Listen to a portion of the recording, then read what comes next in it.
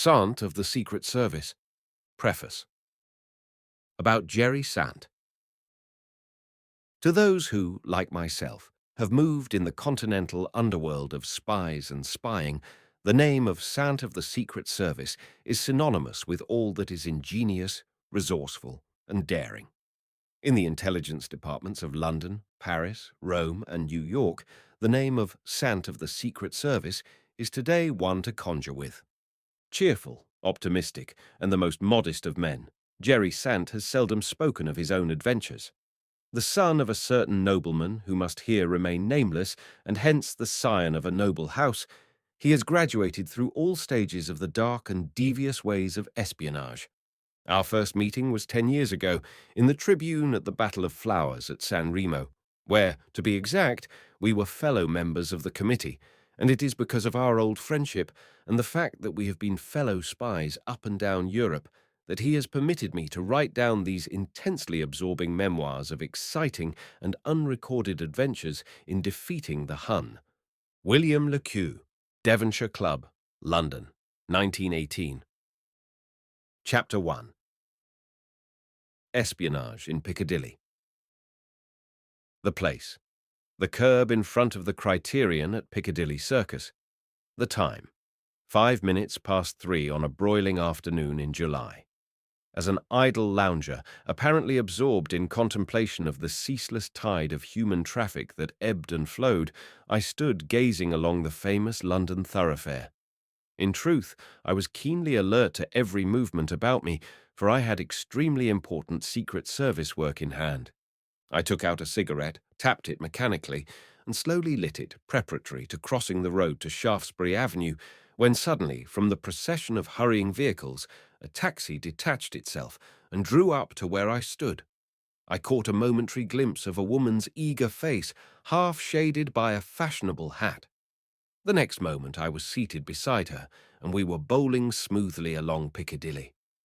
"Ah, mon cher Monsieur Jerry," exclaimed my pretty companion. "Well, has anything serious occurred?" she asked breathlessly, with her fascinating French accent. "Listen, my dear madame, and I will explain," I replied. "Heck has sent me over from Paris in order to see you. I arrived only this morning, and am returning this evening. Something very serious is on foot, and Heck wants you to get leave of your chief and come over to help us. And here perhaps I may introduce my companion a little more fully. Gabrielle Soyer was a female agent of the British Secret Service, who had distinguished herself in her profession times out of number, both before and since the outbreak of war. Dark-haired and handsome, she inherited from her French father that seemingly irresponsible and irrepressible gaiety which so many of her countrywomen exhibit. From her English mother, no doubt, she had acquired the sterner, almost masculine, qualities which her femininity concealed but did not suppress. A splendid linguist, speaking several European tongues to perfection, she could, on occasion, pass as a native of some other countries.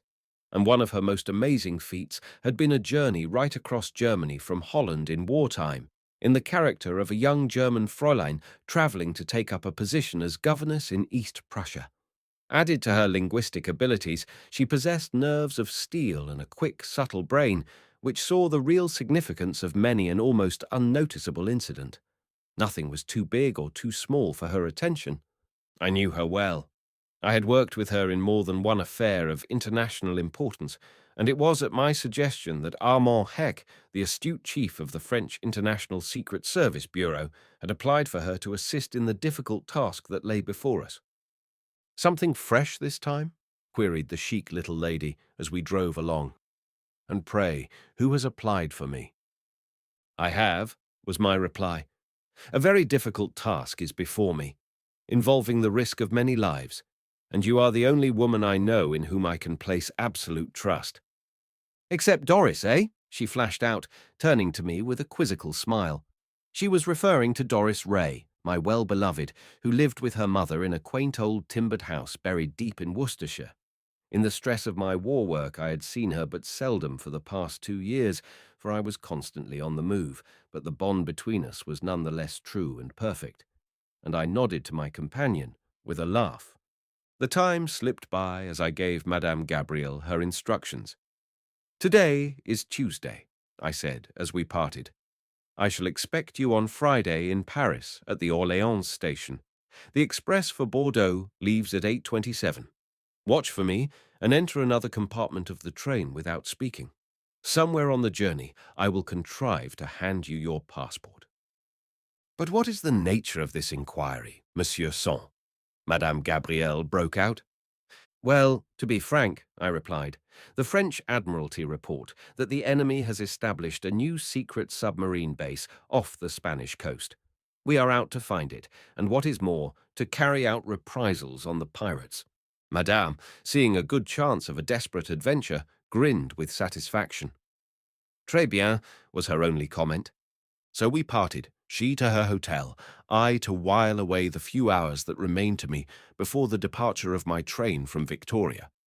I went along to White's in St. James's Street for a cup of tea, and after buying some packets of Dutch cigarettes, which I purchased with a purpose, looked in at my own flat in Curzon Street.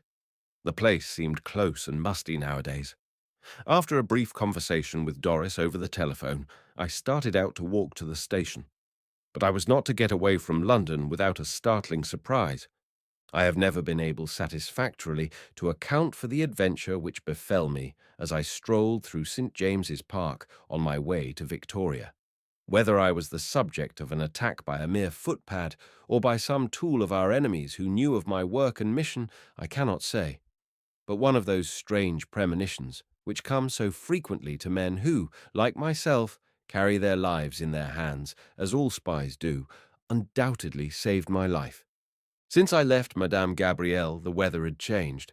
Heavy clouds had rolled up, as if a storm were threatening, and it had grown very dark. Having time to spare, I had intentionally made a detour from my direct road, and I was in a lonely pathway when something, I know not what, made me suddenly face round, with every nerve and muscle braced for instant action. I was only just in time. From the grass at the side of the pathway, a man leaped at me.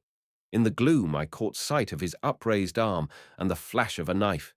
It is hard to catch the practiced student of jiu-jitsu unawares, and that fascinating form of self-defense has been one of my special hobbies.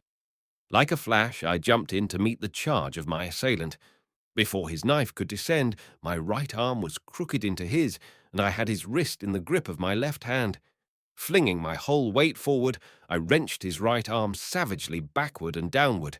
With a half-stifled scream of pain, the man toppled over backward, his head striking the ground with a crash that left him senseless. Here was a pretty coil. I dared not wait to give the man into custody, for that would have meant police inquiries and endless publicity, to say nothing of missing my train and a fatal delay to my important mission. And just now I could not afford publicity, so I decided to leave him alone, to take his chance and make his own explanation if necessary. Picking up his knife, I thrust it deeply into a flower bed and, stamping it well down with my heel, hurried on to the station and was soon on my way to France. Who and what my assailant was I never heard, but I pondered over the incident a good deal on my journey, for it may have meant that my mission was already known. Still, this was unlikely, so I merely decided to keep an extra sharp lookout. On Friday, at the hour I had appointed with Madame Gabrielle, I passed the barrier and walked along the platform of the Orléans station in Paris, where in the summer twilight the express, with its powerful, constantly exploding locomotive, stood ready for the long run across France to the Spanish frontier. I bought a copy of Le Soir at the bookstall, and while doing so, my eye fell on a rather shabbily dressed, insignificant-looking little man who apparently was lounging absently about. Every natural spy, if I may use the term, and I think I am one of them, possesses a large measure of that intuition, which is somewhat akin to a woman's power of frequently jumping to a perfectly correct conclusion without the trouble of logically working a problem out. The things which matter in our calling are often seemingly the most trivial. There was nothing about this shabby little stranger to call particular attention to him, yet from the moment I saw him, I felt instinctively that in some way my lot and his were bound up together, and try as I would, I was unable to shake off that feeling. How far I was correct, the sequel will show. As I entered the train, I saw Madame Gabrielle, carrying her dressing bag and followed by a porter with her hand luggage, pass the window of my compartment and enter a first-class carriage nearer the front of the train. Her eyes met mine as she passed, but she gave no sign of recognition. Of the little shabby man I saw nothing, though I kept a sharp lookout, and I concluded at last that he had left the platform. All through that night the train roared onward by way of Orléans and Tours down to Bordeaux. I slept, as I usually do, but dreamed in a manner quite unusual with me. Throughout the night my sleeping thoughts were harassed by that shabby little man who had, I seem to feel no doubt, witnessed my departure with a perfectly definite object. Perhaps I may be permitted to say here a few words about myself. I am a cosmopolitan, the subject of no country, though through my parents my sympathies are more English than anything else. British when in England, I am a Frenchman in France, an Italian in Italy, I can be a German in Germany, or a Spaniard in Spain. The explanation is, of course, that I have led a wandering life, being of almost every nationality by turn, and nothing for long. My adventures have been facilitated by the fact that I happen to have known several languages from my earliest childhood. Whoever is born in Smyrna, as I was, has truly a ready-made profession in the matter of languages. At 10 years old, most lads in Smyrna can speak 4 or 5 tongues, and, in addition, I developed early a peculiar gift for languages and an insatiable desire to speak as many as possible. Thus, all the principal European languages became equally familiar to me, and I speak them all almost as well as if each were my mother tongue. It was to this gift of languages that I owed my entrance to the ranks of the French Secret Service. When still quite a boy, I found myself, through a peculiar chain of circumstances, a homeless outcast in Paris. I had been tramping the boulevards, and tired and hungry, had sat down with my back resting against a big tree. I was half asleep when I was roused by 2 men talking in a queer Dutch patois, which I happened to understand. I suppose they thought they were alone, or, at any rate, that no one who might overhear them would be likely to understand their lingo. They were laying their plans for a daring raid on the house of a famous Paris banker. Boy as I was, the situation fascinated me, and as night drew on I shadowed the men and was the means of bringing about their capture under dramatic circumstances. They proved to be a much-wanted pair of international crooks. The affair brought me some credit with the French police, and in the end, finding out the value of my linguistic achievements, they began to employ me on small undertakings. I did well, was gradually entrusted with more important work, and was finally given regular employment. Such was my introduction to the world of espionage. But to return to my story. At 6 o'clock on Saturday morning, we drew into the great Bastide station at Bordeaux, where the train had half an hour's wait. I alighted with all the other dishevelled passengers to scramble to the buffet for our café and lait and brioche. In the scramble I pushed past Madame Gabrielle, who looked somewhat untidy after an obviously sleepless night, and as I did so I slid into her hand a little parcel screwed up in brown paper. In it was a note containing certain instructions, together with her passport, bearing her photograph in the name of Gabrielle Tavernier, described as variety artiste. So perfectly self-possessed was she that although she had not seen me, I had pushed up behind her, she never even turned her head as the note slipped into her hand. It was this self-control which made her an invaluable helper. Nothing ever seemed to take her by surprise or to betray her into a hasty word or action. I had just taken my first sip of coffee when, glancing across the big restaurant, I caught sight, among the crowd of third-class passengers who were thirstily quaffing their bowls, of that same shabby little man whose presence on the platform in Paris had given me such an unpleasant shock. Evidently he had managed to elude my observation and had joined the train without my seeing him. I had been beaten at my own game. I had thought I had shaken him off, and his presence was an intensely disagreeable surprise. There was, of course, no very obvious reason why he should not be a perfectly harmless fellow traveller, but I was absolutely convinced in my own mind that his presence here in Bordeaux was in some way connected with my mission, and that it boded me no good.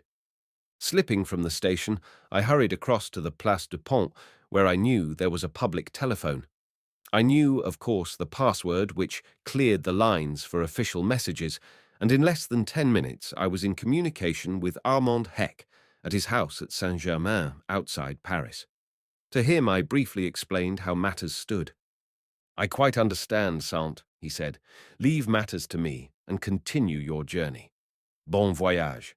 I shall read the Matin every day." Then I rang off and hurried back to the station, just in time to catch the train as it drew out for the Côte d'Argent, the Silver Coast, as the French call that beautiful Biscayan seashore between the estuary of the Gironde and the golden sands of Spain. Through the miles of flat pine woods of that lovely marsh country called the Landes, where the shepherds stride on their high stilts and watch the trains go by, we sped ever south, by way of the ancient town of Dax and on to sun-blanched Bayonne.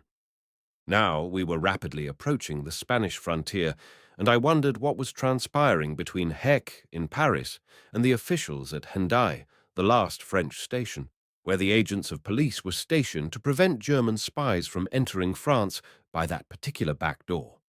I was soon to learn that Heck had not been idle. Late in the afternoon the train pulled up at Hendaye and, as it seemed to me, had hardly halted at the platform when I caught sight of my shabby little man being escorted from the station in the relentless grip of a couple of stalwart French gendarmes. Evidently Heck was taking no chances, and I breathed a sigh of relief at the removal of my incubus. It turned out later that the shabby little man was a clever German spy, and of course he paid the invariable penalty. Very soon the train moved across the long bridge over the river to Irun and beyond. Thus we arrived at length at San Sebastian, the Brighton of Spain, at that moment in the full height of the sea-bathing season, and crowded with a motley assembly of Europeans of all nationalities, with, of course, a liberal sprinkling of desperate adventurers ever on the lookout for any crooked undertaking that promised plunder and profit. Our plan, of course, was to avoid the slightest appearance of hurry. Anything in the shape of undue eagerness and haste might well mean arousing the suspicions of the Spanish authorities, who, being neutral, might very easily arrest us both, especially if I were recognized, as was always possible, as secret agents of the Allies. I entered an open cab and drove to the old Hotel Escura, where in past days I had eaten many a meal and drunk many a bottle of choice wine. Madame Gabrielle, in accordance with our arrangements, had gone to the Hotel Continental in the Paseo de la Concha, the establishment most patronized by the gay society of Madrid, who loved to show off their Paris gowns and to exhibit, too often in the most plebeian fashion, the wealth which had come to them as a result of the war. For 3 days I remained at the Escura, so pleasantly situated behind the lovely lime trees in the Paseo de la Zuriola, and to which the smart, chattering officers of the unwarlike garrison, in their grey uniforms and peaked caps, resorted every evening. I had previously decided upon the character I would assume. It was that of a Dutch theological student. I gave out that I spoke no Spanish, of course I spoke Dutch, and pretended a vast interest in visiting the ancient churches, San Vicente in the old town, Santa Maria at the ascent of the Mont Urgul, and the beautiful old churches of Hernani and Aspatia, as well as the prehistoric rock caves of Landabasso. All the time, of course, I was keenly on the alert, my ears ready for any scrap of information that might chance to come my way. One day I had been visiting the little village of Azcoitia, the birthplace of Loyola, the founder of the Jesuits. At a pleasant old fonda close by, I had dropped in for a dish of olla, that kind of stew so dear to the Spanish palate, when, at a table nearby, I noticed 2 middle-aged men who quite obviously were not Spaniards. Apparently they were Italian, for they spoke that language, and their clothes had obviously been made by an Italian tailor. But I noticed instantly a fact which at once aroused my suspicion. The boots they wore were of German manufacture. Men's nationality and habits are often betrayed by their footwear, and my observations on the boots and shoes of people of both sexes have seldom led me wrong. Indeed, I always pay the closest attention to clothes, for nothing will so completely give away an assumption of a pretended nationality so promptly as an error in dress. Every scrap of clothing I was wearing had been bought in Holland, and I was sure of my disguise. My suit I had purchased of Boozer in the Kalverstraat in Amsterdam. The pseudo-Italians, carefully got up as they were for the part they were playing, had forgotten one important item, and I had little difficulty in coming to the conclusion that they were really Germans. I decided to keep a sharp watch on them. The question was, were they watching me? I dawdled over coffee and cigarettes till they rose to leave, when I paid my bill with the intention of tracking them back to San Sebastian. Unfortunately, I was balked immediately. Fond of exercise, I had walked out to Azcoitia. The two strangers had driven, and I had the mortification of seeing their carriage start for the city. It was useless to attempt to follow. They were out of sight long before I could have hoped to get the slow-moving Spaniards to provide me with a carriage. There was nothing for it but to return as I had come and keep a sharp eye open for the mysterious strangers. It was evident that if they really knew me, they must have satisfied themselves that for the present, at any rate, I was actually idling and that there was nothing doing. Returning to the Escura, I wrote out an advertisement which I sent to a certain address in Paris. I knew that it would appear immediately in the personal column of the Matin. It was in French, but the English translation read, Isis. Mother has fortunately passed crisis, and going on well. Felox. This advertisement, I knew, would appear both in London and Rome as well as in Paris. To the uninformed it would appear innocent enough, but certain persons in the Allied capitals knew that Felox was myself, and reading the announcement would be reassured as to the progress of my secret mission. Next day I spent idling about the beautiful blue bay of La Concha, taking my evening aperitif at the casino, and after dinner I spoke to Madame Gabrielle over the telephone. I told her, of course, about the two mysterious strangers, giving her as full a description as possible of their appearance, and urging her to keep the keenest watch for them. When I returned to the Palm Lounge, a page boy brought me a telegram addressed to Van Hecker, the name by which I was known at the hotel. Opening it, I found that it had been sent from London. It was a cryptic message which read, Fontaine remains here. Goods marked CXB, arrived 14th, 23 cases. Awaiting samples, second quality. Without giving the least sign that the telegram was of any special interest, I read it through and carelessly slipped it into my pocket. But the news it contained was startling. It put an entirely fresh complexion on affairs, and it meant that I must act without delay. Unless within 24 hours or so I secured a triumph, my mission would be unsuccessful, and in all probability some 2,000 human lives would pay the price of my failure. It was absolutely essential that I should discover without delay the identity of Fontaine, for there lay the crux of my difficulty. With that knowledge in my possession, I should have more than a chance of success. Without it, I was merely a blind man groping in the dark. Chapter 2. Spying on Spies. The bold course was the only one possible. I walked straight to the Correo Central and, entering the Poste Restante, inquired casually for a telegram addressed to the name of Fontaine. It was called for half an hour ago, was the gruff reply of the little old Spaniard at the counter, who shot a quick look of suspicion at me, wondering, no doubt, how it came about that a second inquiry should be made for the same telegram. I bit my lip, but tried to appear unconcerned, and, after dispatching another message, went out filled with chagrin at having missed my objective by so narrow a margin. The time left me for action was growing desperately short, yet, rack my brains as I would, I could think of no way out of my difficulty. But my suspense was not to last long. As I walked slowly back to the Escura, my heart gave a sudden leap as I recognized, walking parallel with me on the opposite side of the road, one of the two mysterious Italians whom I had encountered a few days previously in the little fonda at Azcoitia. He was walking at about the same pace as myself, and I very quickly realized that he was carefully shadowing me. But that was a game at which two could play. Turning into a shop where there was a public telephone, I rang up Madame Gabrielle at the Continental, swiftly explained the circumstances to her, and implored her to hurry to meet me so that she could take off my hands the task of watching the Italians. Purposely, I set my steps toward the Continental, making a sharp turn from my direct road to do so, and my suspicion that I was the object of the Italian's attention was instantly confirmed. He turned at once to follow me, though apparently with so little of set intention that no one whose suspicions had not been aroused would have dreamed that he was being shadowed by a clever hand at the game. 10 minutes later, a grave-looking Spanish lady, wearing an ample mantilla, came slowly towards me.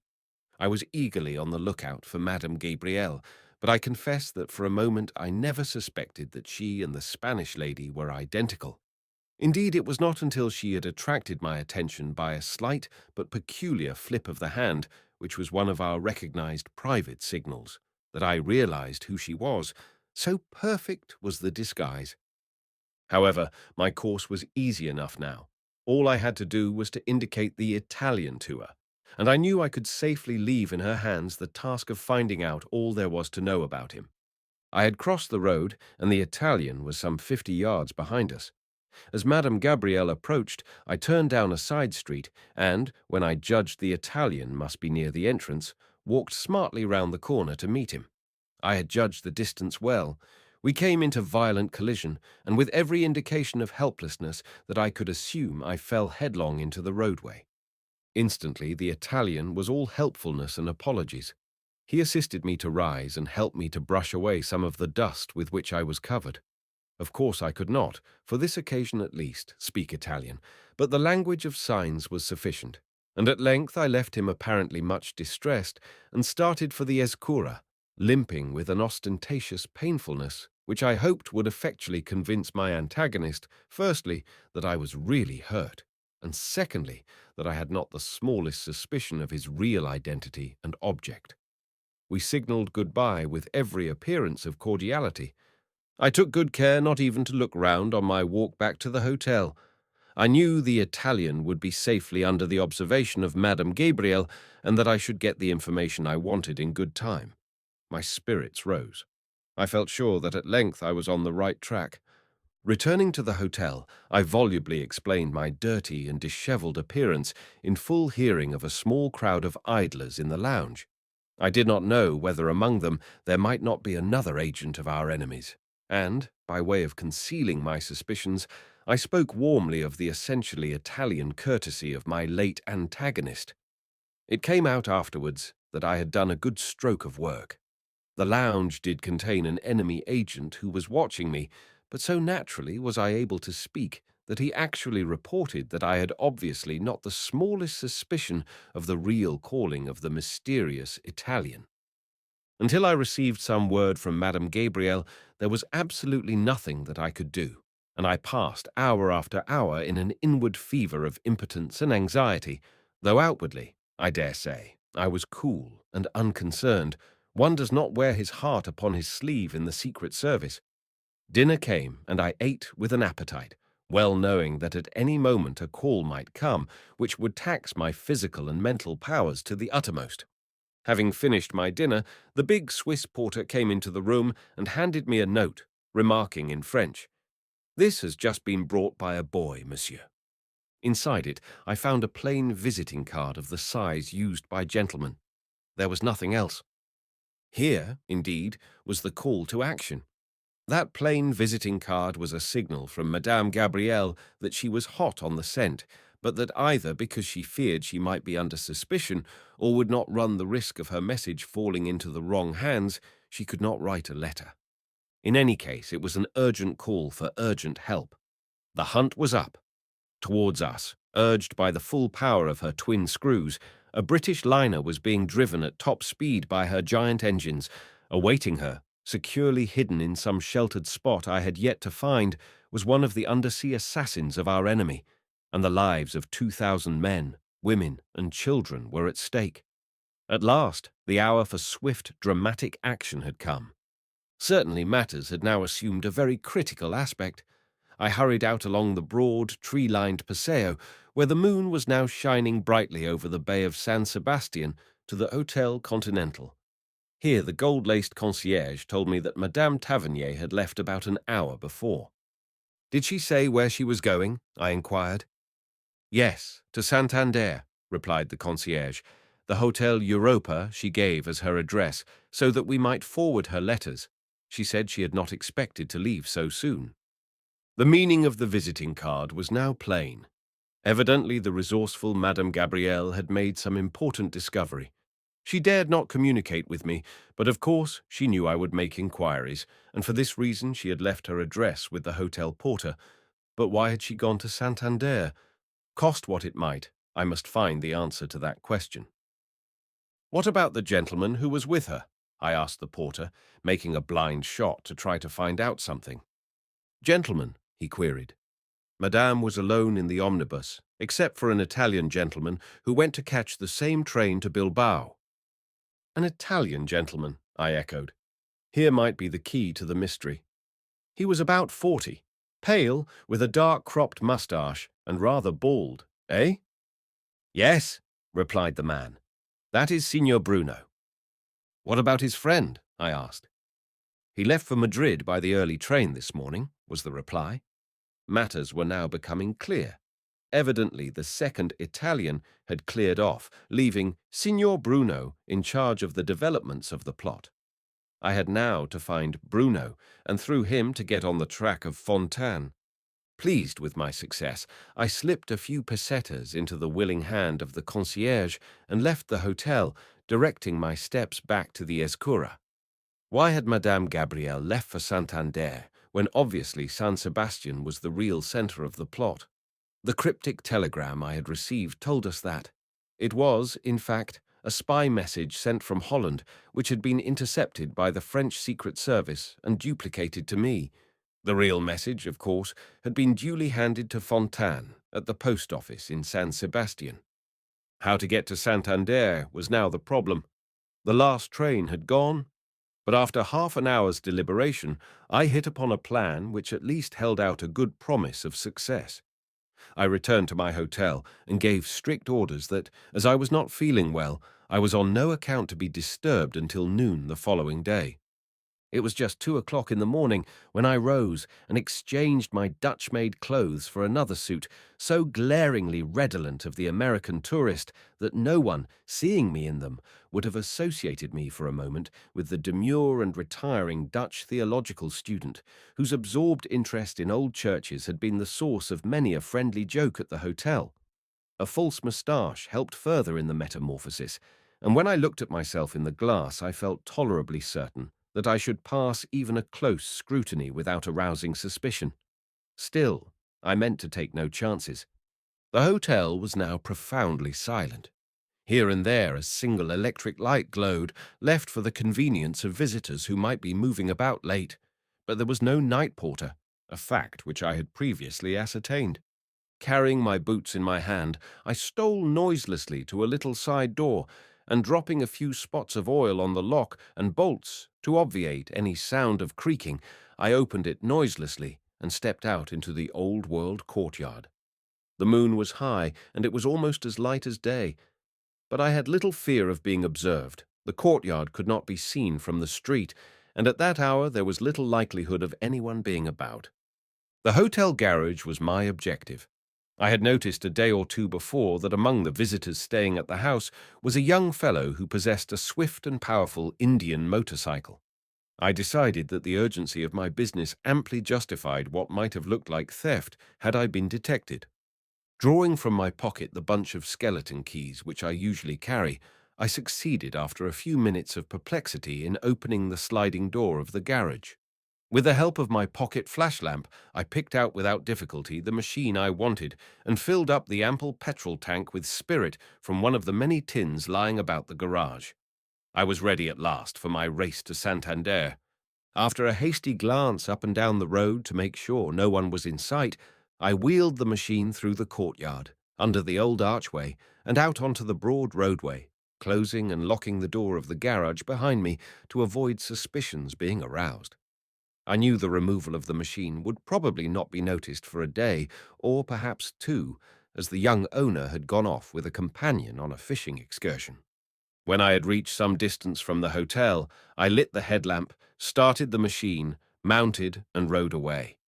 From the map, I had carefully committed my route to memory, and I let the powerful machine all out. Travelling at considerably over 50 miles an hour, with the engine pulling as smoothly as a watch, I first went along the winding sea road, then away into the fertile valley of the Oria, and by the village of Aguinaga down to Zarauz, which was on the Biscayan beach again.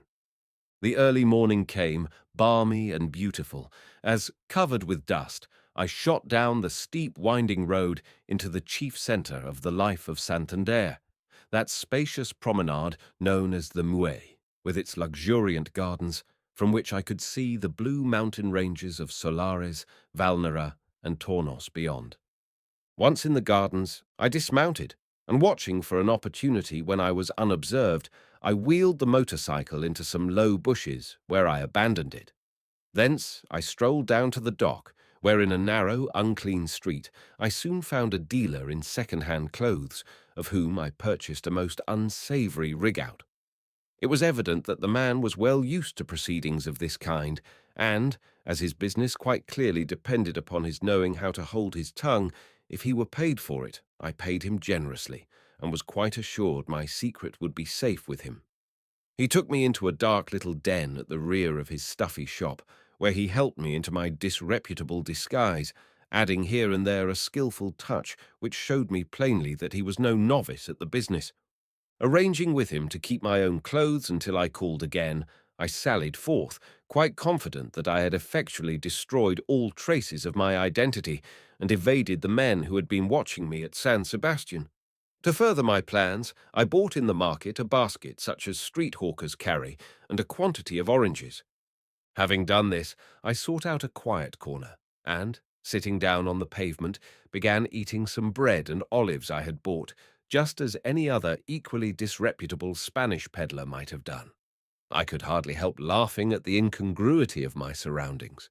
Gerald Sant, to whom pretty well every fashionable hotel in Europe was intimately familiar, taking his breakfast of bread and olives, seated on the pavement in a Santander slum. But my breakfast was only a part of the work I had to do. Taking a cigarette from my case, I carefully slit it open, threw away the tobacco, and wrote a message upon the paper. Then, rolling the thin scrap, I placed it within a quill toothpick, plugging the sharpened end with a scrap of orange peel.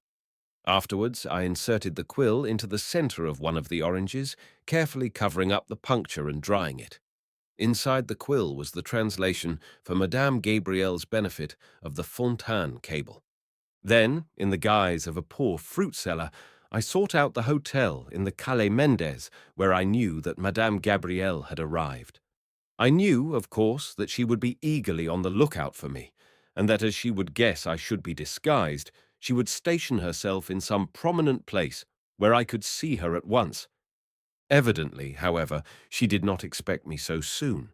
No doubt she had looked up the trains, and knowing that I must have missed the last one the previous night, would naturally conclude that I would arrive about midday. The stratagem of the bicycle had evidently not occurred to her. I drifted slowly backwards and forwards in front of the hotel, and after a time had the intense satisfaction of seeing the Italian, Signor Bruno, come lazily out and seat himself in a comfortable chair in the ample porch.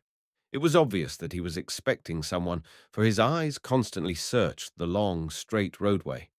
A moment later, Madame Gabrielle, daintily attired in the latest Parisian mode and carrying a sunshade, strolled leisurely into the porch.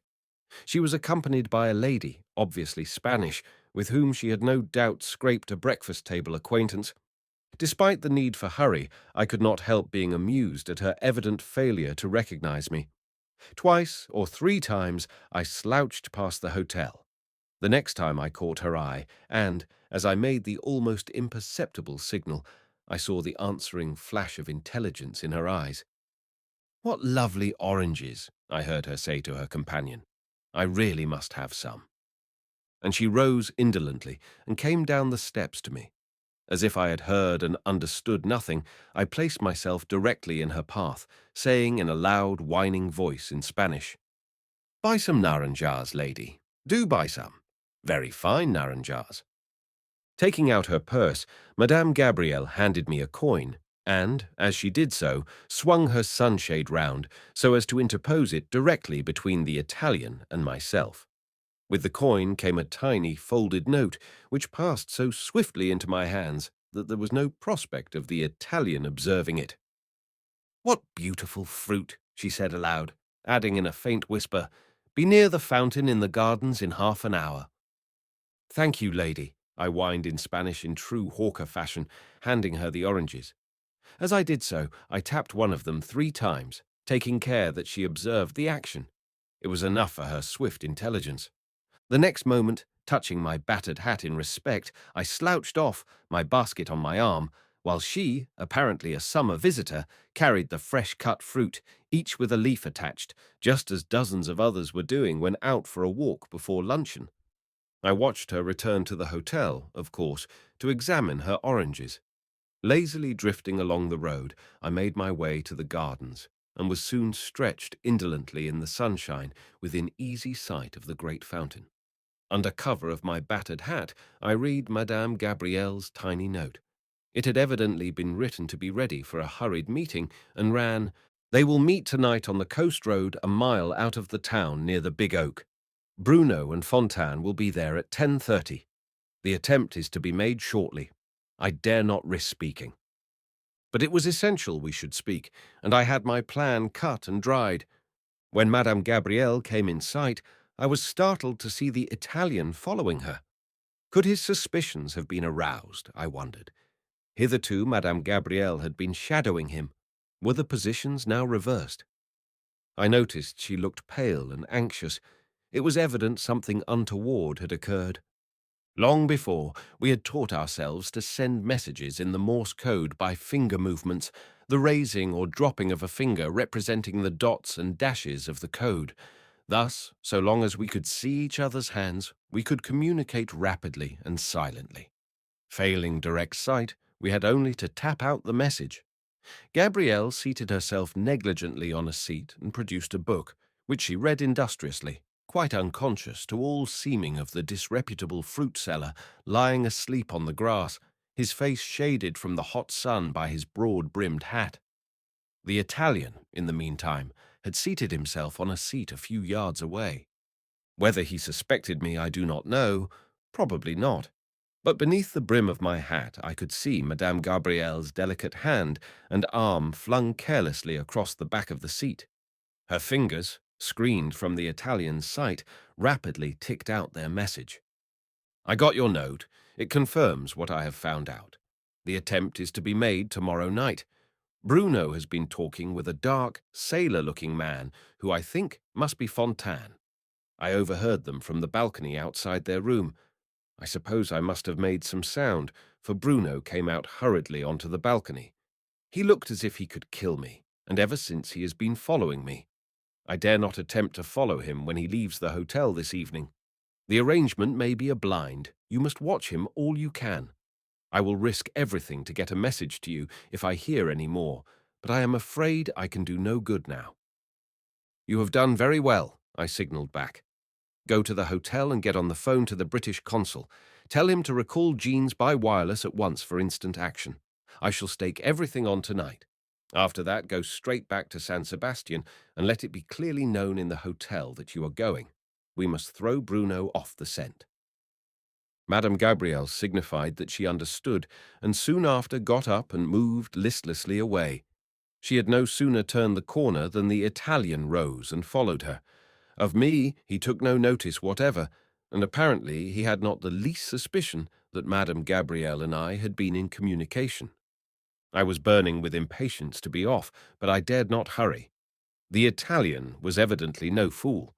I lay still, apparently asleep, but keenly on the lookout. A few minutes later, the Italian suddenly returned. Evidently he meant to make sure I had no sort of association with Madame Gabrielle. Had I foolishly got up at once as soon as she went, his suspicions would almost certainly have been aroused. But I lay still, seemingly asleep, and, after a scrutinizing gaze at me, he turned away, obviously satisfied. The course was clear now, always assuming that the rendezvous arranged between Bruno and the supposed Fontaine was real and not pretended, but that I had to chance. As a matter of fact, the spot was well chosen for any business connected with the Hun's submarine activities. It was in a lonely spot, the road ran near the edge of the cliffs, and the coast at that point was studded with deep coves where a lurking U-boat could lie concealed without much fear of detection.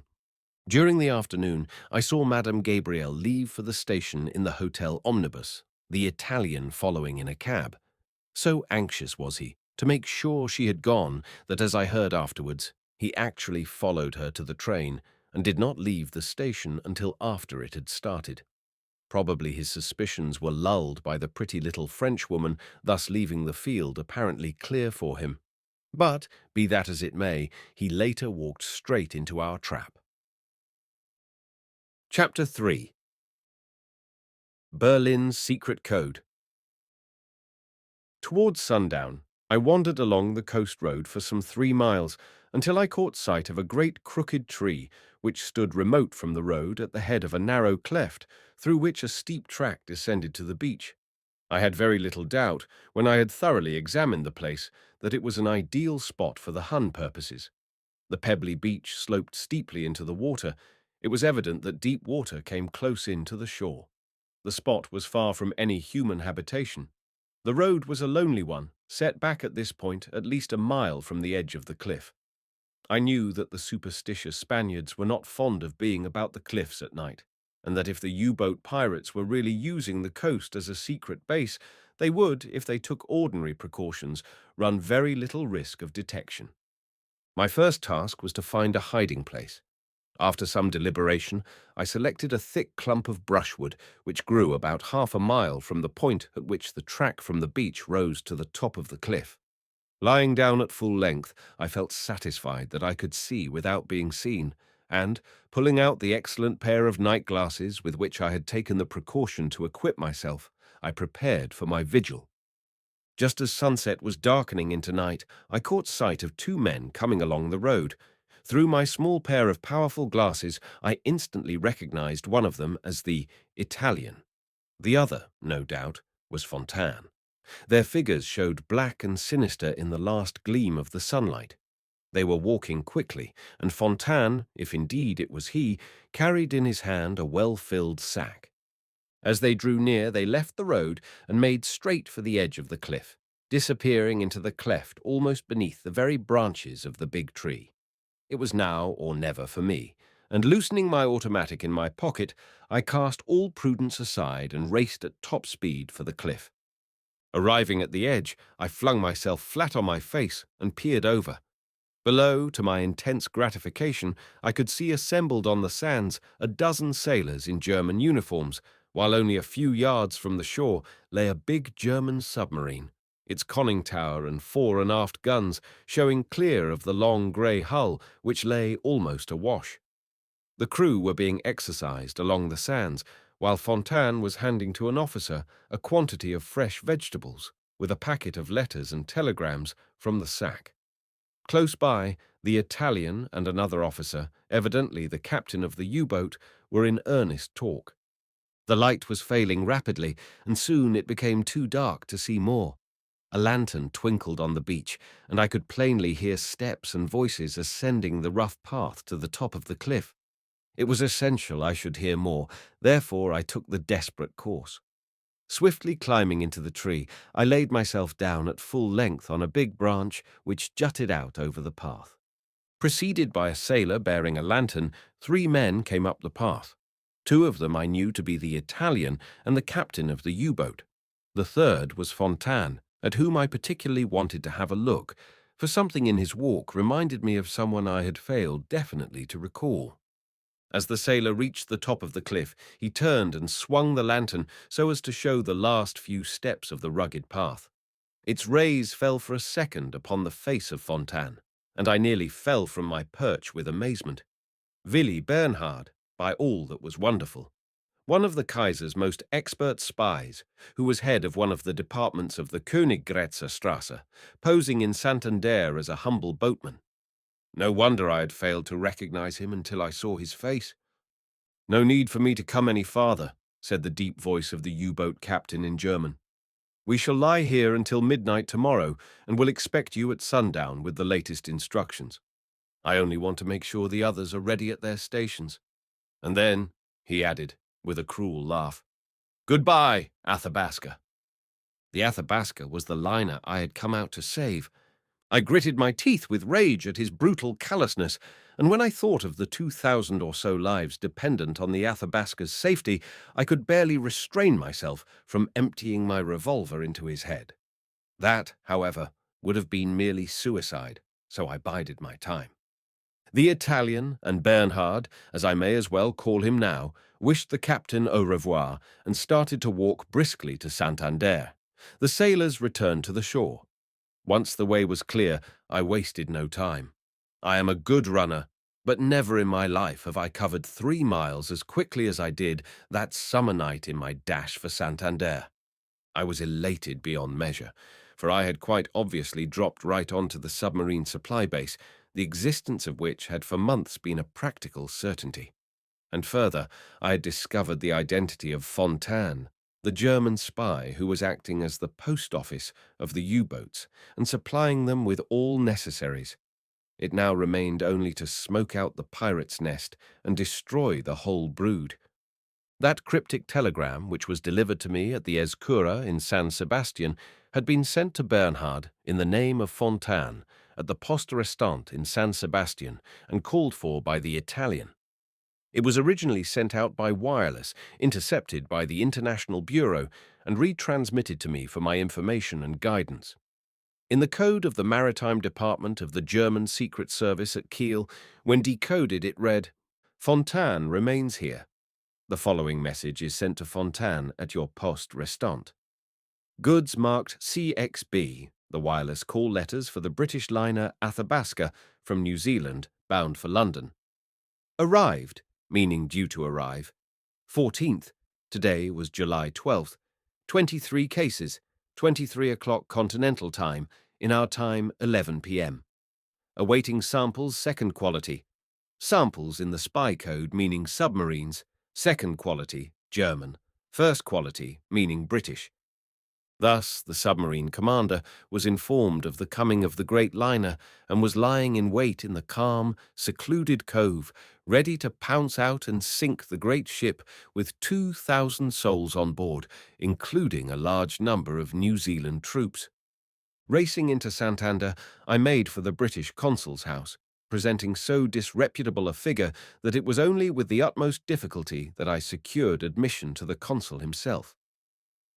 "Has Jeans arrived?" I asked breathlessly, and, hearing that he was on his way at full speed, I told the consul what I had learned. Clearly it would be touch and go, but we had a little time in hand. The submarine would not leave the cove until after midnight on the 13th. Today was the 12th, so as to be just in time to place herself across the path of the oncoming liner. About 7 o'clock next evening, lounging in the garish Café Suzio with its noisy crowd, I saw a tall English traveller in grey tweeds saunter in. After he had swallowed a drink, I rose and went out, and he followed at once. It was the commander of the British submarine 85, and on receipt of my wireless, he had come full speed to Santander.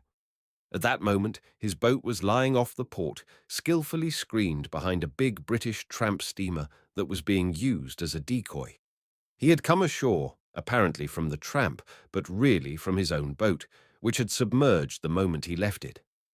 "Well, Sant," he said eagerly, "you've made a grand discovery. I got your wireless off Finisterre last night and came here full speed. Wilson is outside Bilbao and Matthews at Guion, both waiting. I have sent out a message to the squadron and we hope to make a big bag. But we'll get this friend of yours in the cove first anyhow. You'll come, of course." I eagerly assented, and we went down to the water's edge, where the tramp steamer's boat was lying in charge of 2 men whose merchant jack rig-out hardly concealed the purposeful British bluejacket. We were soon on board the tramp. A few minutes later the submarine rose noiselessly to the surface, close alongside, and we went on board. "Now for the cove," said Jeans as we dropped below. Crawling along dead slow in order that the noise of our propellers might not betray us to the enemy, we approached the cove. By this time it was dark. A mile from the cove, screened by a promontory of rock, we rose noiselessly to the surface. A collapsible Burthon boat containing half a dozen armed men put off to guard the approach to the beach. and once more we submerged and made for the cove, showing only 6 inches of our periscope above the rippling waves. There was just enough moonlight for our purpose, and as we drew near we were able to make out the enemy submarine lying just awash and presenting a magnificent target. Very few of the crew were on shore. Obviously, they were getting ready to leave. We could make out the captain walking up and down with 2 men that we knew must be the Italian and Bernhard. Jeans swung our ship slowly into position. The torpedo crew grouped themselves round the bow tube, and we waited the exact moment. It was necessary that most of the crew should be on board, for our landing party dared not risk a possible fight on Spanish soil, and if only one man escaped, we should lose our chance of a big bag of the pirates, since a warning that the plot was discovered would at once be sent them by wireless. At last the men began to go aboard. They were using a small boat which would hold only 3 men, and, as luck would have it, only the captain at length was left on the shore, talking to the Italian and Bernhard. The small boat, with only a single sailor in it, was being pulled ashore to fetch him when Jeans gave the single word, "Fire." Our boat reeled slightly to the shock of the departing torpedo. At the range of a few hundred yards, under such circumstances, a miss was out of the question. A few seconds later, a ponderous boom, blanketed by the waters, told us our torpedo had exploded, and gazing eagerly into the mirror of the periscope, I saw a blood-red flash as the enemy ship apparently flew to pieces in a confused column of spray and smoke. She must have been ripped open from end to end and, of course, disappeared instantly, with every soul on board. "Now for the rest," was Jeans's laconic remark, as we swung out to the spot where we had put the landing party ashore. They were there almost as soon as we were, bringing with them the captain, Fontaine, and the Italian. Dazed with the surprise and shock of the explosion, they had made no resistance to the rush of our men. The captain, indeed, had recovered himself sufficiently to throw into the sea a case of papers, but a sailor had dived and recovered it, and to our intense delight we found it gave details of the exact plans which had been made for the destruction of the Athabasca, with the precise points at which 5 successive U-boats were to lie in wait for her. This was luck indeed. Soon we were on our way to intercept and destroy the first of the lurking Huns. Running at full speed on the surface, we kept our wireless busy, and soon had the satisfaction of knowing that our dispositions had been made to circumvent the enemy's plots. Finally, nearing the scene of action, we submerged. I need not here describe the tension of the hours which followed. Amid the steady hum of the machinery, Jeans was constantly busy, now scanning the surface of the sea through our periscope, now giving a watchful eye to every detail of the submarine's complicated machinery. At last, just as the first grey streaks of dawn showed on the horizon, he called me to the periscope, and, reflected in the mirror, I saw faintly the thin plume of smoke from the funnels of the approaching liner. We knew that somewhere in that zone an enemy submarine lay awaiting her prey. For half an hour we were keenly on the alert as we watched the approaching liner. The captain had been warned by wireless, and we knew there would be no lack of watchfulness on board. We could imagine the gun crew standing at their stations, every eye strained for the first sight of the enemy. It came at last. Almost directly between us and the liner, a German U-boat thrust her periscope out of the water and launched a torpedo. We saw the big liner swing suddenly to her swiftly ported helm, and we heard afterwards that, owing to her steersman's promptness, the torpedo missed her bow by not more than a few feet. Just as the liner turned, the submarine broke water. Why, I never could understand. Probably her commander was too supremely certain that his shot had gone home, or else some error in navigation had brought him to the surface earlier than he intended, for obviously it was his duty to remain submerged until he was sure his work was done. Be that as it may, it was his last mistake. As the grey whaleback of the submarine rose above the water, the gun of the Athabasca spoke. The first shot was over, the second short. Before the third was fired, we had also bobbed up suddenly, and the U-boat found herself the target of 2 antagonists. There could be only one end to such a fight. Almost simultaneously, the third shot of the Athabasca and our first rang out, and both shells found their mark. One struck the conning tower fair and square, blowing it clean away. The other crashed into the upper part of the hull, tearing a huge gap, and in a few seconds the enemy vessel had sunk with all hands, leaving only a flood of oil on the heaving surface of the sea to show where she had disappeared.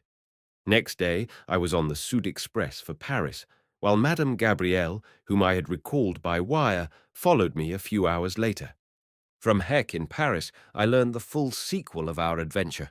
No news of the affair ever leaked out to the public, but it appears that, owing to the discovery of the plans from Kiel in possession of the submarine's captain and our wireless messages, French destroyers and British submarines, operating together, had within 12 hours cleaned out the pirates' nest, sinking 4 more submarines and taking nearly 60 prisoners, most of whom are now behind barbed wire in Wales. Chapter 4. The Hidden Hand in Britain.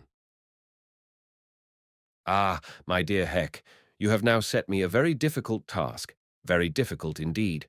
I found myself saying a few weeks later, after I had mastered, with a good deal of trouble, a formidable dossier which had been laid before me by the astute chief of the French Secret Service, now promoted, by the way, to be chief of the International Secret Service Bureau of the Allies. Though the time had been short since my return from Spain, much had happened.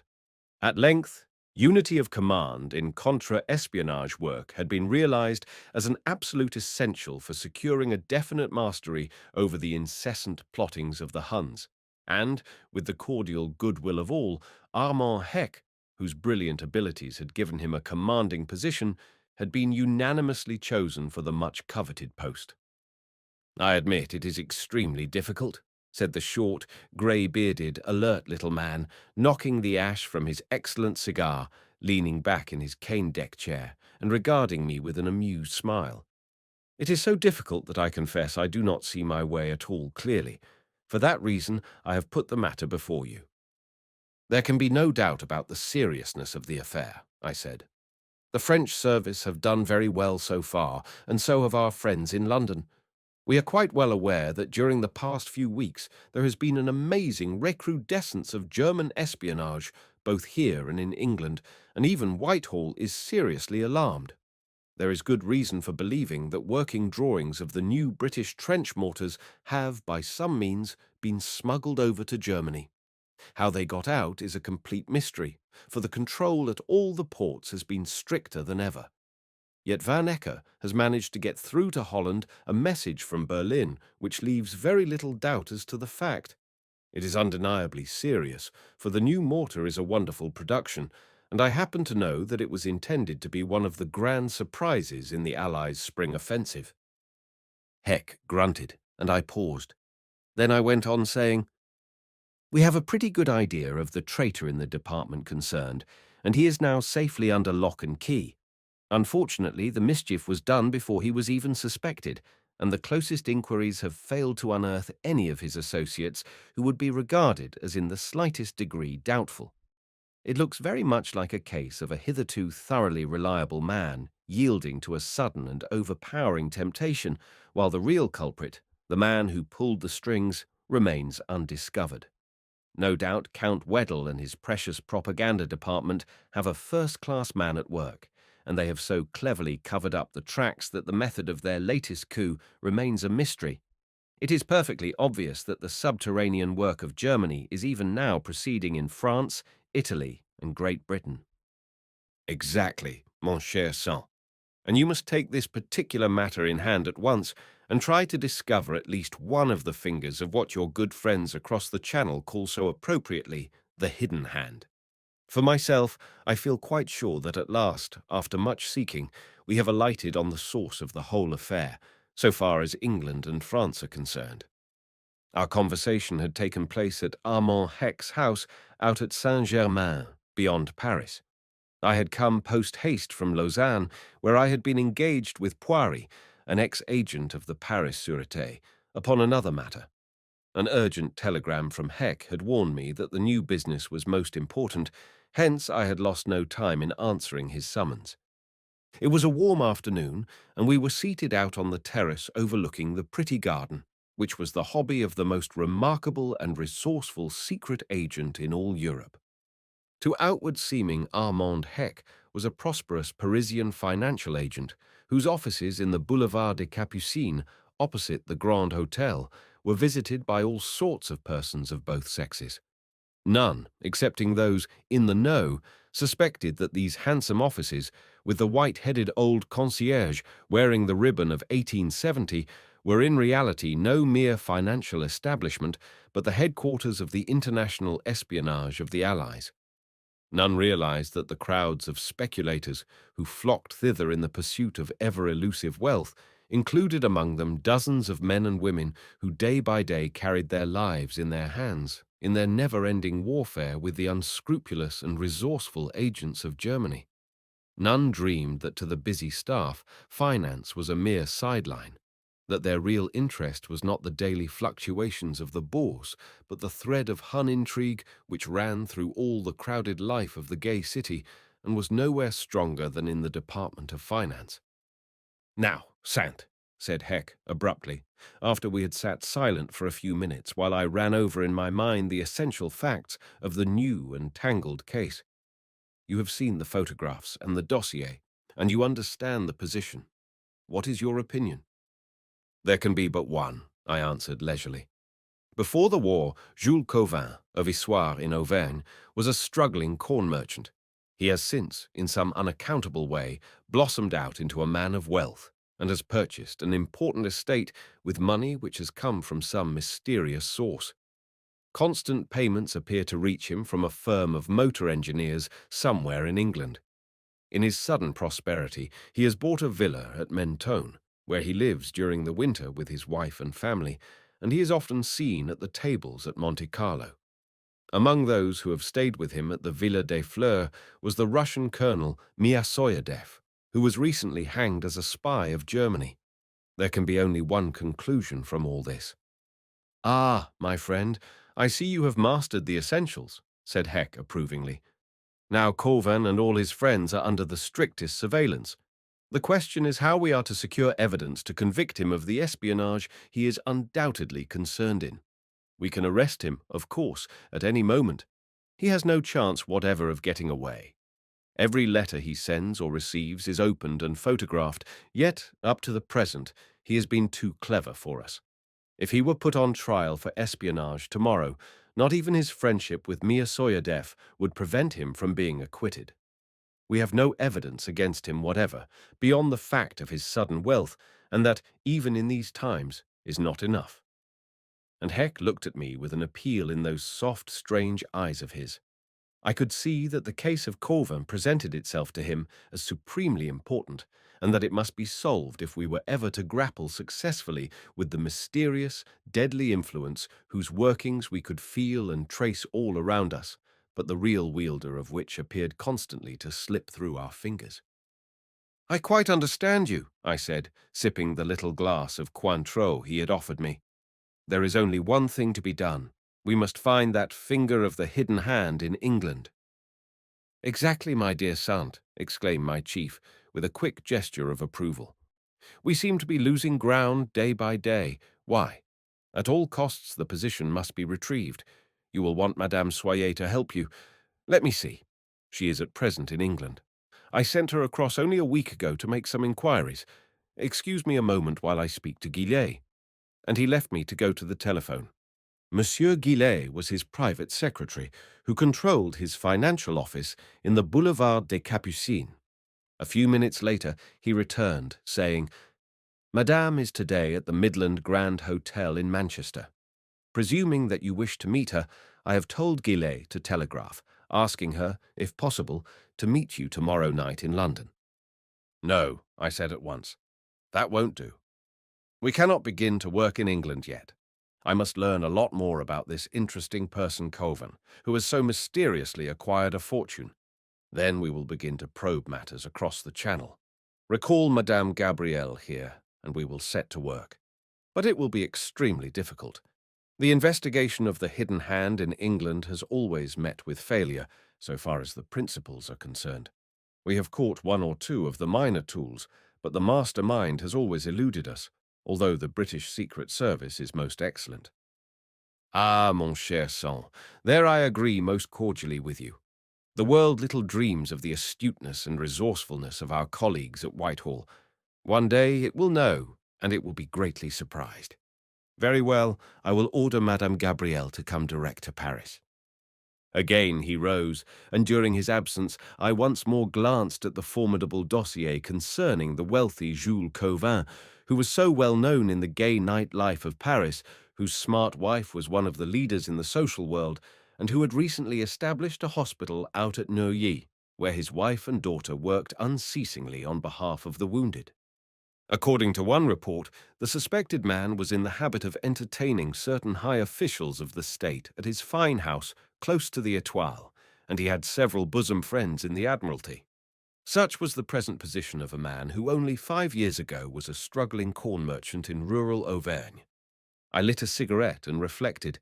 By the time Heck had returned, I had hit upon the rough outlines of a plan. First of all, I said, you must call off the surveillance on Cauvin. I must have a free hand in the affair, and the Sûreté must not interfere in any way. If Cauvin gains the slightest suspicion, we shall certainly fail. Secondly, I must have a good man to assist me. Aubert did extremely well in the case of Marguerite Zell, the dancing woman who came from The Hague. I will have him. I shall leave Paris this evening. Tell Madame Gabrielle to come home and wait till I return, and to hold herself in readiness with Aubert. Heck nodded his assent, but did not ask me a single question. That was what I liked most about him.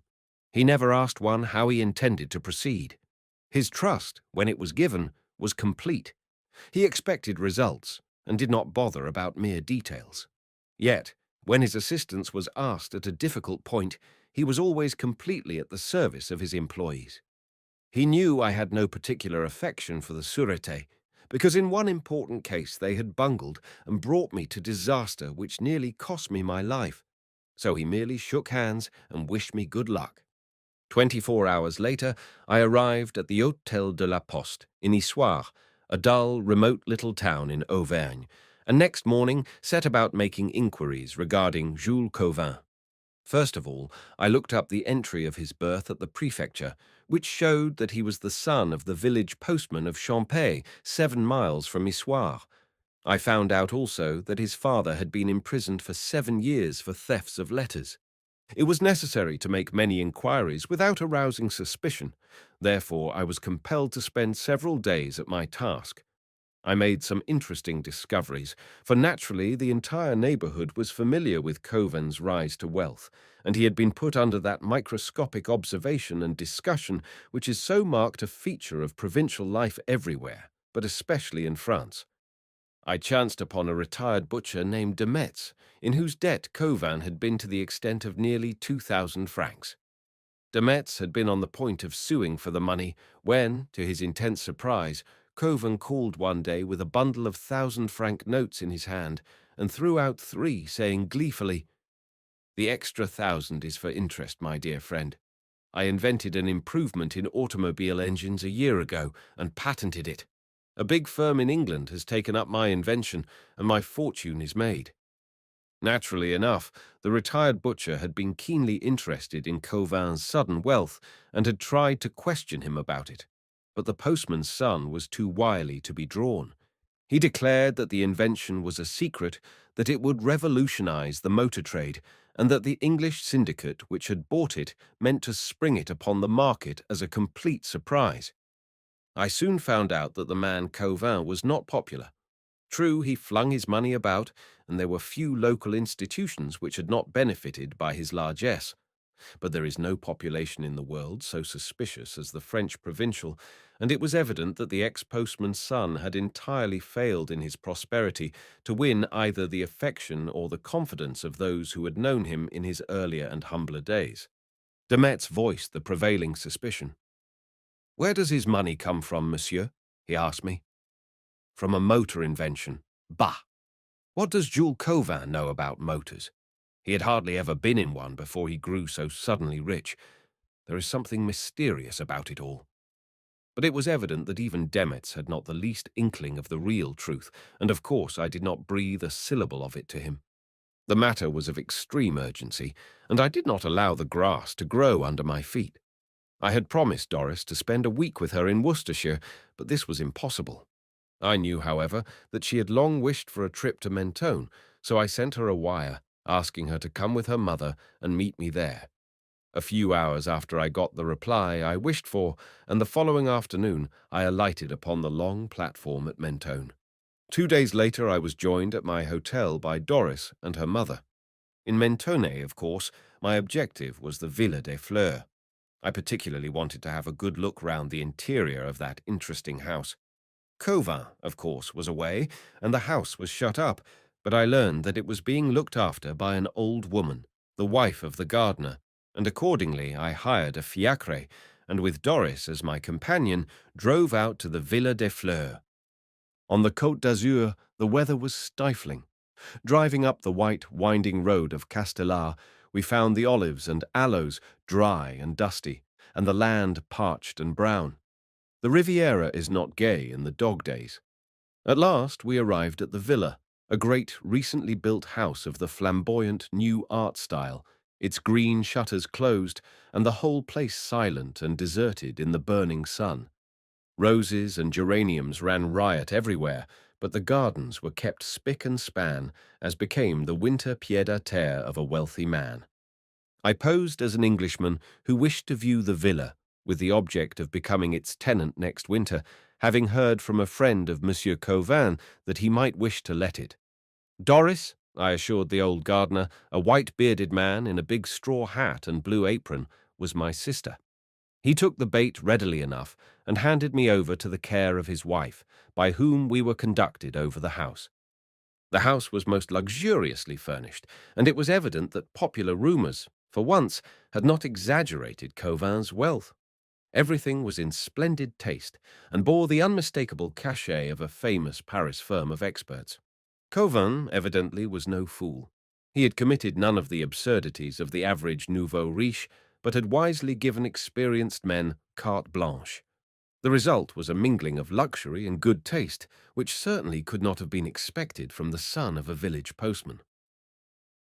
Chapter 5. The Perfumed Card. We passed from room to room, chatting freely with the old Frenchwoman, who garrulously told me everything I wanted to know, and showed not the least reluctance to discuss her master and his affairs. I had previously warned Doris to be on the lookout for anything of interest, and, pleased with the idea of helping me, she was keenly on the alert. I was soon to have good reason to bless the lucky inspiration which had led me to fetch her to Mentone at a time when most people prefer to give it a wide berth. After visiting a number of rooms, we came at last to the front entrance, and the aged housekeeper seemed to think we were leaving. But I had not yet caught sight of Cauvin's private room, and I knew that unless I saw that my journey would be fruitless.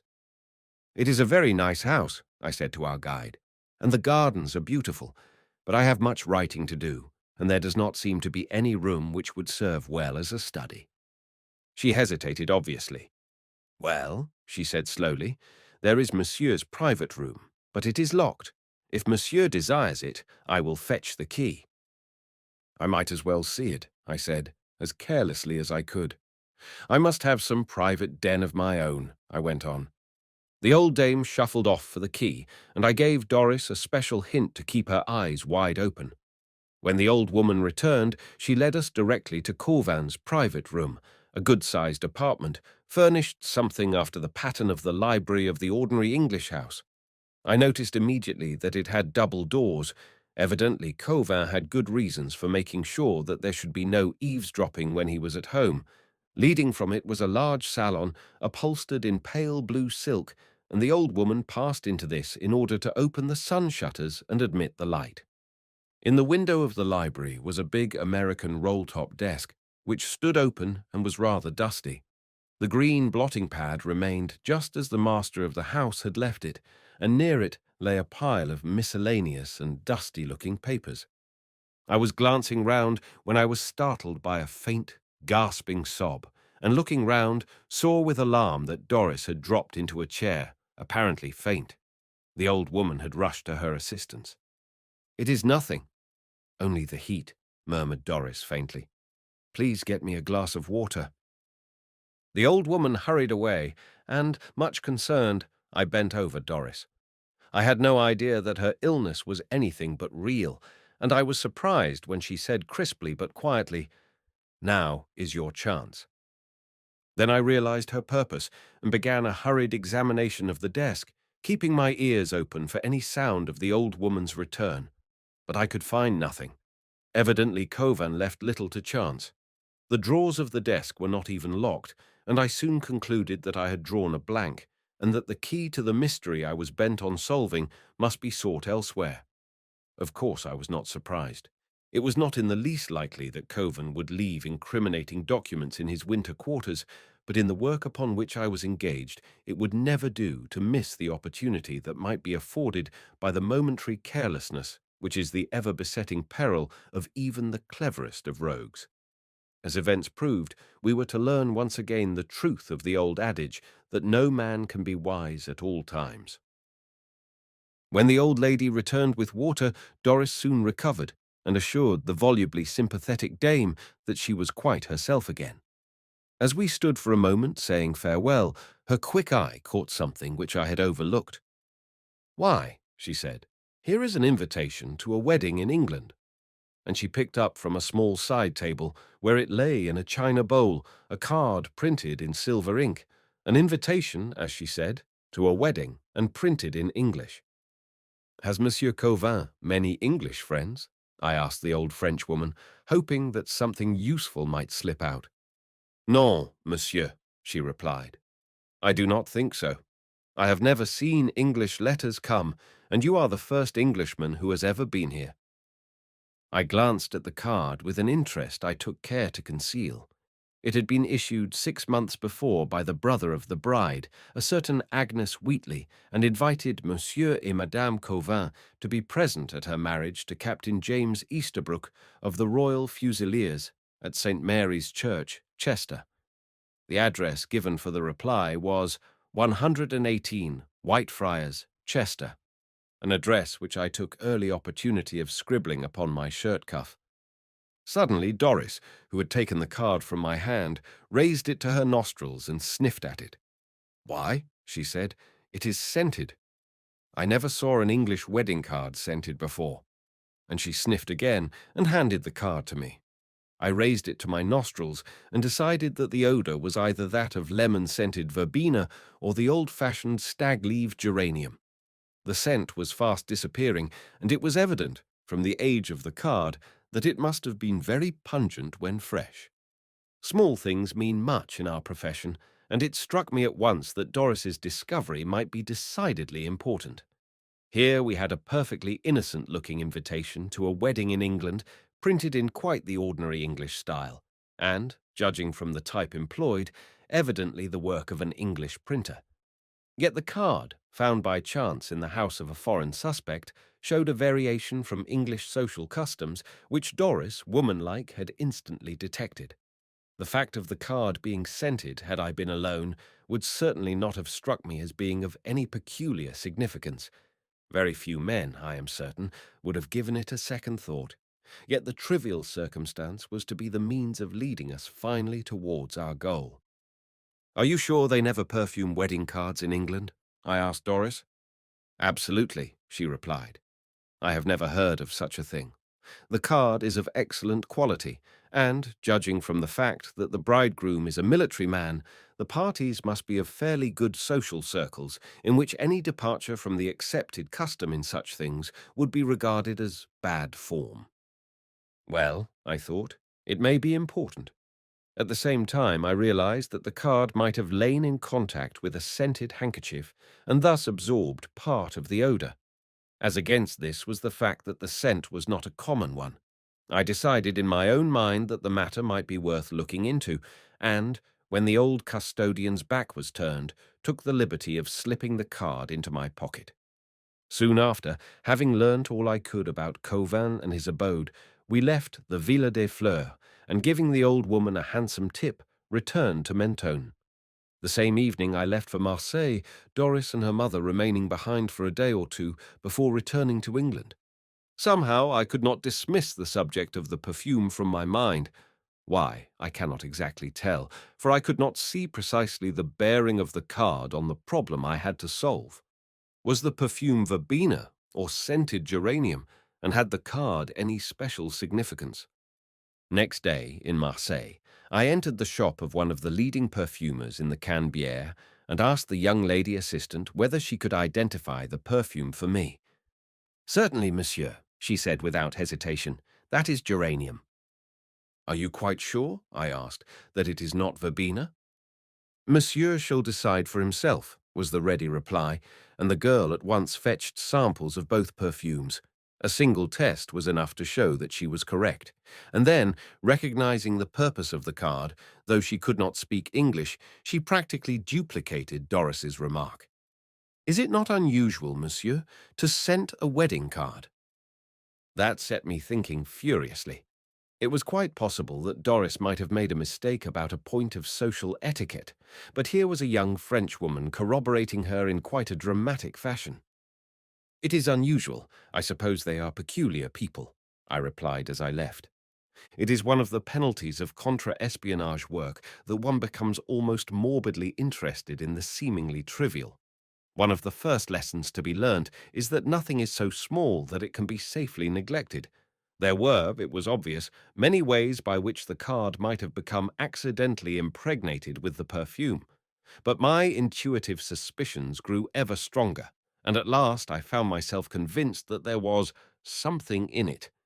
In one particular, at any rate, the card was of first-rate importance. Try as we would, we had failed entirely to connect Coven with anyone in England. We were morally certain that he must be receiving messages and money in some subterranean way, but it was certainly not through the post, and up to the present we had failed to find, among his big list of acquaintances and friends, anyone whom we could reasonably suspect of being in touch with the hidden hand across the Straits of Dover. But there were many possible channels of communication through neutral countries, and obviously we could not stop them all. Now, with the aid of the wedding card, it seemed possible, always assuming the card to be genuine, that I might be able to locate one person at least in England who was upon extremely friendly terms with our wealthy suspect. That chance, at any rate, whether the perfume meant anything or not, I was resolved not to miss. Treachery was rife everywhere. In Russia, in Italy, in Romania, in Greece, and in other countries, men of apparently impeccable reputation were one after another being unmasked in their true characters of agents of the enemy and were paying the penalty of their perfidy. In France, several first-class scandals of this kind had recently absorbed the attention of the public. That England had hitherto been comparatively free from any of these causes célèbre was due, as I well knew, not to the absence of culprits, but to the lazy British good nature, which, coupled with the apathy of men in high places who had always laughed to scorn the very idea of the German spy in England, refused to look unpleasant facts in the face unless they became unduly obtrusive, and the picked men of the Hun Spy Bureau could be trusted not to make themselves conspicuous. The great Hun octopus does not advertise its presence. It puts its faith in the powerful god Mammon, always sure of finding willing victims, and his chief disciple, blackmail. Some day or other I may be able to tell the story in more detail. It will certainly be of absorbing interest. At present, however, it must give way to the exigencies of the war situation.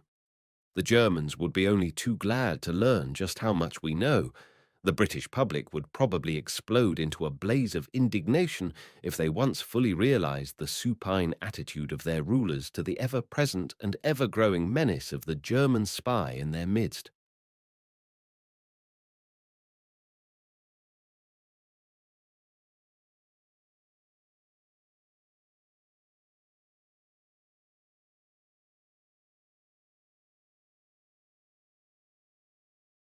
Chapter 6. In the personal column. I had a good deal to do before I could leave for England. From Marseille, I left for Saint-Étienne and Chartres, in both of which towns Jules Cauvin had been known in pre-war days. But little additional information which was of value could I pick up, though I was specially struck by the fact that all who knew him laughed at the bare idea of his having blossomed out into a motor expert. They all seemed equally convinced on this point.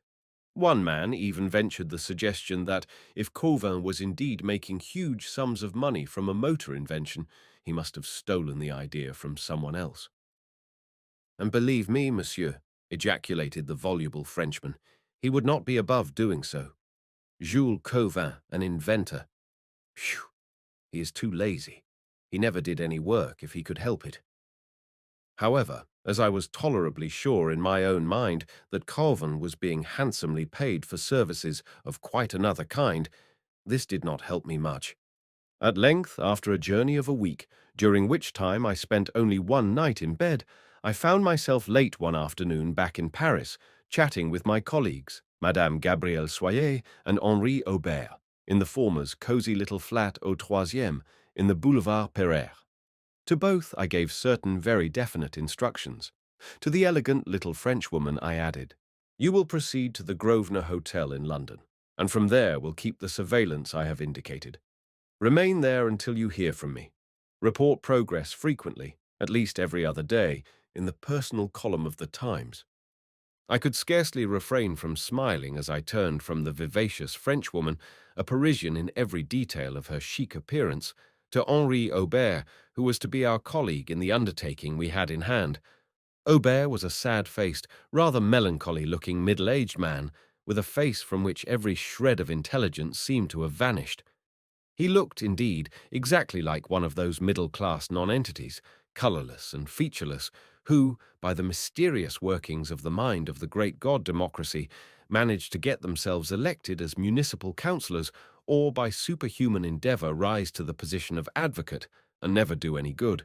But behind his unpromising exterior, which, in fact, was one of his chief assets, since it practically freed him from any possibility of suspicion, was a keen intelligence, trained in every detail of our craft, a patience that knew no wearying on the trail, and a judgment which closed like a steel trap on the essential factor in a complicated situation, and, once having secured a hold, never let go.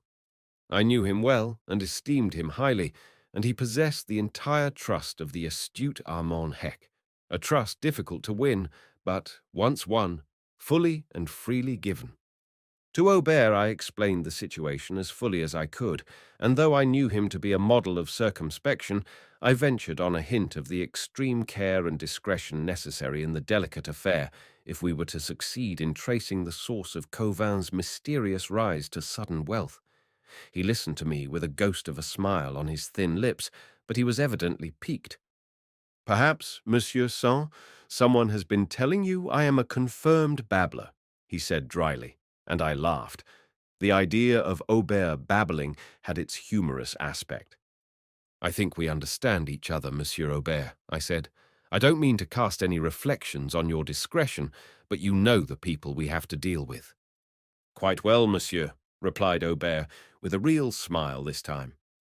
"We have a difficult job before us. They have a dangerous gang over in England just now. Pierre Gartin was murdered there only last week, shot in a street row, unquestionably got up for the occasion. Of course, the assassin escaped in the crowd. I think we had better take our revolvers." He spoke as coolly as though his revolver were his umbrella. I was startled. Pierre Gartin was one of the most capable men we had, and I knew he had been engaged on a piece of work very similar to that which we had in hand. In my absence, I had not heard of his death. "No, I had not heard," I replied. "But I agree with you that our revolvers might be useful. Aubert's news told me that our Hun antagonists must have some very big plan in hand. Even the most desperate of spies draws the line at murder, unless he finds himself in an impasse with no other way out. This is not, of course, from any special reluctance to taking the life of an enemy, but simply as a matter of self-preservation. For we are so peculiarly constituted that we tolerate calmly the work of pestiferous agents whose activities are a greater peril to the community than a dozen murders would be, while the killing of a single man brings a hornet's nest about the murderer's ears. I knew, therefore, that since the Huns had gone so far as to remove Garten, They must be engaged in work of supreme importance and must have been quite aware that he was hot on their trail. Truly, we had an interesting prospect before us, but we were all tolerably well used to danger, and I do not think it affected any of us. "Only last night," said Aubert, "Cauvin entertained Bonnier, of the Admiralty, and no doubt he learned something from him. I have found out that he has been lending Bonnier a good deal of money. Bonnier has recently got mixed up with a fast set, and he has been spending a great deal more money than his income warrants. When people of that kind begin to consort with rogues of Corvin's stamp, it usually means only one thing." "No doubt that is true enough," I replied, "but for the present we must take even the risk of leaving Bonnier alone. I want absolute evidence that Covan's money comes from Germany, even though he actually gets it from a secret source in England. It is not enough for me to prove either that Bonnier is selling secrets or that Covan is buying them. I want to prove that Covan's money is German, and I am going to do it. Bonnier can wait. If we get Covan, we are tolerably sure to obtain sufficient evidence to lay Bonnier by the heels at any time. In fact, we can remove him quietly as soon as Covan is out of the way. I shall leave for England tomorrow." This I did, and 24 hours later I was in London. I decided first to investigate Covan's supposed motor invention and made my way to the office of a well-known patent agent in Chancery Lane. He had done some business before for me and greeted me warmly. I knew him so thoroughly that I did not hesitate to tell him exactly what I was after. "But, my dear Sant," he said, "if this supposed invention is being kept as a secret to stagger the motoring world, it is not likely to have been patented yet by either Cauvin or anyone else. Depend upon it, if there is anything in it, it is being manufactured secretly and will not be patented until it is absolutely ready for the market. To patent it now would simply be setting every motor expert in the country at work on similar lines. You know, the patent lists are watched with the keenest scrutiny. My clerk is looking into the matter, and we shall soon know whether Covan has patented anything." This was a surprise for me. I could not, of course, however much I might suspect him, absolutely rule out of my calculations the possibility that even Carvin might have hit upon some lucky idea, as so many inventors have done, without knowing much of the technicalities of the subject. I did not forget that the safety pin was the invention of a lazy workman, and I knew that if I took any active steps against Corvin and made a mistake, if, by some miraculous chance, his sudden wealth was honestly acquired, the consequences would be serious. "Well," I said, when we had been assured that no patent of any kind had been taken out by Covan, "what am I to do? I can't go to every big motor engineer in England and ask him if he is manufacturing a secret device invented by Jules Covan." My friend thought for a few moments. "I think you had better see L," he said at last. "If there is anything big in hand, some kind of whisper of it is sure to have got about, and he would be the first to hear. I will telephone him at once. We shall catch him in his office on the viaduct." A few minutes later, we were in Holborn in L's office. He was one of the magnates of the motoring world. I explained the position. "You can make your mind easy on that point," he said emphatically. "There is nothing going in the trade today big enough to produce the amount of money your man is evidently receiving. If there were, I must have heard of it. It could not be kept secret. You remember the Marx carburetor? Well, we knew for 6 months that it was coming, though every effort was made to keep it secret. What we did not know was the exact secret, but you know how it took the market by storm. This, even though it were only negative evidence, seemed to establish conclusively the fact that Corvin's money, whatever might be its source, was not derived from the motor trade. I made up my mind that this much at least was certain. Next day I travelled down to Old World Chester, where I very speedily discovered that there was in Whitefriars no house numbered 118, and no trace of any person named Wheatley, while the aged vicar of St. Mary's knew nothing of the marriage of Captain James Easterbrook. Everything was fictitious, everything, that is, except the silver-printed wedding card and the clinging perfume of stag-leaved geranium. What did the bogus card indicate? Why had Jules Covan's unknown correspondent gone to the trouble of having it printed? And why, in defiance of all social custom, had it been scented with such a perfume as that of the stag-leaved geranium? I felt tolerably sure that here lay the key of the mystery, and that when I laid my hand on the sender of that mysterious card, I should be very near indeed to the knowledge of the real source of the strange sequence of events which had raised the good-for-nothing son of an obscure French postman to a dazzling position in the world of society. Such was the problem I had to solve, and the key to it was just one bogus wedding card impregnated with the slowly dying odor of geranium. I cursed my luck as I reflected on the magnitude of the issues at stake and the paucity of the tools with which I had to work. For if Captain James Easterbrook was unknown in Chester, the home of his supposed bride, what was my chance of penetrating his disguise? Yet, somehow or other, we must succeed. That Corvin was receiving money from England, I was absolutely convinced, and I was determined to take this chance, the best we had had, of locating the real men behind the hidden hand in England. Next day I left Chester by a very early train for London. When we reached Rugby, I bought a copy of the Times, and the first thing that caught my eye was a cryptically worded message at the head of the personal column. It conveyed to me the startling news that Madame Gabrielle had been recognized by some alien agent of whom she was highly suspicious, had left the Grosvenor Hotel in her alarm, and had returned to Paris. Chapter 7. The Elusive Van Rosen. Evidently, something very serious had happened. My first impulse was to hasten to the Grosvenor Hotel, engage a room there, and try to discover something of the cause which had brought about Madame Gabrielle's sudden flight. Perhaps my anxiety for her safety operated more powerfully than I ought to have allowed. In our business, personalities are nothing. It is the end that counts.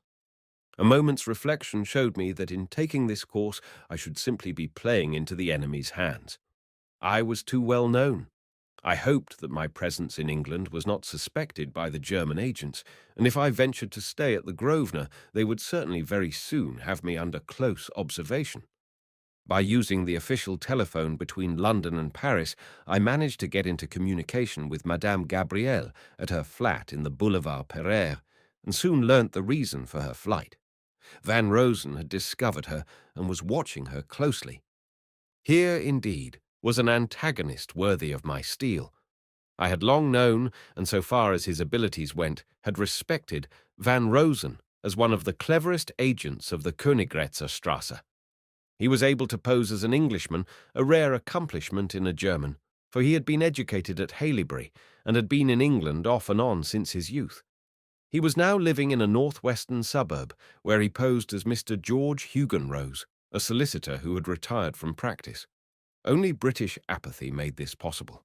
A moment's investigation would have shown that the man could not have been what he pretended, for no such retired solicitor as Mr. George Hugenrose was known to the Law Society.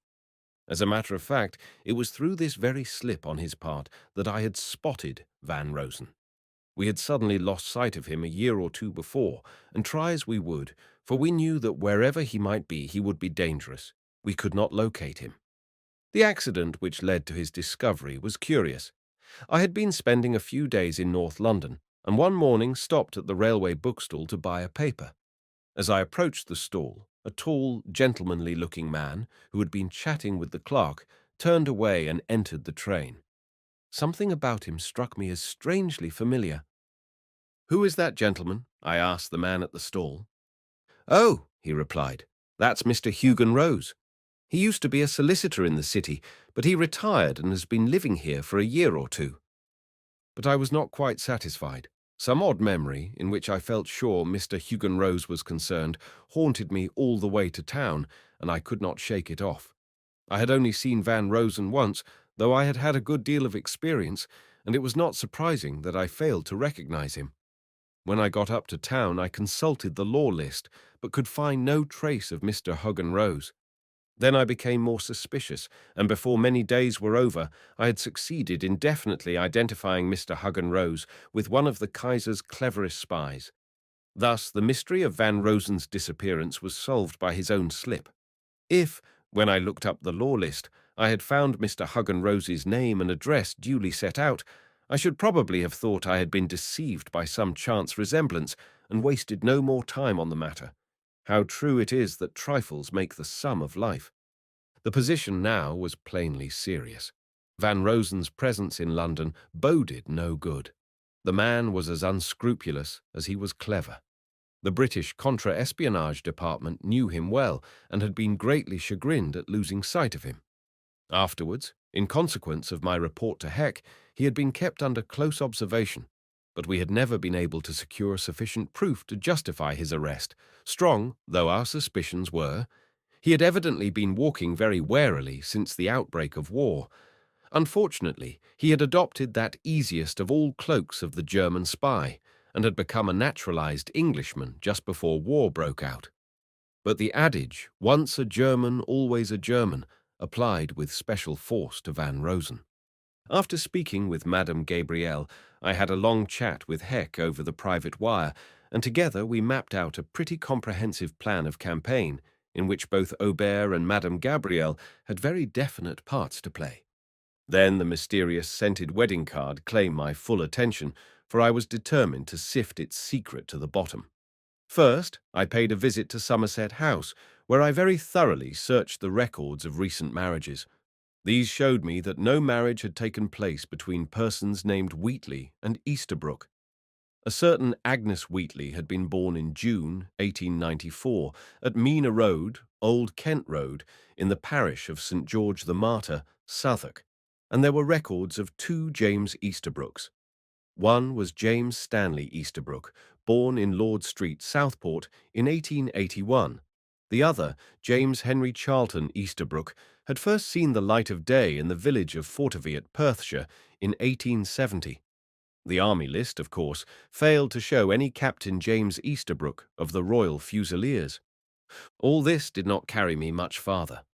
The father of the Southport Easterbrook was apparently a prosperous Blackburn tradesman, but that of the man born in Scotland was vaguely set down as of no occupation, a curious entry for a Scottish village, where practically everybody would be likely to live by the labour of his hands, and where one would hardly expect to find persons of leisured independence. The fact worried me, but an inquiry at Fortiviat showed that there had been no Easterbrooks in the village for many years, and no one seemed to recollect anything about them.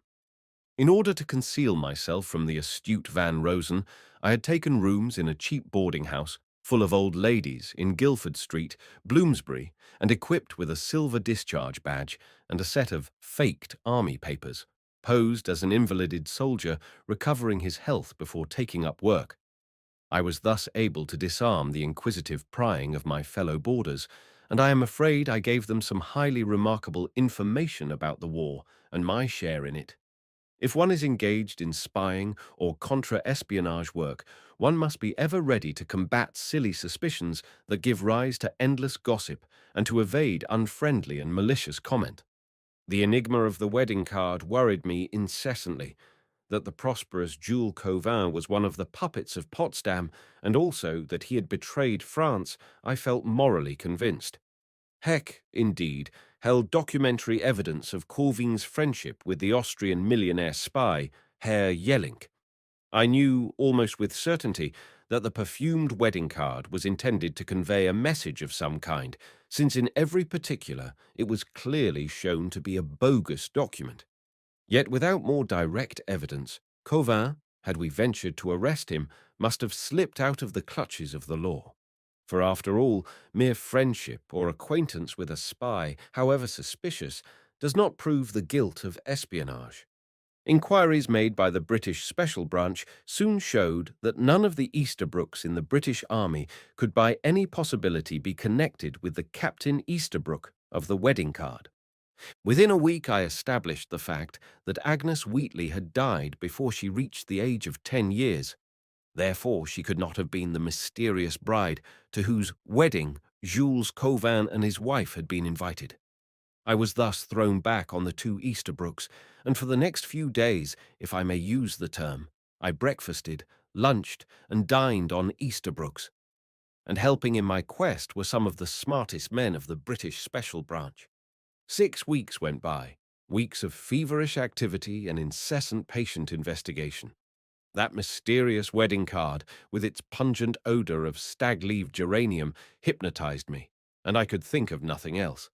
And everything began to seem so hopeless that even the Scotland Yard men, most unrelenting and unwearying searchers out of hidden mysteries, began to get depressed and to fancy they were hopelessly beaten. Van Rosen, of course, was under constant surveillance.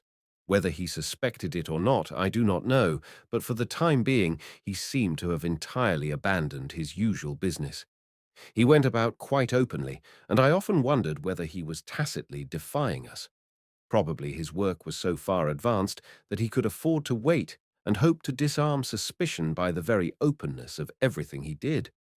Had there been any real necessity, we could, of course, have arrested him on some charge or another, but we still hoped that by giving him plenty of latitude, we should sooner or later stumble on some valuable information. Chapter 8. One of the Naturalized. The weeks slipped by. We seemed no nearer gaining our object, and I found myself wondering at times whether indeed I was not engaged on a wild goose chase. Poring over everything that was known of Jules Cauvin, I sometimes found myself ridiculing my own suspicions. Still, that mysterious card forced itself on my attention. Corvin's friendship with Jellink, his known association with Mir-Soyadev, shot as a spy in Russia, his sudden and inexplicable wealth, all convinced me in the long run that there was a deep secret to be fathomed. I had the chain of evidence nearly complete, but one link was missing: the source of Corvin's wealth and the identity of the mysterious individual from whom he drew unstinted funds. 3 weeks more passed. The special branch at Scotland Yard was becoming disheartened. I myself was losing hope, and Heck was obviously growing restive. Then the tide turned. One of the special branch, apparently by the merest accident, discovered the printer of the bogus card. This was a discovery indeed. I hastened to interview the printer, the proprietor of a small jobbing business named James in the Uxbridge Road. The cards, he told me, were ordered by Mr. Easterbrook for the wedding of his son, the Captain Easterbrook referred to. Mr. Easterbrook lives in Lancaster Gate, and, referring to his order book, he gave me the address, for which I thanked him. "Did you perfume the cards before you printed them?" I asked him carelessly. I had kept the most important question till the last. "Perfume them," he snorted, glaring at me through his spectacles. "Why, of course not. We don't send invitation cards to weddings." I knew that well, but I was glad to get the fact verified. And now for Mr. Easterbrook and the captain. I was in high spirits, for I felt that at length I was getting near the heart of the mystery. Going direct to Lancaster Gate, I soon found the Easterbrooks' house, a large, handsome building overlooking Hyde Park. A few local inquiries soon told me all I wanted to know, and shortly after I was conveying my news to Heck over the Paris telephone. For once the phlegmatic little man was shaken out of his habitual reserve, and his voice, when he had heard my news, fairly trembled with excitement. At last we were at close grips with our mysterious foe. Next day, Madame Gabrielle, whom I sent for again, and Aubert were installed in rooms in an obscure house in Bayswater. I spent the evening with them, and together we evolved a plan of operations which, I confess, required considerable bounce. I do not like the expression daring when it has to be applied to one's self. By this time I had cut myself adrift from our excellent colleagues of the special branch, fearing lest Van Rosen and his friends might get on my track. So far, apparently, he had not located me, for though I kept the sharpest possible lookout, assisted by a clever detective who habitually assumed different disguises for the purpose, I could find no evidence whatever that I was being shadowed.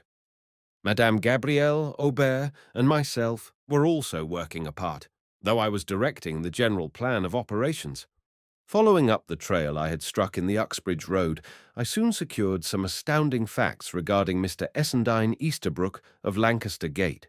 He was actually a native of Frankfurt, who, after a brief but amazingly successful career in the city as a promoter of rubber companies, had amassed a big fortune and retired from the game of finance. He had become naturalized in 1909 and, profiting by the Briton's amazing indulgence to aliens of every kind, had changed his name from Essendine Wilhelm Estbrook to Essendine William Easterbrook. Very few people, I found out, had any idea of his real origin and of his German parentage and nationality. Now Mr. Easterbrook had no son. He had, however, an English wife, and his wealth had won for them a position in London society. They had frequently, before the war, entertained at their handsome house the wily director of propaganda, von Kuhlmann, who was then living in London, and also a certain Max Garlick.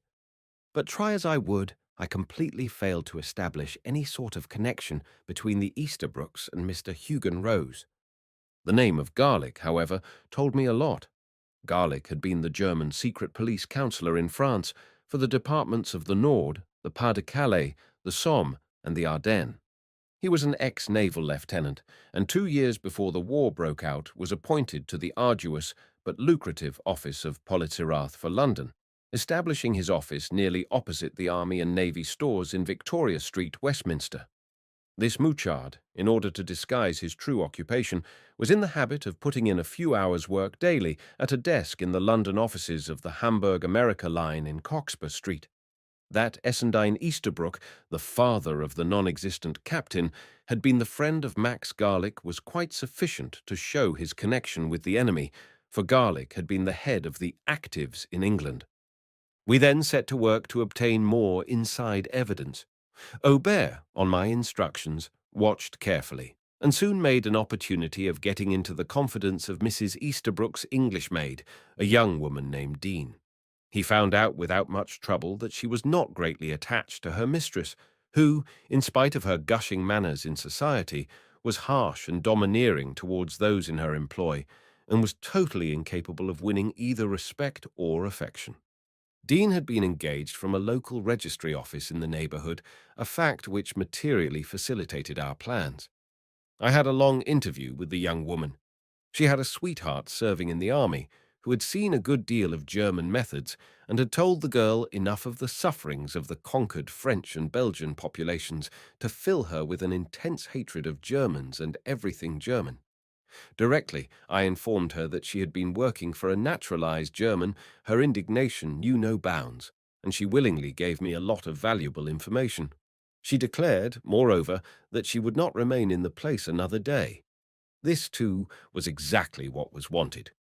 I impressed upon her the necessity of keeping absolutely silent on the subject of her employer's real character, and set about the task of getting her place filled with a nominee of my own. This, of course, could be no other than the resourceful Madame Gabrielle, who, laying aside, as she often did, her wedding ring, registered her name at the registry office as a French maid.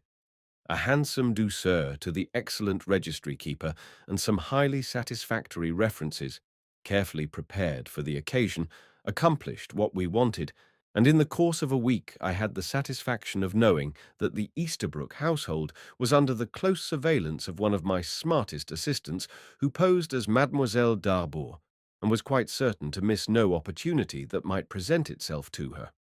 We soon obtained further information about Mr. Easterbrook. He was evidently a wealthy man in reality, as well as appearance, owning, in addition to the Lancaster Gatehouse, a big estate in Derbyshire, a shooting box in the Highlands, and a villa at Cabé Roquebrune, above Cap Martin, not far from Cauvin's Villa des Fleurs at Mentone. Moreover, he dabbled in yachting after a fashion, more, I suspected, for purposes of social advertisement than from any love of a sport which makes but a slight appeal to Germans. We were, of course, living on the edge of a powder magazine, and the position of Madame Gabrielle, alone in the very camp of the enemy, was especially perilous. At any moment, one or all of us might be recognized by the alert agents of Van Rosen, and I was beginning to know enough of the true position of Mr. Easterbrook to realize that the desperate men with whom we had to deal would stick at nothing to rid themselves of danger if once they divined our identity and purpose. For Madame Gabrielle, I was especially anxious, and more than once I debated seriously whether I was justified in allowing a woman to run so grave a risk. For Aubert and myself, of course, such a question naturally did not arise. Risk was a part of our profession, and we accepted it just as we accepted a wet day. However, we were playing for a great stake, and I finally decided to play the game out to a finish. A month passed. The reports I received from Madame Gabrielle, working inside the house, and from the painstaking Aubert, who let nothing outside escape him, were full of interest. Mr. Easterbrook, formerly Herr Essendine Estbrook, native of Frankfort, remained entirely unsuspicious that he was under the eye of one of the keenest secret agents in Europe.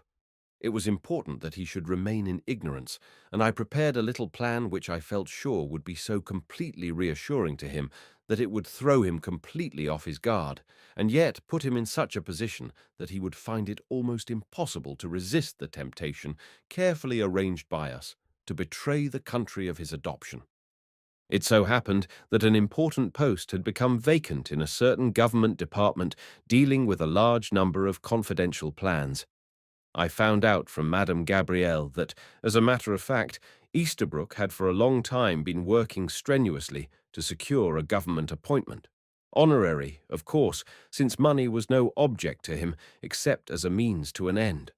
I have no doubt whatever that his motives were twofold. The first was, by securing official recognition, to remove any suspicion that might cling to him in consequence of his enemy origin. The second, I have just as little doubt, was to secure better opportunities of playing the spy. I made up my mind to oblige him in both particulars, but to arrange the denouement myself. I went to the minister concerned and revealed my plan. When I had fully explained to him what we knew and how much we suspected, he realized the gravity of the situation, and, though my request was entirely irregular, he consented to what I asked. A week later, a paragraph in the London papers announced that Mr. Essendine Easterbrook had been appointed a controller in a certain department of the Admiralty. There were a few cavillings in some quarters on account of Easterbrook's origin, but to the general public the position did not seem to be one of great importance, and little notice was taken of the appointment. As a matter of fact, the position was a bogus one, created for the occasion, and everything connected with it had been arranged by the astute special branch with the sole design of entrapping Mr. Essendine Easterbrook and the intermediary, whoever it might be, between the German agents in England and Jules Corvan. For the wedding card had proved beyond doubt that Easterbrook and Corvan were in close communication. Chapter 9. The Secret of the Perfume. Mr. Easterbrook soon found himself comfortably ensconced in a large room and surrounded by a staff, every single member of which, though he little suspected it, was in the direct employ of the special branch. Few suspects have ever been subjected to such microscopic scrutiny. He literally could not make a single movement unobserved. He was constantly shadowed in and out of his office by agents who were relieved every few hours. Inside his house, Madame Gabrielle was incessantly on the watch, and in the meantime we prepared for him the trap which proved his undoing. One day Mr. Easterbrook found awaiting his attention a number of copies of an urgent and strictly confidential memorandum which gave in elaborate detail the plan of a naval operation which for sheer daredevilry was enough to take one's breath away. Needless to say, it was spoof from beginning to end. But it was spoof so thoroughly plausible in its conception and so artistically worked out in its wealth of detail that it might well have deceived someone far better versed than Herr Estbrook in naval matters. I had the privilege of going over it with the distinguished naval officers who drew it up, and I can hear today the roars of laughter with which it was received by the company of experts gathered to listen to the elaborate joke. Of course, the men who really knew detected the imposture at once. To the novice, the plan looked like the details of a gigantic attack on one of Germany's strongest naval bases. Now we calculated deliberately that Easterbrook, getting hold of the bogus plan, would be unable to resist the temptation to communicate it to Germany. To him, we knew, it must appear of stupendous importance. It was too elaborate for him to attempt to memorize the details, and far too long to give him a chance of copying it unobserved. Moreover, we decided to convince him, if possible, that he could purloin a copy without risk. Now, with confidential documents of importance, every single copy must be accounted for. The printing is done under the closest supervision. The exact number of sheets of paper required is issued. Every official who receives a copy signs for it and gets a receipt when he parts with it. Mr. Easterbrook had been well drilled in the routine. We had made him especially careful by inducing him on one occasion carelessly to sign for 4 copies of a document when he only received 3, and the trouble we raised about the missing copy must have made him determined to count his copies in future. We relied on that to catch him and his associates. Early one morning, a messenger laid upon Mr. Easterbrook's desk 4 copies of the naval plans. Please sign for 3 copies of number 27,162 AB, Mr. Easterbrook, said the lad, laying the book before him. A keen-eyed watcher saw Mr. Easterbrook glance at the heading of the document which lay before him. Clever though he was unable to repress a start of astonishment as the amazing title, carefully designed for the occasion, caught his eye. A moment later he had recovered himself, counted his copies of the paper, and glancing at the book, signed for 3. The bait was swallowed. I must now hark back to Madame Gabrielle to make clear the chain of events which followed. The sprightly Frenchwoman soon found out that beneath an unprepossessing exterior, her employer concealed an extremely amorous disposition. Exerting the full power of her fascinating personality, she soon began to exercise a considerable influence over the financier, and was able at length to solve the problem of the mysterious perfume. A few hours after the secret plans had been laid before him, Easterbrook made a clandestine arrangement to dine with Madame Gabrielle at a restaurant in Soho the next evening. "I have to go out of town tonight," he said. "I don't want to write, but if you get by tomorrow's post a plain sheet of paper scented with geranium, I shall be there. If it is scented with violet, you will know I have been detained and cannot come." So the secret was out at last. The wedding card had been a signal to Coven that all was well. Had it been scented with violet, it would have indicated danger. As will be seen, we had little difficulty in guessing the purpose of Easterbrook's absence from his house that night.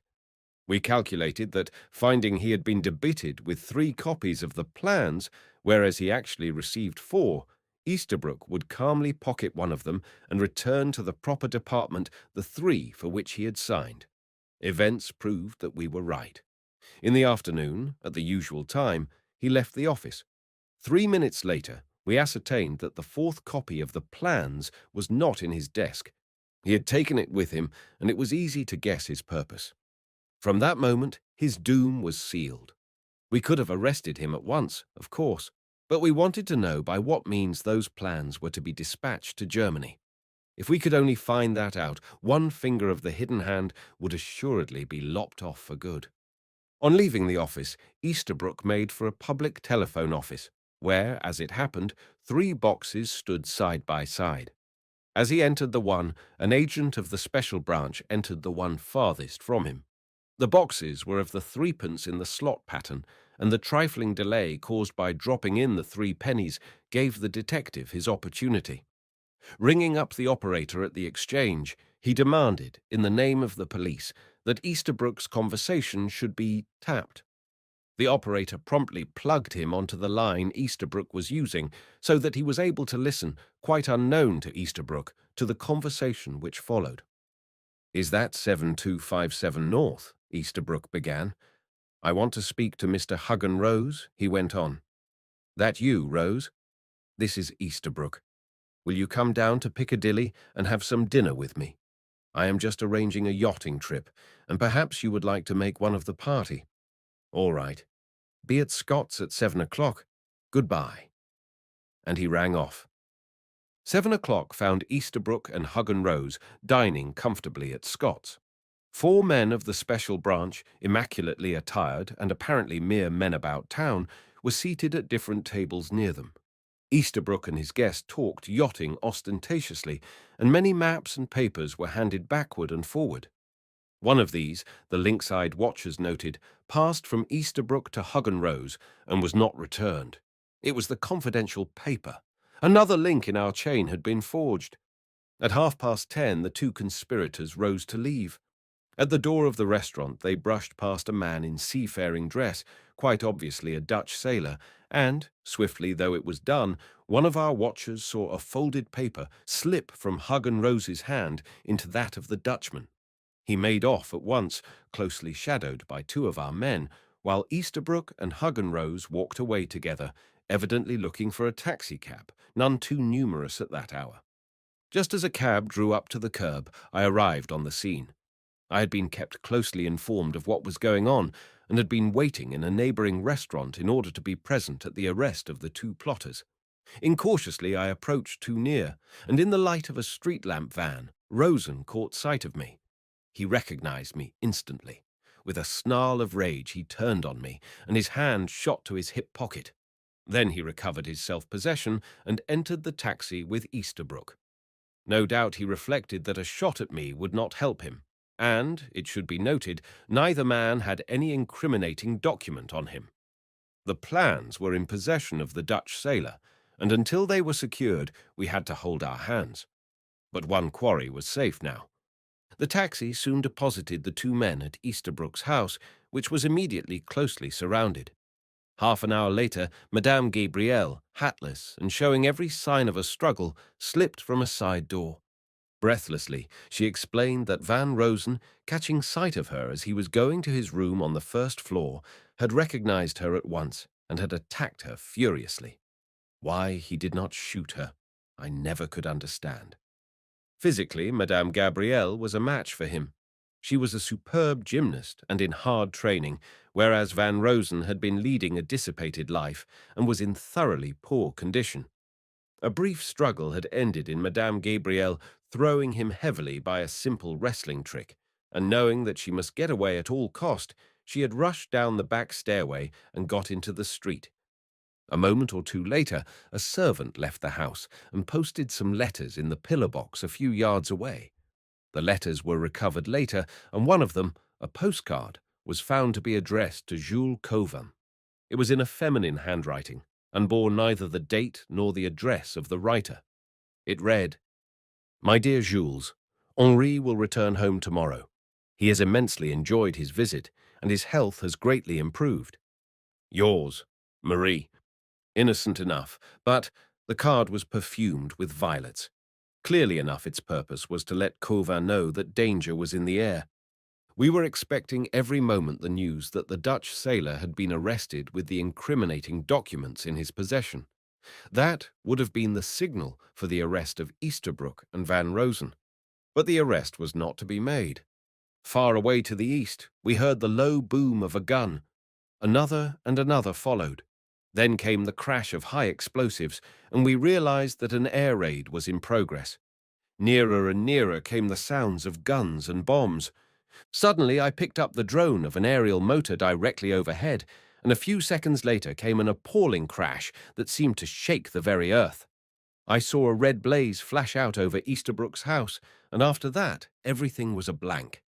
I came to my senses to find myself in Charing Cross Hospital, and when I feebly opened my eyes, the first object to catch my sight was Armand Heck, seated at my bedside, placidly reading a book. Hearing my gasp of astonishment, he turned to me. "Ah, mon cher Gerald, so you are awake at last," he said cheerily. "How are you feeling?" "Very shaky," I whispered. "What has happened?" "Ah, yes, I remember now," I said, as a flood of recollections swept over me. "Is it all right? Have you got Van Rosen and Easterbrook?" "Everything is quite satisfactory, my dear Gerald," replied Heck. "I will tell you all about it when you are stronger." But weak though I was, I could not bear the suspense. "Tell me at once. Monsieur Heck, I beg of you, or I shall never rest." And Heck, choosing the lesser of two evils, decided to unburden himself. "Van Rosen and Easterbrook are both dead," he said. "The bomb which rendered you unconscious struck Easterbrook's house and killed them both. Mrs. Easterbrook is terribly injured, but is alive and will probably recover. Madame Gabrielle is quite safe, and Aubert, who was watching near you, was sheltered from the explosion by a projecting wall and was only badly shaken. He telephoned me at once, and I fortunately caught a train which was just leaving, and here I am. You have been unconscious for a day and a half." "What about the Dutch sailor?" I managed to gasp out in my astonishment. "Oh," replied Heck, "we got him all right, with the plan in his possession. He has made a clean breast of everything. The plans were to have been photographed down to microscopic size, and the films taken over to Corvin, sewn into his clothing. 2 of my men are on their way to arrest Corvin at once." But Cauvin proved too quick for us. As the agents of the Sûreté approached his house, he must have recognized them and realized that the game was up. Directly they intimated to him that he was under arrest, he snatched a revolver from his pocket and shot himself before their eyes. I have no doubt the result would have been the same if he had received the violet-scented card, which now, with the bogus invitation to the Easterbrook wedding, remains one of my cherished mementos of one of the most fascinating of the many mysteries I have helped to unravel. Thus, by the hands of the Huns themselves, the public was spared an astounding scandal, and the Allies were rid of 3 ingenious scoundrels engaged in a clever and insidious campaign. After Easterbrook's death, we were able to unravel the whole conspiracy. Easterbrook and Van Rosen were 2 of the fingers of the hidden hand in England. They operated by means of banking accounts in various names, handling large sums placed freely at their disposal by other wealthy naturalized Britons, who proved in their own persons the truth of the adage coined in 1914 by a naturalized Hun. Once a German, always a German. Most of them were laid by the heels, and now, behind barricades of barbed wire in remote parts of the country, have leisure to repent the day when they matched their cunning against the skill of the International Secret Service Bureau of the Allies. Chapter 10. The Mystery of Blind Heinrich. Blind Heinrich. Without any conscious effort of memory on my part, these words flashed suddenly into my mind as, 6 weeks or so after the events just related, I sat lazily in Armand Heck's private room in the Boulevard des Capucines, turning over our latest problem in my mind while I waited for the astute chief, who was busy investigating a report which had just been brought in by one of his numerous financial clients. In other words, by one of the numerous expert agents whom he kept constantly busy up and down Europe, at the task of countering the villainous work of the spy bureau in Berlin. "I wonder whether he is mixed up in the affair," I mused, rapidly working out a new train of thought to which the old scoundrel's name had given rise. So intent was I that I did not notice Heck's entrance. His quick eye noticed my absorption. "A penny for your thoughts, mon cher Gerald," he laughed. "Well," I said with a smile, "I was pretty far away, I admit. The fact is, I was wondering whether blind Heinrich is taking any part in the game." The director of the International Secret Service of the Allies raised his brows and stared at me across the big, littered writing table. Behind him, a tape machine was clicking out its message, just as it should in a well-ordered financier's office. He was evidently surprised. "By Jove!" he exclaimed in English, which he spoke to perfection. "I never thought of him. My dear Gerald, old Heinrich is an extremely wily bird, and if he is mixed up in this business, we shall have all our work cut out. Remember how he wriggled out of our hands in the Gould affair when we thought we had him safely netted?" "The Gould affair! I should think I did remember it. I took a part in tracing and arresting the spy, Frederick Adolphus Gould, who lived near Chatham, and who, a few months before the war, was sent to prison for 5 years for attempted espionage. The case was a bad one. For years, Gould had posed, like so many of his unscrupulous countrymen, as a good, patriotic John Bull Englishman, unable to speak German, expressing hatred of Germany and the Kaiser, and warning us that wax would come. Yet, after his arrest, I had gone to Germany very much incognito to make inquiries, and found that exceedingly patriotic Englishman was the son of a certain Baron von S., that he had been born in Berlin in 1851, had fought in the Franco-German War, and had been awarded the customary Iron Cross. Now, one of Gould's closest friends in England had been a certain Norwegian named Heinrich Christensen, a half-blind violinist who lived at Hampstead. Some strange facts came to light in the course of our inquiries, but the afflicted musician forestalled us by very cleverly coming forward and denouncing his whilom friend. Not, however, before he saw that Gould was quite hopelessly entangled in the net which had been spread for him by the British Secret Service. His action, of course, was quite in accord with German practice.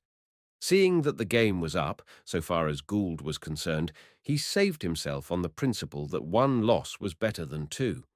His name had leapt spontaneously into my mind in connection with the latest problem upon which we were engaged, the mysterious manner in which, despite the rigid British censorship, details of the damage done in London by the raiding Gothas were so quickly and so accurately transmitted to Berlin. That they were so transmitted we knew, for the German papers promptly published them. And obviously, if severely censored matters of this kind were leaking out, there was some channel of information open of which we were unaware. We had to find and close it. Now, as is well known, every wireless message which passes from the outer world to Berlin or from Berlin to the outer world is picked up and decoded at our wireless stations. The news was, we knew, not sent by wireless, yet it was clear the Wilhelmstrasse got early information, not only as to where the bombs were dropped, but the extent of the damage done, both points on which they could not obtain the slightest information from the English papers. These details were published by the German and Swiss papers, and allowing for Berlin's invariable exaggeration of its own prowess, they were remarkably full and accurate. The task before me was to find out how the news was transmitted, and it was one, I confess, which fairly bristled with difficulties. Heinrich, being a neutral, has lately been showing a great interest in the welfare of blinded British soldiers, I remarked to Heck. If he were a friend of Gould's, why should he do this? For some reason of his own, said Heck, possibly to avert suspicion. We know pretty well that he was very deep in it with Gould and had received money from him. Perhaps you will recollect that he admitted it, explaining that it was a loan, and indeed we found his IOU in Gould's desk, made out, no doubt, to lend artistic verisimilitude to a bald and otherwise unconvincing narrative, as your Gilbert has it. You know he said his daughter had been ill, and that in consequence he was short of money. That was too weak. We knew well enough that Heinrich made a good deal out of his fiddle, as his bank balance showed. He was not short of money at all, and I have not the least doubt that the loan was for value received in the shape of information or assistance, perhaps both. Yes, I remember now, I said, reflecting deeply. 3 weeks went by. I was tired and run down, and decided to snatch a fortnight with Doris in Worcestershire before embarking upon a task which was likely to be arduous, if not actually dangerous. Greatly strengthened by my sojourn in delightful Worcestershire, I was back in town, keenly interested in the work I had in hand. One evening I had been down to Hertford and was returning by the Great Eastern Railway to Liverpool Street, when, just before 10 o'clock, the train pulled up abruptly at Stratford. All lights were instantly extinguished, and I was swept into an excited throng of several hundreds of refugees in the subway beneath the line. There, amid a motley gathering, largely composed of panic-stricken foreign Jews, I was compelled to remain for over 3 hours, listening to the venomous barking of the anti-aircraft guns and the occasional rending, ear-splitting crash of a high-explosive bomb. It was the first time I had seen the alien under air raid conditions, though I had heard a good deal about him, and as I watched the cowardly wretches, my whole mind was revolted at the thought that a large proportion of these quivering masses of jelly, for in their fright they were little else, had been welcomed to British citizenship under the imbecile naturalization system. No one blamed them for being frightened. The English women and children of the working classes, huddled in the shelters, were quite obviously frightened, and small wonder. But if they were frightened, they were brave, and they kept their self-control even when the infernal racket overhead was at its worst. I had seldom seen a better proof of the essential superiority of the Briton over the harpies who prey upon him, and as I watched, I felt proud that, cosmopolitan as I am, I had good English blood in my veins. At 10 o'clock next morning I went to Whitehall, where exact of all the damage done by the Gothas was placed freely at my disposal. From the secret reports I made certain extracts for future use. 5 days later. As I sat in my flat in Curzon Street, my man, Burton, brought in copies of the General Anzeiger for Elberfeld Barman, the Berlin Borsen Courier, and the Tageblatt, all of which had been sent me by special messenger from Whitehall. I opened them, and in both the General Anzeiger and the Tageblatt were exultant articles on the success of the air raid upon the metropolitan area a few nights before. They were, of course, luridly written up, but they contained a great deal of perfectly accurate information, as I knew by the secret reports shown to me directly after the raid. How could the enemy know? Of course, the blazing accounts of the terror and panic supposed to have been created in London could have been written up anywhere. But how was it that not only were the localities in which the bombs had fallen accurately specified, but in several instances details were given of the exact damage to certain buildings? By no possibility could the latter information have been the result of an effort of Teutonic imagination. The enemy knew. Proof of it was there in cold print. How did the news reach the Wilhelmstrasse so quickly? It was certainly not by wireless, for every message was picked up and decoded by our own stations. That the news had not passed through the great German wireless stations of Norddeich at the north of the Elbe or Nauen, near Berlin, was certain. Here was a pretty problem set for solution. As I sat alone in my room that evening, having dined at my club and returned to the enjoyment of slippers, a novel, and a good cigar, I reflected on the task I had in hand. I realized, of course, that my suspicions of blind Heinrich might be entirely unfounded, but I had at the moment nothing better to go upon, and I decided that, in view of his known association with Gould, whether he was mixed up with the matter we now had in hand or not, a close watch upon him might provide some facts of interest. Upon my arrival in London from Paris, I had sought out blind Heinrich, who was now living in a boarding house in Hereford Road, Bayswater, close to Westbourne Grove. In the same house was now living a dainty little woman, a Belgian refugee, who was in very straitened circumstances. According to her own story, she had become separated from her husband, a rich merchant of Brussels, before going on board a boat at Ostend during the terrible flight from Belgium in 1914. Since then, she had been unable to obtain the slightest information about him and did not know even whether he was alive or dead. For nearly 3 years, she related, she had remained in terrible anxiety, which was rapidly wrecking her nerves and her life. As a refugee, a pitiful victim of the catastrophe which had befallen her beloved country, she was existing upon English charity. She called herself Madame Taymans, and her old address in happier days was in the Rue de Namur in Brussels. But her real name was Gabrielle Soyer. Few women in the world could so perfectly adapt themselves to the ever-changing demands of the Secret Service as Madame Soyer. In her present circumstances, she was absolutely at home, for she had been educated in part at a convent near Gembloux and could assume the Belgian accent to perfection. It was an easy matter, therefore, for her to pass for what she pretended to be. In Hereford Road, the Frenchwoman had established herself on my instruction for the purpose of keeping a watchful eye upon the quiet, long-haired, half-blind violinist, who, to all appearances, was eking out only a meagre existence, and whose clothes were of that shabby-genteel brand which usually betrays respectable poverty. But we knew enough of Heinrich's affairs to be convinced that the shabby-genteel role was deliberately assumed for purposes of deception. A splendid musician and a born teacher, Heinrich could command his own terms, and, as a matter of fact, he made a good deal of money. More than this, he was well known in high circles of society, where his teaching abilities gave him the entree to a large number of the best houses.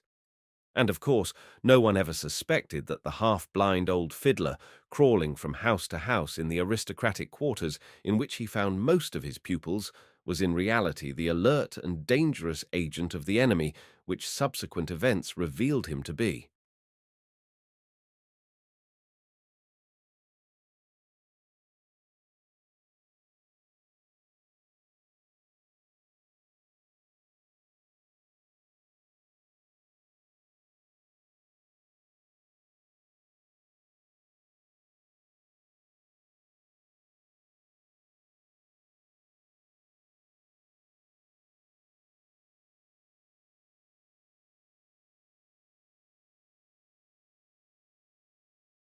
Chapter 11. An Air Raid on London.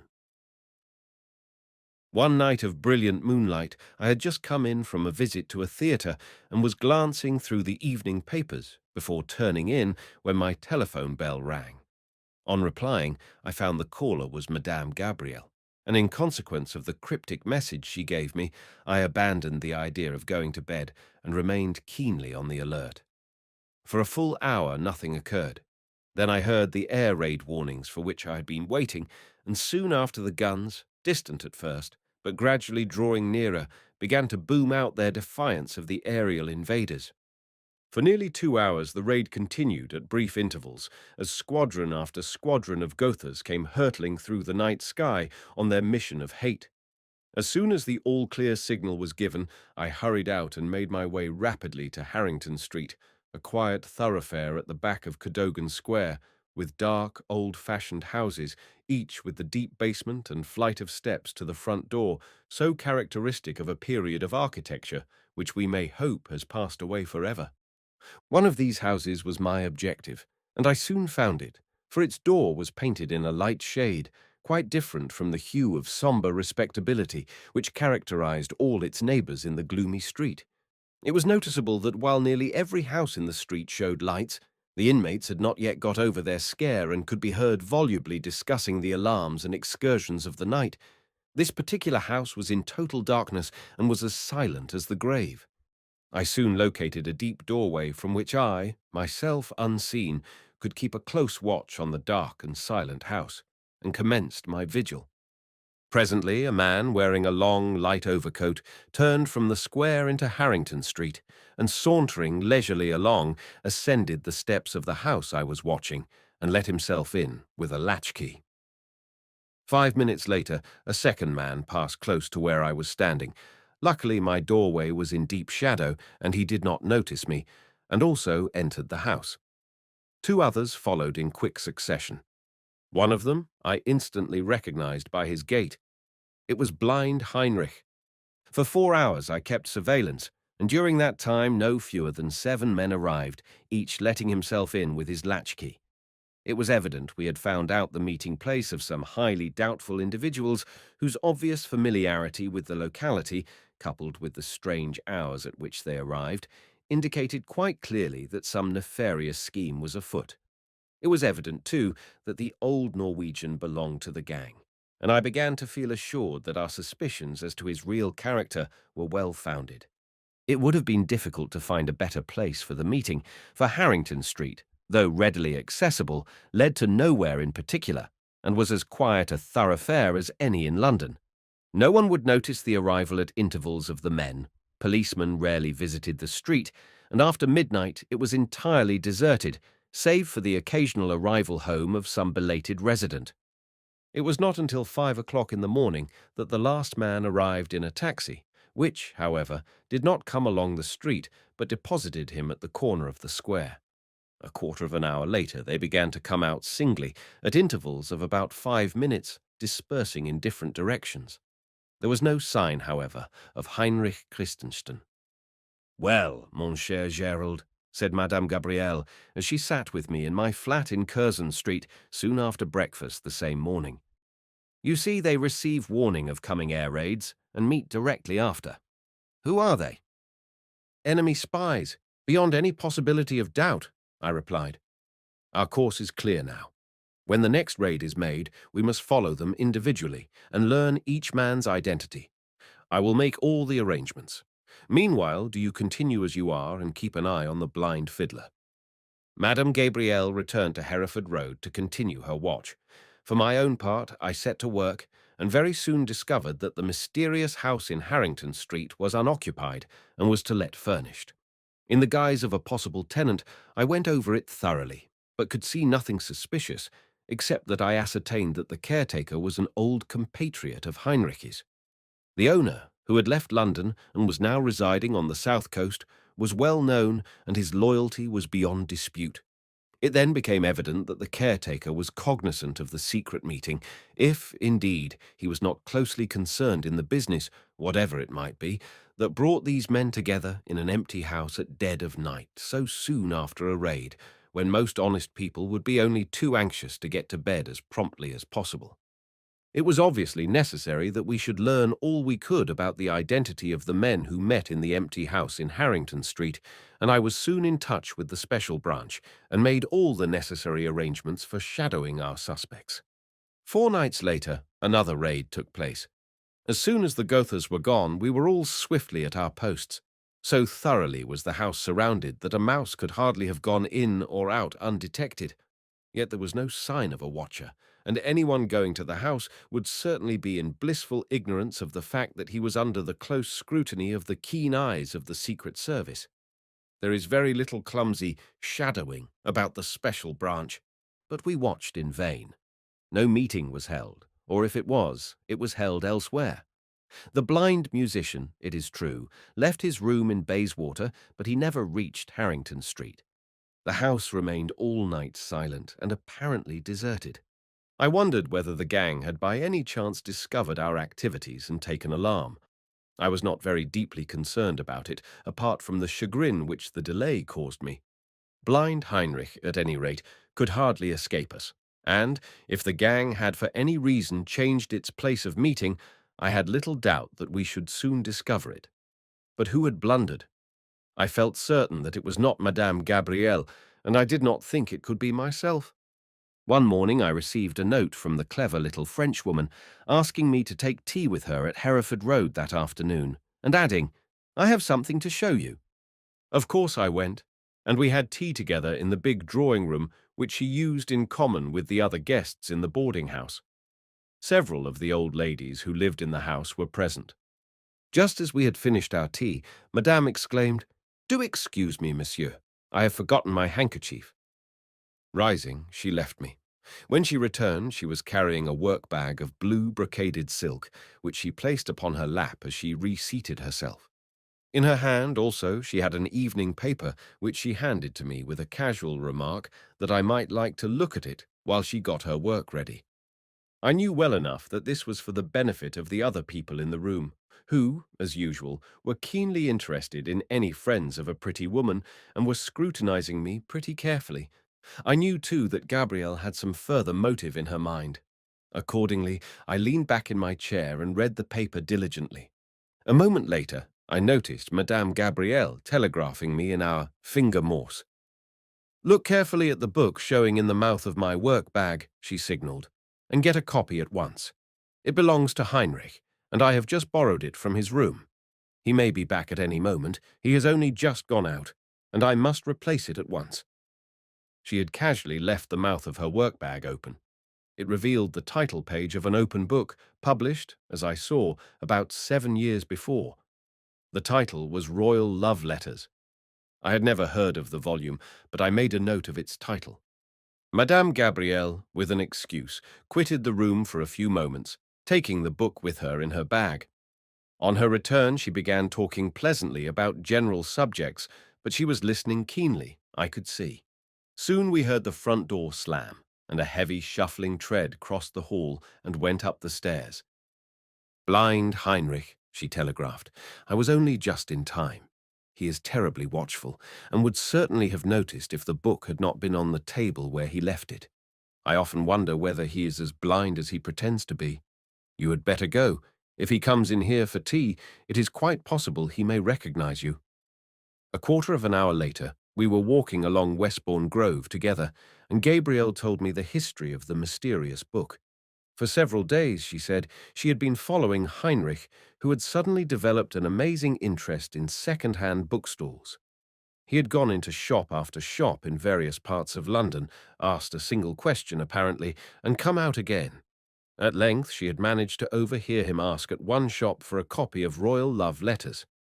The shopkeeper had not the volume in stock, and as the request was such a peculiar one for a man of Heinrich's temperament, Madame Gabrielle determined to run risks and follow him daily.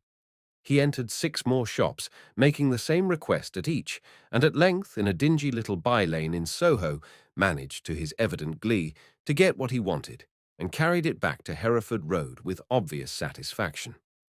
"Why that particular book, and why so much trouble to get it?" said Madame Gabrielle.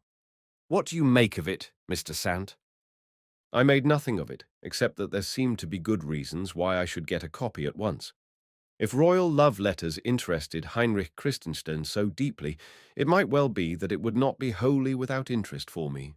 My first care was to ring up Heck on the official telephone and give him full particulars respecting Heinrich's sudden interest in an obscure and practically unknown volume published and forgotten 7 years ago. It was quite clear that this was a hint we could not ignore, but I confess I failed to see how it helped us. But I was soon to learn more. Heck's quick brain had seen a possibility which I had overlooked. At 7 next morning, before I was out of bed, my telephone rang, and Heck once more spoke to me. "I have been searching the papers, Sant," he said, "and I have found out something that will interest you. Listen carefully. In the Petit Parisien, 5 days ago, there was an advertisement for the recovery of a lady's gold trinket. I have it here. I'll read it to you." And he read, "Perdus ou trouvé. Perdu mais. Opéra breloque. Or. Vialet. 28. Marigny. R. 100. "Yes," I said. "I hear you. But what has that to do with me?" "Listen," said Heck. "There is nobody named Vialet at that address. We found that out at once. I have had nearly 50 of my people examining every advertisement in the Paris papers issued just before Heinrich began to display an interest in royal love letters. Now we have found out that the advertisement I have just read to you conveys in cryptogrammic form the message, 'Buy royal love letters.' It would take too long to explain it, but the paper containing that advertisement would be on sale in London the very day on which, according to Madame Gabrielle, Heinrich began to haunt the second-hand bookstalls on his peculiar quest. Rather curious, is it not?" Curious it certainly was, and once more I found myself confronted with a further enigma. Why on earth should the book be advertised in cryptogrammic form in a French newspaper? How did Heinrich come to see the advertisement, and how did he know the key to the code? No doubt the paper had accepted the innocent-looking advertisement without the slightest suspicion that it was anything but the genuine announcement it purported to be. It was impossible to overlook the coincidence between the appearance of the advertisement and blind Heinrich's sudden deep interest in a forgotten book. Next day I started out in search of a copy of Royal Love Letters. Of course I failed to get one. It had been out of print for years, as it had been published privately, and comparatively few copies had been printed. However, I sent wires to some 20 provincial dealers in second-hand books, and at noon next day had a reply from a dealer in Birmingham offering me a copy for 4 and 6pence. I wired the money, and next morning received the shabby little volume. Little did I realize what a dividend my investment of 4 shillings and 6pence was going to pay me. On reading the book through, I found it was merely a monograph on the published love letters of various royal personages. It was as dull as the proverbial ditch water, and I was not surprised at the difficulty both Heinrich and myself had experienced in securing copies. The wonder was that any had escaped the fire or the waste-paper basket, but the very fact made Heinrich's interest in the book the more suspicious. It conveyed nothing to me, it is true, about Gotha raids on London, but did it convey anything to Heinrich, or was it the means of conveying anything from him to someone else? I called up Madame Gabrielle on the phone, and after she had arrived and examined the volume, we went out to lunch at the Ritz. Across the table, I told her of the curious advertisement in the Petit Parisien, whereupon she exclaimed, "Why, Christensen reads that paper regularly. I often see him with it. He goes down practically every column of it with his big reading glass." "That settles 2 points anyhow," I said. "The first is that he uses that paper for receiving and perhaps for sending messages. The second is that he knows the spy cipher used in drawing up the advertisement. I am beginning to feel that this out-of-print and forgotten book will, if we watch carefully, supply us with a very interesting line to follow." And, ringing up Heck, I told him about the latest development. He was keenly alive to the possibilities of the new situation. Chapter 12. The Secret of the Ribbon. Our new discovery seemed to me so remarkable that I lost no time in impressing upon Madame Gabrielle the imperative necessity of the closest possible scrutiny of blind Heinrich's actions. I was more than anxious that we should not lose sight of him for an instant, and that I should be kept fully informed of his every action. For by this time I was firmly convinced that, through some medium which we had yet to discover, he was in some way keeping up communication with the more active agents of the enemy. And if we could but discover the channel through which the stream of communications flowed, it would not be long, I felt sure, before we had the key to the mystery in our hands. Suddenly, and without any obvious reason, Heinrich completely changed his habits. Hitherto always on the move, he took to remaining indoors all day, hardly ever going out except for a short stroll in the evening. He met no one, and apparently spoke scarcely a word to anybody. What his numerous pupils thought of his sudden neglect of them I cannot say, but it was clear enough that something important must have occurred to induce him thus suddenly to abandon what was, professedly at any rate, his sole means of livelihood. I was discussing him, he was almost invariably our sole topic of conversation nowadays, with Madame Gabrielle as she sat in my room one morning. I cannot conceive of any reason, I said, why Heinrich should have so suddenly changed the entire routine of his existence. It looks to me as though either something very important has happened or that he is expecting important news. Yet he receives no messages. He never gets even a letter or a telegram. There is only one fact that is peculiar, said the smart Frenchwoman. You know I have been looking after him pretty closely lately. Well, whenever he goes out, though he appears to wander about quite aimlessly, he invariably contrives his walk so that it takes him through Lembridge Square. He never misses. Does he always go the same side of the square? I asked. She replied in the affirmative, and I decided to have a look round the square for myself at once. That same afternoon found me on the scene of blind Heinrich's daily walk. The square itself varied little from hundreds of others in London. It showed every evidence of dreary respectability common to half the squares in London. Two things, however, attracted my notice.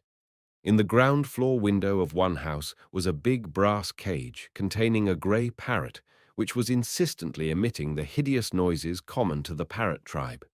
In a similar window, about a dozen houses away, was a case containing some old-fashioned wax flowers beneath a glass dome, evidently a survival from the ornamental style peculiar to the early Victorian epoch to which, indeed, the whole dreary square seemed to belong. There was nothing to offer a lucid explanation of why blind Heinrich should choose such a path for his daily ramble. There were dozens of other far more attractive promenades within easy walking distance. Yet here, unless my instinct entirely misled me, was the solution to our riddle. Day after day I followed the old fellow's route. I even went so far as to shadow Heinrich himself more than once, and verified Madame Gabrielle's observation. No matter which way he started out, he never failed, on either the outward or homeward journey, to pass along that particular side of the square. Yet he never spoke to anyone, and I was morally certain that no signal was ever made to him from any of the houses. On the fourth day I noticed a slight fact. The ring on the top of the parrot's cage was tied with a big bow of yellow ribbon. 3 days later it was altered to dark blue. On the 8th day it had returned to yellow again. Why these changes? Were they signals? That night, enemy aircraft crossed the southeast coast, but their attempts to reach London were defeated by the terrific fire of the anti-aircraft guns and by a swift concentration of our fighting aeroplanes, which broke up several successive squadrons and sent the raiders hurrying home again. Several of my capable assistants then took over the task of finding out all that was known regarding the house in Lembridge Square. 48 hours later, I had a full report. I learned that the man in whose room the parrot lived was one of the mysterious band who foregathered to meet Christenston in the empty house in Harrington Street. He was then dressed as a special constable, a part which, by the way, he had no right whatever to play. He bore the thoroughly English name of Mostyn Brown and was in business in the city as the agent of a Manchester firm of cotton merchants. Apart from the fact of his presence that night in Harrington Street, nothing that the most exhaustive inquiries revealed suggested in the smallest degree any association with agents of the enemy. To all appearances, he was a perfectly respectable city man, in no way different from thousands of others. But there was a very big but. What was his business in the dead of night in an empty house in the West End in company of a suspected German spy? A few days later, the men who were keeping the houses in Lembridge Square and Hereford Road under surveillance sent me a strange report which set me thinking deeply.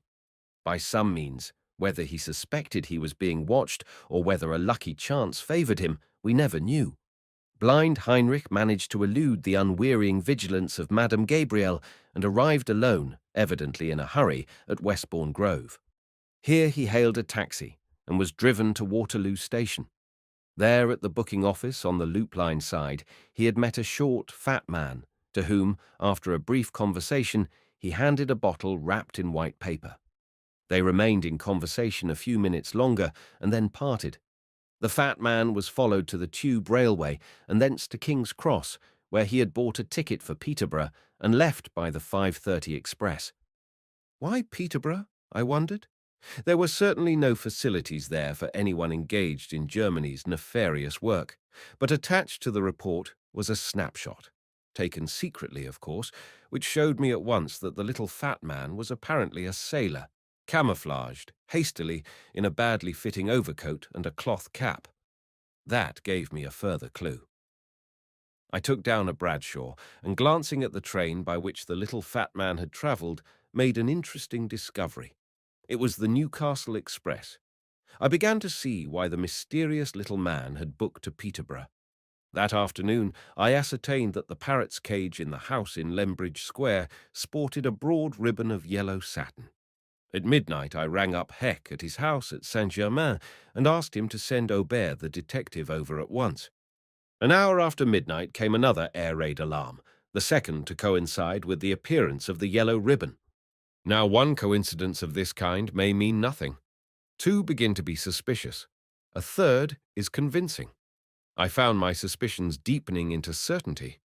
Directly the air raid warning was given, our watchers in Harrington Street were keenly on the alert, but, though they watched all night, there was no meeting of the mysterious men in the empty house. I guessed the reason. The raiders were again driven back before they could reach the metropolis, and, therefore, there was no news to be gathered for transmission to the authorities in Berlin. Everything now pointed with increasing certainty to the house in Lembridge Square as a focus of enemy activity. Directly the all-clear had been sounded over the London area, Heinrich left Hereford Road and, according to Madame Gabrielle's report to me, hurried round to the house of the Grey Parrot. He remained there about half an hour, and then retraced his steps home in the waning moonlight. Thus mystery followed mystery. What was the meaning of the various coloured bows on the parrot's cage? For that, they had a very definite meaning I no longer doubted. It seemed, indeed, tolerably clear that the yellow ribbon betokened a coming raid, and evidently the half-blind old musician was a close friend of the manufacturer's agent. But who, in reality, was the mysterious Most in Brown, and, if he were indeed an enemy agent, how had he managed to elude the close watch that had been set upon him? It had struck me that the house which sheltered the Grey Parrot might conceivably conceal a wireless plant of sufficient power to convey a message to a submarine lurking off the coast. Such a plant need not be a conspicuous affair, but one of my agents, posing as an official of the Metropolitan Water Board, had been able to negative the suggestion, and I confess I found myself still hopelessly puzzled as to the means by which information of the damage done by the raiding aircraft was so speedily and so accurately conveyed to the enemy. By this time, Aubert had arrived from Paris and had taken an obscure lodging in Chessington Street, a dingy thoroughfare off the Euston Road. By appointment, I met him late one night at the corner of Gray's Inn Road and Holborn, and, having explained to him briefly what had occurred, told him to hold himself in readiness for instant action. The apparent abandonment of the secret meetings in Harrington Street was a source of considerable anxiety and chagrin. I was particularly anxious about them. We had several of those who had taken part in the first meeting under close observation, but had learned nothing about them sufficient to justify our taking strong action. Most of them, indeed, seemed to be of the same apparently blameless type as Mr. Mostyn Brown, and it was evident that if they were indeed enemy agents, they had been selected or appointed by a master hand at the game of espionage. And I wanted badly to gain some more information about them. Madame Gabrielle was ever on the alert, and soon it appeared from her report that the blind fiddler was expecting another raid. The ribbon bow on the parrot's cage changed to dark blue and remained so for 6 days. On the 7th, it was replaced by yellow. That night the old man remained in his room, reading for hours after all the other inmates had retired. But that night no raid was made. I now began to think that it would be well if I took the mysterious Mostyn Brown under my own special observation. For a week during the moonless nights I shadowed him closely. I found out that he was a member of a certain third-class city club, frequented by a large number of pure-blooded Englishmen who happened to bear German names. Of course, they had been naturalized, and very soon my name appeared on the club books. It was not long before I managed to scrape acquaintance with Mostyn Brown over a game of billiards. I cultivated his friendship eagerly, and very soon we were on excellent terms. As a matter of fact, I wanted an invitation to his house, and at last I got it. I spent there one of the dullest evenings of my life, an evening, as it happened, entirely wasted. Beyond noting that the ribbon on the parrot's cage had again turned to blue, I saw nothing of the slightest interest. The next night, however, I made a discovery. Dropping in at the club, I found Mostyn Brown engaged in a game of billiards with a man whom I knew in the club as Harry Smith, a bullet-headed, bespectacled person with hair standing erect as the bristles of a blacking brush. Smith looked the typical Hun, and I very soon decided in my own mind that Heinrich Schmidt was probably the name by which he was first known to the world. Suddenly a dispute arose about some point in the game, and in a moment words were running high. Half a dozen spectators noisily joined in the altercation, and the room was a babel of dispute. I saw my chance. Taking Mostyn Brown's side, I suddenly interjected a sentence in German. Apparently hardly noticing the change in his excitement, Mostyn Brown replied in the same language, and his accent told me at once that he was not of British birth. There was no possibility of mistake, for however well the Hun may speak our tongue, he will inevitably betray himself when in a moment of excitement he lapses into his own language. My suspicions of Mostyn Brown were naturally intensified 100-fold by this discovery. Of course, I redoubled my efforts, and was in daily conference with certain highly placed people in Whitehall, whose curiosity was now fully roused, as well as with my own agents, the vivacious Madame Gabrielle and the slow but painstaking and relentless Aubert. The watch on the suspects became closer than ever, and I was convinced that, try how he might, none of them could move, practically speaking, without full details of what he was doing reaching me in the course of an hour or two at most. And I was ready to strike hard at the earliest moment when decisive action might seem justified. For the moment, however, there was nothing to be done but watch and wait, tense and expectant, while night by night the moon drew nearer and nearer to the full. Thanks to the information I was able to place before the authorities in Whitehall, there was little chance of the anti-aircraft defences of London being caught napping, while the secret signal I had discovered, the changing of the coloured ribbon on the parrot's cage at Mostyn Brown's house in Lembridge Square, would be almost certain to give us warning of any long-arranged raid in force. Apart from the sequel, the worst we had to expect was a sudden dash by a few machines in the event of an unexpected improvement in the weather rendering such a course possible. But with regard to the big raids, involving days of patient preparation, settled weather, and most careful and thorough organization, we felt tolerably sure that the telltale ribbon would give us the warning we wanted. So it proved in the event, and once again the Hun's trickiness brought his carefully planned scheme to failure.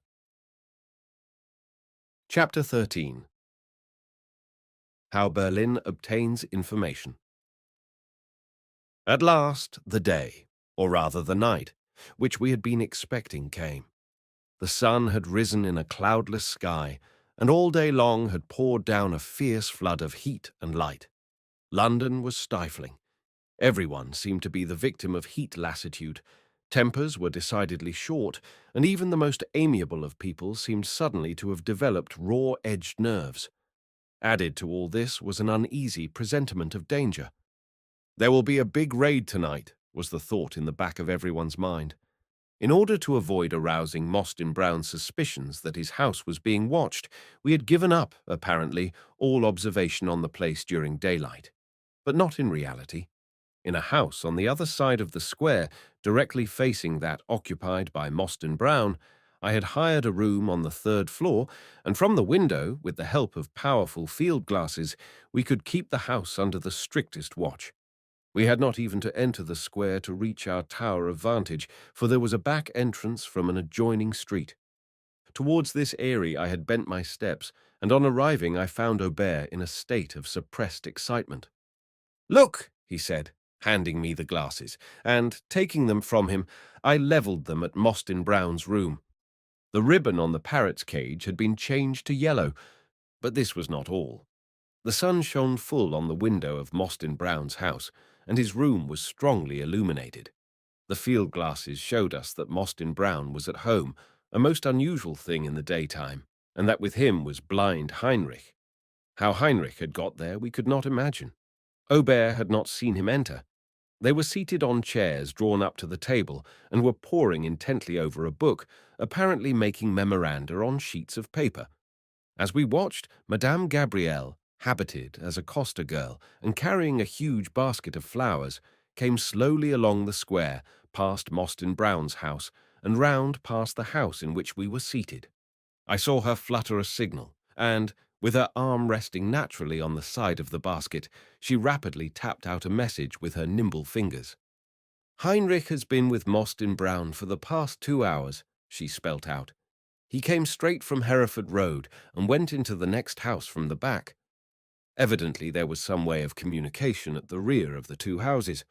I had now no time to waste, and leaving Aubert and Madame Gabrielle to keep the necessary watch, I hurried off to Whitehall, where I was soon in deep talk with the astute and enterprising chief of the London defences, a keen officer who by sheer merit had forced himself to the very front rank in aircraft service.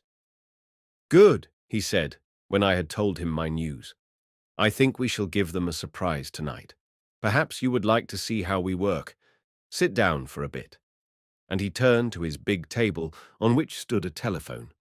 For the next half-hour I watched him, fascinated with his sure grasp of London's intricate defences, and amazed, though I had thought I knew his capability, at the swiftness and decision with which he issued what to me seemed a veritable jumble of orders.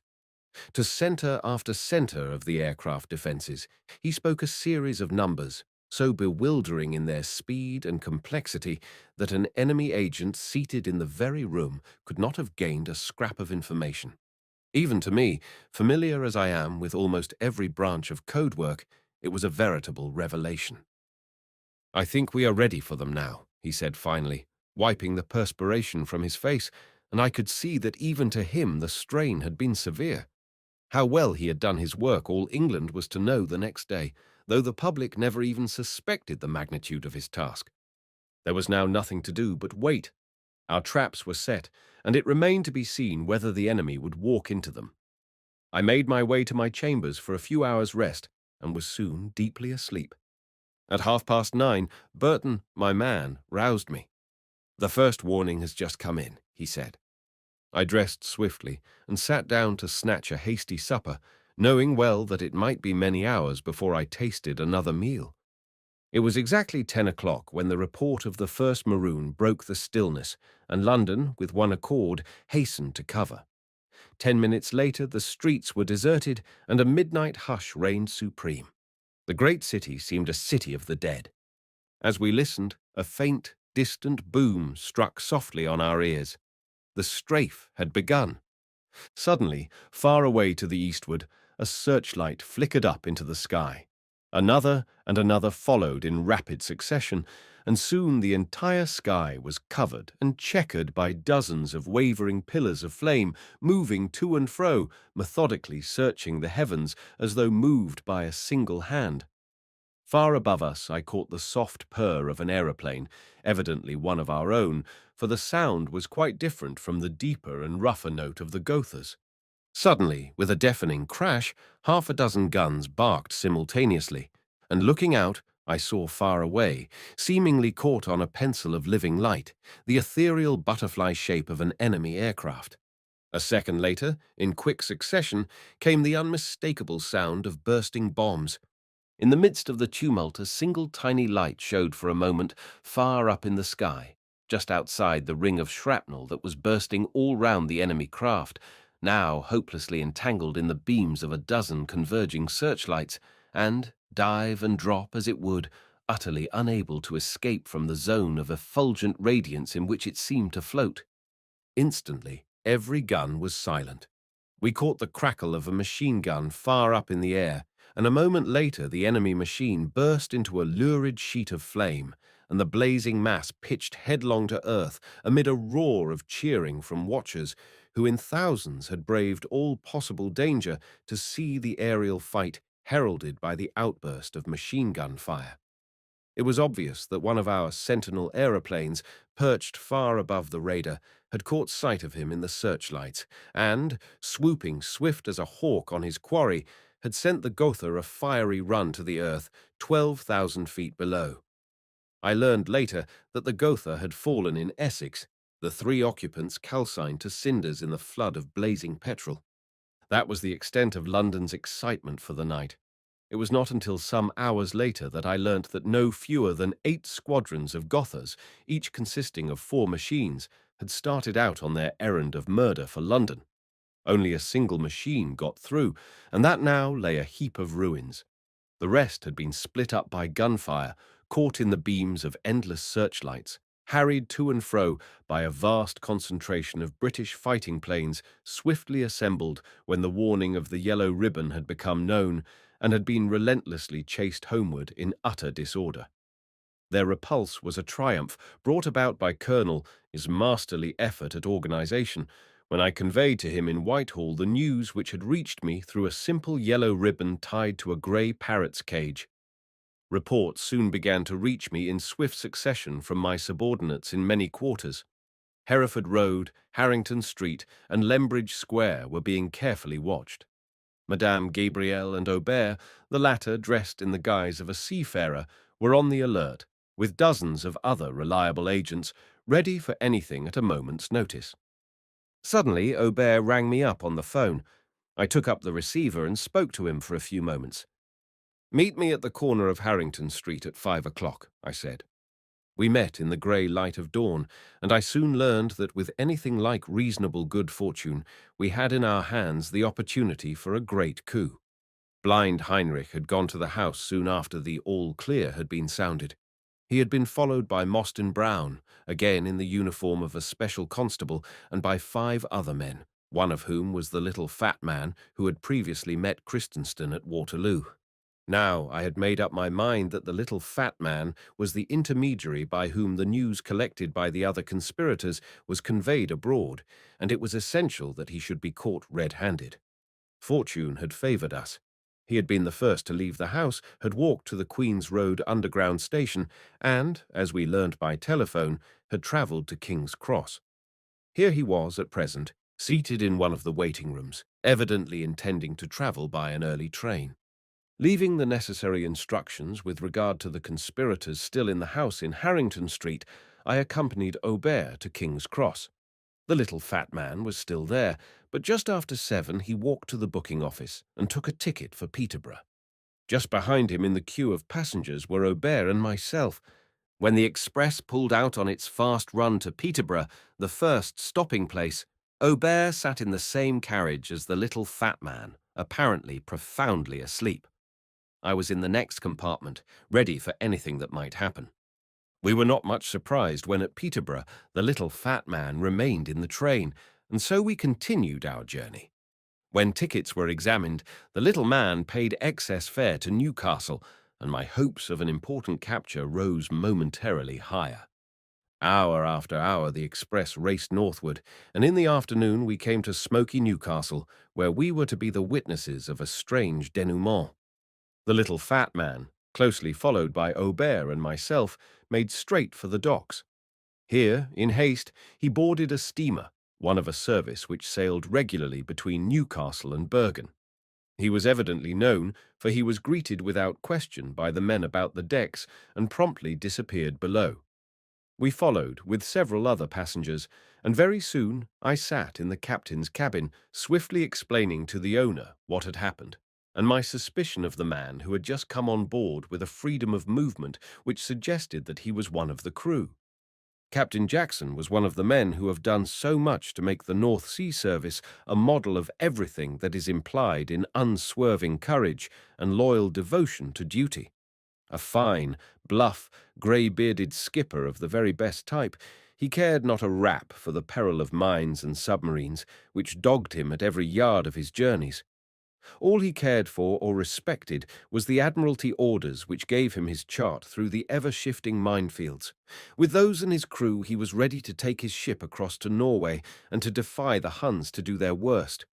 His face grew grave and iron stern as he heard my story, and, loyal Englishman as he was, he instantly fell in with my suggestion for trapping the scoundrel who was bringing disgrace on the good name of all sailors by his infamous traffic with the agents of the enemy. "George Humber is the name he goes by," said Captain Jackson, referring to the man we had followed from Lembridge Square. "He says he is a Swede and has Swedish papers. Let your French friend go below and help. I'll see to it." He called up the chief engineer, Andrew Fail, a dour, hard, bitter Scotchman who had followed the sea for 40 years and cared for nothing on earth but it and his beloved engines. If ever a man loved his machines, it was Fail, and if ever a man was loved and trusted by his subordinates, it was he. Hard though he was, his crew, with the sure instinct of the sailor, recognized his sterling qualities and would have followed his lead through the worst storm that ever blew. Indeed, the Prot was emphatically what is known among sailormen as a happy ship, thanks to the captain and chief engineer, and I was not altogether surprised to learn that Humber was the only discordant note among the crew. For some reason the men disliked him, though he did his work well enough. An hour later, having taken our mails on board, we dropped down the Tyne bound for Norway. I learned from Captain Jackson that Humber had signed on some months before and had made a number of trips across the North Sea. He had been in the habit of travelling to London each time the vessel reached Newcastle, and at length this fact had aroused Captain Jackson's suspicions, and he had made up his mind that this trip should be Humber's last. It was, indeed, but the end came in a manner which not even Captain Jackson's keen wits had anticipated. In the meantime, I knew that Aubert, a splendid linguist, who could play many parts, from that of an idler in Paris to a worker in a munition factory, was somewhere below in the engine-room, certainly not very far from Humber, and assuredly very much on the alert. An hour after we left the Tyne mouth, I was standing with some of the passengers on deck, watching some winking signals as our convoy appeared out of the misty twilight.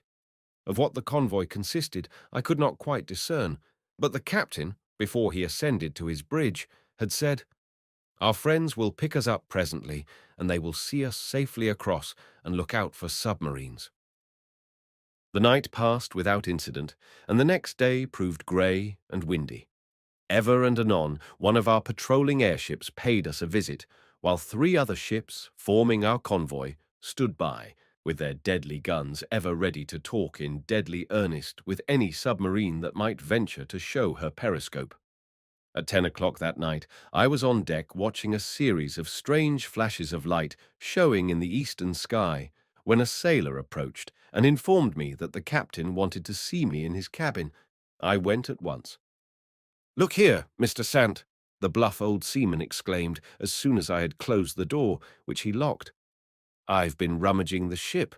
Does this interest you?" And he brought out from the drawer in his table a bottle of medicine.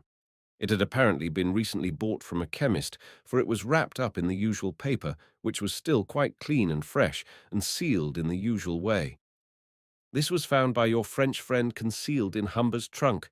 Your man would be up here, only he is watching the fellow below, and as he is supposed to be on duty, his absence might rouse suspicions." As Captain Jackson ended, he handed me the bottle. It does interest me indeed, I said. If Humber were ill enough to need medicine, and he certainly does not look it, he would hardly have brought this all the way from London without opening it. And I thought of the bottle wrapped in white paper, which on an earlier visit to London Humber had received from blind Heinrich at Waterloo. I'll have a look at it anyhow, I said. My first precaution was to soften the sealing wax with a match so that I could unwrap the bottle without tearing the paper, and, if necessary, so replace it that no suspicion that it had been tampered with should be aroused. The bottle might prove useless as a clue. In that case, we should have to seek further, and to replace the bottle in Humber's trunk in such a condition that he must inevitably see that it had been opened would certainly arouse his suspicions and defeat our object. I soon had the paper opened out. The bottle of medicine seemed genuine enough. It bore the label of a well-known West End firm and the name of Mr. Humber. I tasted the contents. Cough mixture, was my comment, and Captain Jackson at once confirmed me. Humber never had a cough, he remarked reflectively. Now for the paper, I said, and began examining it. It was perfectly blank, and I was experiencing a pang of disappointment when, catching on the paper the reflection of the swinging lamp, I detected in one corner a faint, glistening line. Lemon juice, I was confident. Under appropriate treatment, a number of neat figures arranged in groups of 3 sprang into vivid prominence on the inside of the paper wrapping. They ran 1, 2, 3, -5, -8, 2, 7-3, 2, -6, 4, 6-2, 3-11. 294-12-3, 18-1-8, and so on. I swiftly copied out the figures for safety and handed the original paper to Captain Jackson, who, on board his own ship, was, of course, the supreme and unquestioned authority, and I wanted his full approval and support to any action that might be necessary.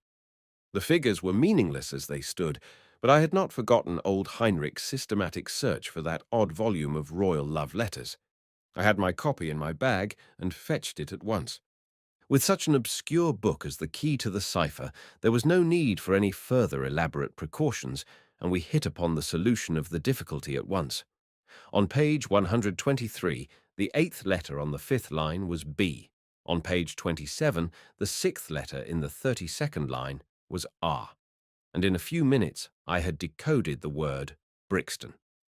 Going on, I found that the message conveyed the news that number 24, Road, Brixton, had been wrecked by one of the bombs dropped in the recent raid, that a man, a woman, and 2 children had been killed. The spots where the other bombs had fallen were accurately described, and it was stated that they had done no damage beyond blowing holes in the roads and bursting gas and water mains. Every word was accurate. And the key to the whole problem was the mysterious advertisement for a lost trinket in the Petit Parisien. That simple advertisement, so apparently innocent, had announced to blind Heinrich the enemy's change of code. And without the book to which it referred, no intelligence on earth could have deciphered the disorderly mass of figures which lay before our eyes. "Well, I think we have got them now, Captain," I said, "and I am sure the government will be deeply obliged to you for your assistance. But how am I going to get this fellow? If he lands in Norway, he will be out of our power." "Come on deck," said Captain Jackson with a laugh. "Don't make your mind uneasy about that." I followed him up the companionway ladder to the deck, now deserted by all save the steersman and the officer on watch. "Come up to the bridge with me," said the captain. Although it was so near the period of full moon, the night was dark, the sky being covered by a dense mass of heavy clouds. Try as we would, our eyes could not pierce the gloom, and we could see nothing a few yards from the ship. Though we had parted company from the destroyers long before, we were, of course, travelling without lights in view of possible danger, and only the binnacle lamp shed a soft radiance on the ship's compass. I was soon to learn, however, how closely we were watched. Captain Jackson entered the wheelhouse and touched a key. From the masthead above, a signal lamp flashed intermittently for a few seconds. Instantly from the southward winked an answering gleam, and Captain Jackson turned to me. "That's a destroyer," he said. and she is coming up full speed." For the next few minutes, signals were exchanged with the racing destroyer, which was on our track, and soon I caught sight of the faint glow from her funnels, and then the outline of her low, rakish hull as she came abreast with us. At a signal from Captain Jackson, our engines stopped, and soon we were lying motionless, while a boat from the destroyer pulled rapidly across the gap which separated the two vessels. A few minutes later, a smart naval officer came on board with 4 men. We were soon seated in the captain's cabin, and I rapidly gave him an outline of what had happened. His quick intelligence took in the situation at a glance. "I'll take your Mr. Humber back with me," he said, "and you and your man can come along." But we were nearly to lose our man. As the officer and his men entered the engine room, Humber caught sight of them. He started, but instantly recovered himself. As the lieutenant spoke to Fail, Humber watched him closely. I saw Obey move noiselessly but swiftly behind Humber, evidently ready for a tussle. A moment later, Fail beckoned Humber to come to him. Instantly, the spy's hand shot to his jacket pocket, and, as it came out, bringing with it a revolver, Aubert sprang. The next instant, the revolver was on the floor, and Aubert had Humber in a grip of iron. 10 minutes later, with Humber securely handcuffed, we were on our way to the destroyer, and were soon thrashing our way at top speed for home. There is little more to tell. Humber proved to be a Swede named Holmboe, and we clearly established the fact that he had been for a long time acting as the traveling agent of the Berlin Espionage Bureau, carrying information to Norway for transmission through the German legation in Christiania. The conspirators in the house in Harrington Street were all taken into custody, and we soon had all the threads of their activities in our possession, including the key to the mystery of Mr. Mostyn Brown, whose connection with various little affairs of espionage was clearly established. Blind Heinrich, too, was at length effectively unmasked, and, with the rest of the group, is now safely under lock and key, with ample leisure to repent of the nefarious business upon which they were engaged. On this occasion, at any rate, the secret message failed to reach Berlin, and I often laugh when I think of the amazement and anxiety that must have been caused in the enemy's camp at the sudden silence of their emissaries. Today we can afford to make them a present of the truth. Chapter 14. The Great Submarine Plot. To be a success as a secret agent, a wide knowledge of European hotels is an absolute necessity. You must, indeed, be familiar with the best hotel in every city of any importance, and scarcely less important is the personal acquaintance of the manager, for without his help you will inevitably find in your path 1,000 difficulties, small and great, which, with his friendly assistance, melt almost insensibly away. Duty and inclination alike have led me to make a special study of hotel life, and I think I may say, without undue egotism, that there are few maîtres d'hôtel in Europe with whom I am not on terms of acquaintance, and even in many cases warm friendship. I was especially fortunate in this respect in the situation in which I found myself one sunny morning in June 1917.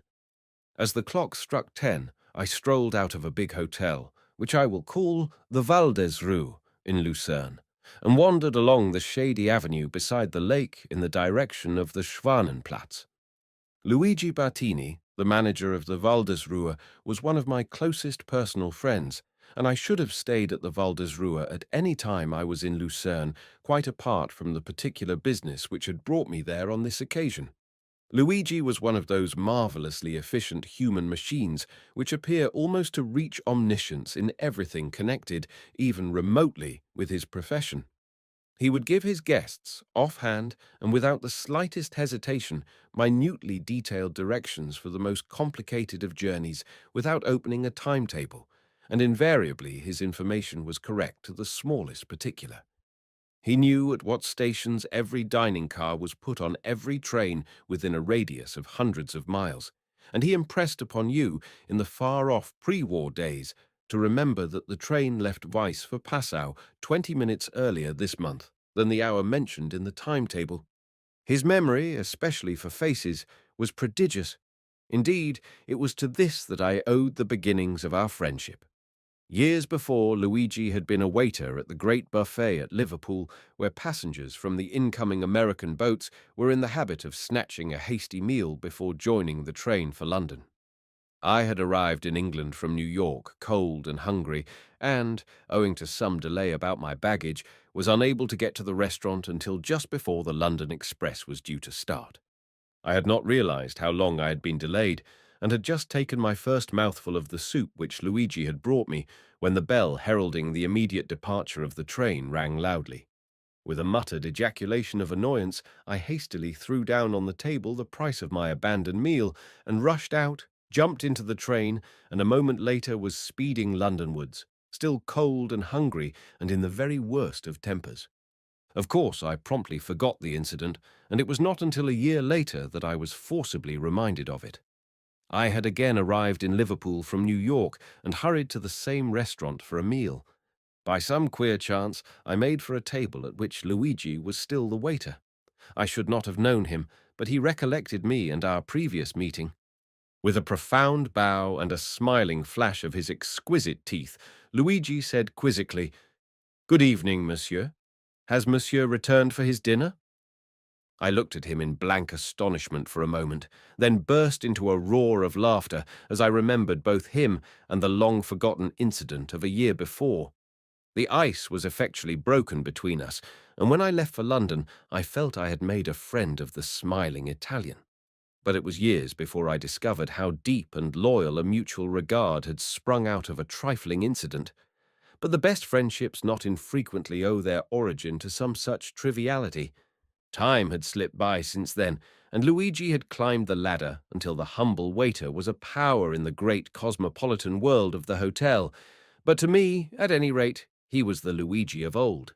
To others, he might be merely the official head of a perfectly appointed hotel, where arrangements seemed to go by clockwork, and no one ever heard of such a thing as failure. Always in a frock coat, whatever the season, whatever the hour of the day, always wearing the diamond pin given him by a travelling monarch, always alert, though never obtrusive, known to all his guests, but familiar with hardly any. Such was Luigi Bettini, and he was one of Heck's friends. I had gone to Lucerne on purpose to learn something from his lips which he would not risk in the post, and what he had told me half an hour earlier had set me thinking deeply. It entirely confirmed certain information I had been able to gain in London and Lisbon. After a long and meditative walk, I seated myself on the terrace of a café overlooking the lovely lake of Lucerne, and, with a bock before me, wrote out a telegram as follows: Arthon, Paris, returning London 14th, Casentino. Having finished my bock, I strolled along to the chief telegraph office near the station and dispatched the message. To the uninitiated, it conveyed no other meaning than appeared on the surface, but its receipt at the address for which it was destined set various elements of machinery in motion. On the evening of the 14th, there stepped from the hotel omnibus a smartly dressed young Frenchwoman, carrying a little sable Pomeranian dog and followed by a porter with her luggage. Luigi met her in the hall, and with his heels clicked together in his usual attitude of welcome, received her with an exquisite bow. She engaged a room, signed the visitor's book in the usual way, and then allowed Bettini to conduct her up by the lift. As she passed me, our eyes met, but without the slightest sign of recognition, even though the newly arrived guest was none other than my smartest assistant, Madame Gabrielle Soyer. Next day, in consequence of a note I sent her, we met in one of the sitting rooms in the further, and at the present moment unoccupied, wing of the hotel. She then told me that her own sitting room was next to one occupied by a Swedish engineer named Oscar Engström, whom I had watched in Lisbon a month before, and who was now in Switzerland engaged on some mysterious business which we had not been able to fathom. We strongly suspected, however, from various bits of evidence that had reached us, that the man was in the pay of Germany at the moment, even if he were not one of the regular German agents. When I entered, Madame Gabrielle, smartly attired in a tailor-made gown of navy blue cloth and a very bewitching hat, was standing at the window, with her pet dog beneath her arm, chatting to the immaculate Luigi, gazing the while on the blue waters of the lake. I found myself reflecting how typically French she was in every detail, dainty in face and figure, immaculately dressed, and possessing that indefinably vivacious great charm which seems to be the monopoly of the cultured Frenchwoman. She could throw it aside when she chose, such was her wonderful versatility, and assume a mask of dullness and stupidity sufficient to ensure that no one meeting her would give her a second glance. It was a valuable accomplishment, and more than once had carried her safely through a difficult and dangerous situation. Today, among friends, she was her own sunny self. "Ah, Monsieur Gerald," she cried, springing forward to greet me. "Our friend Luigi has been telling me some very strange things, eh?" "I have told Madame pretty well all I know," said the suave Italian in excellent English. "But it is not much. Engström has engaged a room for a lady friend, a Madame Bowman." "Swedish also?" I queried with a smile. "When does our friend expect Mr. Thornton, as he calls himself?" "He is expected any moment," replied Luigi. "He has retained his room ever since he left for London." "Good," I said, and we all three sat down and plunged into an intricate discussion of every detail concerning the suspects and our plan of campaign. My instructions to Luigi were to keep a constant watch upon the comings and goings of the Swedish engineer and his lady friend, while to Madame Gabriel fell the task of endeavouring to scrape acquaintance with the latter on her arrival in order to try to gain from some casual remark, for we could expect nothing more, a hint of what was in progress. Engström's lady friend, Madame Bowman, arrived in due course, and, though she was quite unaware of it, we scrutinized her closely before we gave her a chance of seeing us. I saw at once that she was a complete stranger to me. Madame Gabrielle did not know her, and Luigi, with his faultless memory for faces, declared positively that she had never entered any hotel at which he had been engaged. A new hand, in all probability, I thought, but none the less dangerous on that ground if she knows her business. Madame Bowman was a tall, handsome, fair-haired woman of decidedly distinguished appearance, and, from the scraps of her conversation which we overheard, evidently well educated and well connected. She had the blue eyes and fair hair of the typical Swede, but blue eyes and fair hair are not exactly unknown in Germany, and though there was no ostensible reason for it, I found myself wondering whether she was exactly what she professed to be. But the German spy bureau works with any tools that come handy, and, even though Madame Bowman were the pure-blooded Swede she professed to be, there was still no reason why she should not be an enemy agent as well. More than one Swedish neutral has been detected in that category and paid the penalty. Chapter 15. The Real Mr. Engström. 3 days after Madame Bowman's arrival, a special messenger brought me from Heck in Paris 3 reports which, when I had read them, reduced me to a condition of blank despair. The first was from the French Consul General at Stockholm, who had been instructed to make the closest possible inquiry into the bona fides of the shipbuilding and engineering firm of Engström and Linner of Malmö. His report stated that he had paid a visit to Malmö, and as the result of his investigations there and elsewhere, he had not the least doubt that they were a first-class firm, and it was a fact of considerable interest that they were employed by the Swedish government upon several important contracts. No reason whatever could be suggested for doubting their sterling integrity, and the partners had never shown the slightest trace of pro-German bias, either as a firm or individually. This seemed a complete check to our suspicions. The second report was from Aubert, whom I had left in Lisbon. Dated from the Palace Hotel, it read, "I have kept constant observation upon the individual, Mr. Thornton, but, with the exception of the fact that he is acquainted with Halbmeier of the Königgrätzer Strasse, which, after all, may be quite innocent, I see no reason to suspect him of hostile intent. He has telegraphed several times to Lucerne, addressing his messages to the name of Syberg at the Poste Restante. You could probably secure sight of one of these. I cannot at this end.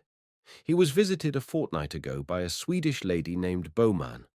The latter may be a travelling agent of the enemy, but somehow, after a close vigilance, I feel doubtful. When Thornton leaves, I shall advise you. It will be best for Garcia to follow, as they have not met, and he is here for that purpose. The third report was from a certain very alert English businessman named Charles Johnson Meads, who had offices in Fenchurch Street, London. It was Johnson Meads who, by a curious statement he made to me one evening in my rooms in Curzon Street, London, had first aroused my suspicions that a deep plot, in which Engström and Thornton were somehow implicated, was on foot. Johnson Meads's report read, "I have strained every effort to learn more of these people and their mysterious movements in London.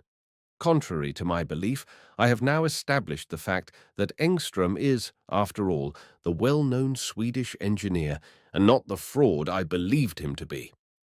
This, of course, appeared to be tolerably conclusive, and I was inclined to throw up the whole business at once and return to Paris, where other work urgently awaited my attention. It was clear enough from the report of the French Consul General at Stockholm that Engström and Linner would not lend their name to any shady proceedings, while Johnson Meads' apparent certainty that Engström was really what he professed to be seemed to cut away the principal basis of suspicion. Half an hour later, I met Madame Gabrielle and Luigi in the same private room and showed them the three reports, which were as disappointing to them as they were to me. Of Madame Bowman, Gabrielle had failed to discover anything which could give reasonable grounds for suspicion. According to her own statement, for the resourceful Madame Gabrielle had speedily scraped up an hotel acquaintance with her, Madame Bowman and Engström were old friends, having known each other for years in Stockholm. Moreover, it was evident that Madame Bowman at least knew Stockholm well, for Madame Gabrielle was intimately acquainted with that city, and had no difficulty, by means of apparently artless conversation, in testing the accuracy of Madame Bowman's knowledge. To all intents and purposes, we seemed to be on a wild goose chase, and I expressed this view. "There is nothing in it," was my verdict. "I think the best thing we can do is to give up wasting our time and get back to Paris at once. You know there is the Morny affair waiting for me, and Heck is anxious I should take it in hand without delay." The Morny affair was one of those queer financial scandals which have been so rife in Paris during the war. A Frenchman, hitherto of unblemished reputation as a patriot, had suddenly come under suspicion of trafficking with the enemy. Questions and rumours had been flying thickly in the Paris press, as well as in the chamber, and it was urgently important that the unfortunate Mr. Morny, for I, at least, believed he was being slandered by a group of business rivals and political enemies, should be cleared once and for all of suspicions which were rapidly reducing him to a state of complete prostration. How, later, I succeeded in completely vindicating his character, I hope to tell at some future time. At present, a full disclosure of the facts might do untold harm.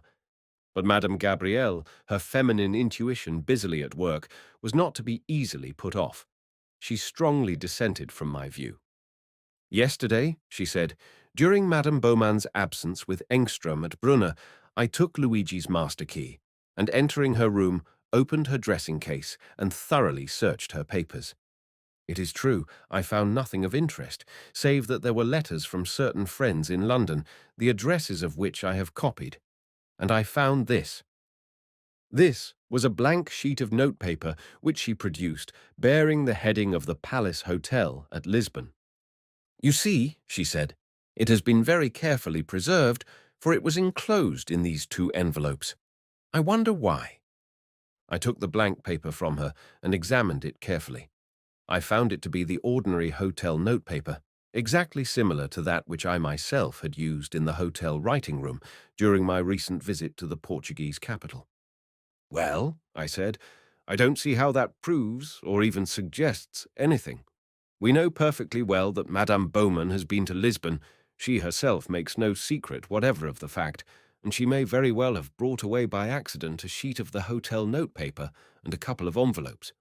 It is true she seems friendly with both men, and there is undoubtedly some suspicion. But is it sufficient to justify action on our part, or even to give us good reason for staying here and devoting to a very trivial matter valuable time, which at the moment we might be spending to much greater advantage in Paris?" Luigi raised his dark eyebrows and shrugged his shoulders. It was obvious that he was entirely of my way of thinking, and, though he was willing to do anything to help me and to put a spoke in the wheel of the Hun plotters, for like all patriotic Italians, he cherished the liveliest hatred for the Austro-Germans, he was no fonder than I am myself of the profitless task of chasing a will-o'-the-wisp. But the merry, go-ahead little Frenchwoman had her suspicions very thoroughly aroused, and I knew well that when this was the case, it was not an easy task to allay them. "I do not care, mon cher Gerald. There is evil work in progress somewhere, I am confident. Why should Thornton be acquainted or have anything to do with our arch-enemy, Ernst Halbmeier? Remember how cleverly he escaped you 6 months ago in Rotterdam." "But we trapped the woman," I rejoined grimly, "and there was a firing party at Versailles." "And there is somebody to be trapped here also," persisted Madame Gabrielle. "You will surely not give up yet." While we were still discussing the matter, a page boy brought a telegram. Luigi took it from the lad and, dismissing him, handed the message to me. It was from Aubert in Lisbon, and it conveyed the significant news that this man Thornton had left for Lucerne, and that Garcia was travelling by the same train. "He has just sent a telegram to Syberg at the Poste Restante," the message concluded. After this, of course, there could be no question of our abandoning our task. There was evidently something afoot, and just as evidently, Lucerne was likely to be the scene of some lively incidents. Luigi did not lose a second. He rang the bell, and immediately another page boy appeared. "Go at once to the Poste Restante," he said, "and ask for a telegram for Syberg.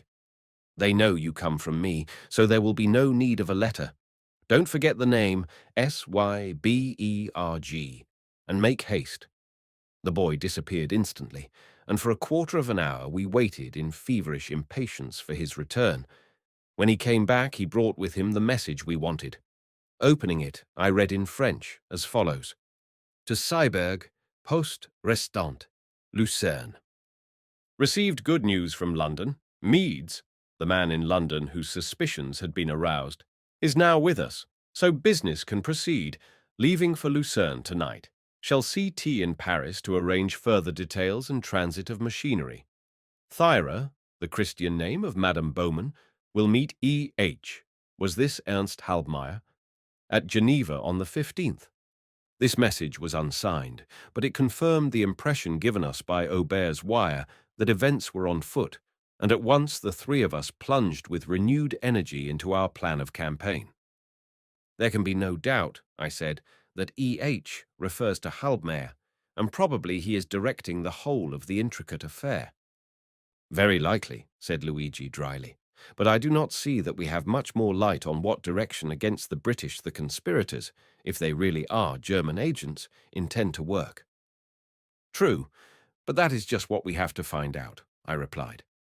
"From what Johnson Meade states, the plot in some way relates to the British submarines. At present, I am just as much in the dark as you are. If Halbmeier is directing operations, you may depend upon it that some really serious coup is intended, for Halbmeier never troubles his head about the small affairs. Don't forget that next to Steinhauer, he is the man the Königgrätzer Strasse puts most implicit faith in." Events were now moving rapidly. I waited with anxiety for the arrival of the man Thornton, whom I had never seen, for I was particularly anxious to have a look at him. I suspected very strongly that he was one of the German Secret Service men masquerading under an assumed name, and I was therefore particularly anxious for an opportunity of identifying him. I argued with myself that if he was mixed up with anything big enough to call for the cooperation of Halbmeier, he must be one of the big men himself, and it was quite possible I might be able to identify him, for personally or through photographs I was well acquainted with most of the leaders of German espionage work. Thornton at length reached the Waldesrue, where he was greeted by the urbane Luigi with all the evidence of distinguished consideration which made the suave Italian so popular with his many patrons. Thornton would have passed for an Englishman anywhere, both in looks and language. He was perfectly dressed in clothes unmistakably British in cut, and spoke the language to perfection. This, however, was hardly surprising, for as we learned afterwards, he had lived in London ever since he was 14. He had, however, been brought up in circles which were virulently anti-British, and had absorbed to the fullest extent that poisonous hatred of everything English which so frequently displays itself in the Hun who has made England his home of convenience. He little suspected that the smiling Luigi, who so assiduously attended to his comforts, was one of the secret agents of the Allies, that another, in the person of myself, saw his arrival, or that in the turret of the great hotel there was a small secret room containing a powerful wireless set, which I sometimes operated myself. I had to be very careful not to be seen by Thornton, for it was quite possible, if my suspicions were well founded, that he might know me. And it was well that I did, for I recognized him instantly as Emil Brahe, a German agent of whom we had lost sight for some time. He had formerly been engaged on the continent and was well known to our men, though of late years he seemed to have dropped out of active work, and we had lost sight of him altogether. I realized now that we had been cleverly tricked. We had believed him to belong to the Berlin branch, while all the time he was living quietly in England, where he did no business whatever, and was thus never suspected even by the astute men of the special branch. We had relied much on Madame Gabrielle's powers to extract information from Madame Beaumane, with whom she was already on excellent terms. The pair often sat chatting in the lounge, smoking each other's cigarettes, and I knew the fair Gabrielle was keenly on the alert for any slip by which Madame Beaumane might give herself away. The Swedish woman, however, was far too clever and would betray nothing. Shadowing Thornton, or Brahe, to give him his right name, was Manuel Garcia, a capable ex-detective of the Lisbon police, who was now an agent of the Central Bureau of Counter-Espionage in Paris. That telegrams were constantly passing between the Swedish engineer and some people in Lyons and Marseille I knew, and indeed I was able to secure copies of some of them. In this way, I discovered that these Swedes were on very friendly terms with a banker named Hurteau, who had carried on business in Paris before the war, had afterwards escaped to Zurich, and had long been suspected of being one of the paymasters of the spy bureau in Berlin. On the morning of the 13th, in consequence of what Madame Gabrielle had told me, I took train to Geneva, where I put up at the National. Manuel Garcia followed by the next train, and early next morning I received a telephone message from Madame Gabrielle telling me that Madame Beaumane had left the Waldesruhe and was due at Geneva at 4 o'clock that afternoon. As a result of this message, Garcia and I watched the incoming train, and my assistant followed Madame Beaumane in a taxi to a small hotel in the Quai de Mont Blanc. An hour later, Garcia himself took a cab to the hotel so as to watch for the arrival of Halbmeier, the real antagonist with whom our duel was being fought out. Halbmeier, a short, stout, bald-headed man with perfect manners and the air of a bon viveur, kept his appointment punctually, arriving from Bâle the next day about noon. As he knew me well, I was compelled to remain in hiding, but from my window I was able, with a pair of good field glasses, to watch Madame Beaumane and the German walking together on the Promenade du Lac, evidently engaged in the closest conversation. Garcia, of course, was not far away. The pair remained together for an hour and a half, and I noticed with amusement that the wily Halbmeier took particular care to select a seat which stood quite in the open, with no shelter of any kind at hand behind which an eavesdropper might lurk. Garcia was thus, of course, effectually kept at a distance, and had no opportunity of gleaning anything from our enemy's conversation. Apparently, the two, in the course of their earnest conversation, arrived at some definite agreement, for when they at length rose and parted, Halbmeier returned direct to the station, where he had left his luggage in the cloak-room, while the Swedish woman went back to her hotel, leaving for Lucerne an hour later. By the next train, I also travelled with Garcia to Lucerne. Immediately on our arrival, we all had a consultation, and we were deep in talk when I received a startling message from Heck in Paris.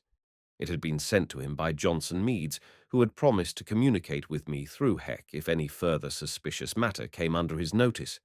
The message read, "Cancel my last message. Most urgent, I should see you immediately." Now Johnson Meads' last message had reported him as being assured of the bona fides of Engström. The cancellation of that could only mean one thing, that the Engström we knew was a fraud, and that for some sinister purpose he was trading on the good name of a perfectly reputable firm of engineers in Sweden. An hour later, I was on my way to London. I arrived there without incident, and for an hour sat with Mr. Johnson Meads in his office in Fenchurch Street.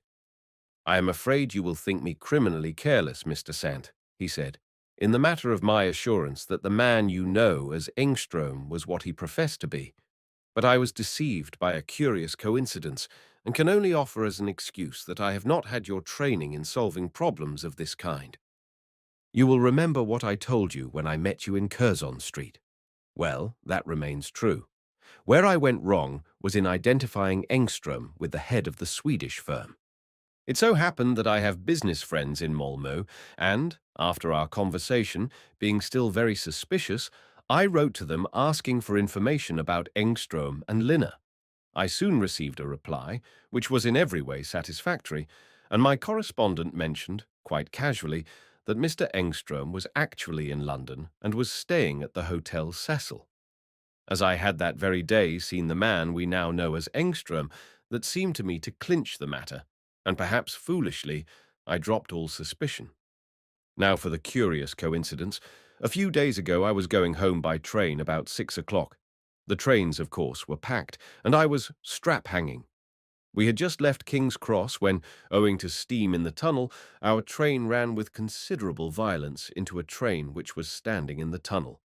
The smash was not serious, but the shock was severe, and I was thrown right on top of a gentleman sitting on a seat close by me. A metal dispatch case he was carrying caught my face and, as you will see, cut it very badly. I was stunned for a moment, and when I came round, I found the stranger holding me up. He tied a handkerchief round my face and very kindly helped me out of the train to a hotel where he got me some brandy, and I soon recovered. He had to go on, and as we were about to part, he handed me his card. I slipped it into my pocket without looking at it, and went home very much shaken. It was not until 2 days later that I looked at it.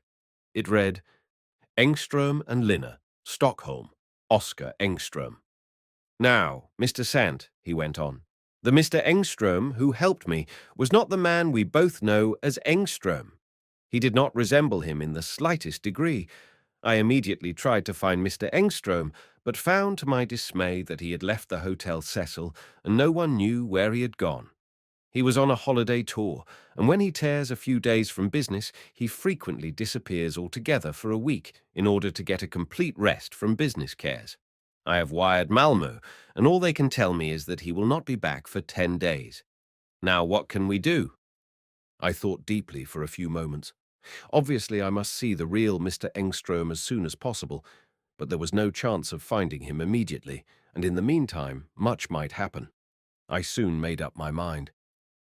"I shall return to Lucerne at once," I said, "and go from there to Stockholm in time to meet Mr. Engström on his arrival.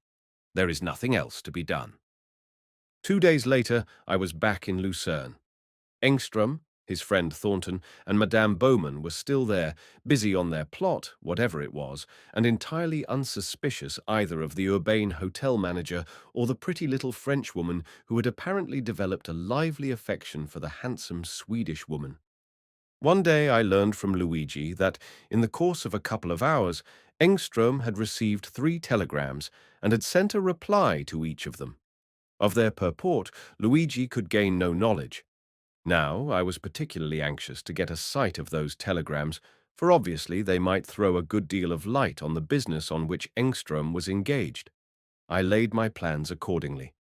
That same afternoon, with Luigi's assistance, I managed to transform myself into a passable imitation of a very unkempt and dirty mechanic, and as soon as the Swedish engineer left the hotel, about 5:30, it was his usual habit to go out to take an aperitif. I took Luigi's master key, which unlocked all the doors in the hotel, and crept noiselessly to Engström's room. I was soon inside, and a few minutes later, with the aid of my own skeleton keys, had opened the big leather travelling trunk and was hastily examining its contents. A number of telegrams had been hastily thrust into the trunk. I had grasped my prize and was just about to shut and relock the trunk when I heard a sound behind me, and, turning, found myself face to face with Oscar Engström himself.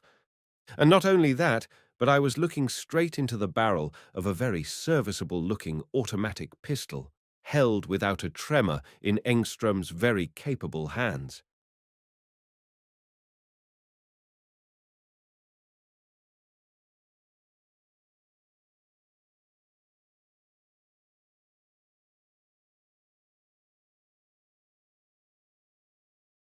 Chapter 16. In a tight corner. I was caught red-handed, caught as neatly as any bona fide burglar who ever picked a lock. I had opened the trunk of a fellow visitor with a skeleton key. I had been caught in the very act of pilfering the contents. Indeed, at that very moment I held in my left hand a tiny leather box containing Engström's diamond tie-pin and studs, while with my right hand I had been delving into his big trunk. Never was a capture neater or more complete. And, with the menace of the big revolver in Engström's hand, and knowing something of my captor, I knew better than to attempt a rush for escape. I should never have reached the door alive. "Well, and what does this mean?" harshly demanded the Swedish engineer, in bad French, still covering me with his pistol. "And who are you?" Had Engström suspected who I really was, I knew he would have shot me out of hand and chanced all consequences. Indeed, he would have had little to fear, for there would have been nothing more than a casual inquiry into the shooting of a thief caught red-handed. Moreover, dead men tell no tales, and Engström would have had no difficulty whatever in excusing himself by some hastily concocted story that I had attacked him as soon as he found me plundering his trunk. My disguise saved me, and it was evident he had no suspicion that I was anything but a common thief. I broke instantly into a torrent of excuses, putting down the little jewel box and the papers with as guilty an air as I could assume. The situation obviously required both tact and cunning, for I realized that I was in a tight corner and that a slip would cost me my life. I pleaded desperate poverty. I was an honest workman driven to evil courses by want. I am afraid I even invented a story of a wholly mythical wife and family in the last stage of starvation. Finally, I roundly promised amendment of my ways if he would but let me go. "Forgive me this time," I implored. "Do forgive me. This will ruin me." "You dog of a thief, I have caught you stealing from my room," was his only reply. "I shall call the manager," and he slammed the door and pressed the electric bell. "Send the manager here at once," he commanded the messenger who answered the bell. Luigi came immediately, and there was a great scene in which my friend very cleverly worked himself into a state of virtuous indignation at the slur I had cast upon his hotel's high reputation. He assured Engström that justice should be done forthwith, and actually handed me over to a police officer, and I was at once marched off as a common hotel thief. Guess my surprise when, as soon as we had turned the first corner, the officer whispered, "Monsieur Battini has told me all the circumstances. He did not telephone to the bureau, but called me in out of the street.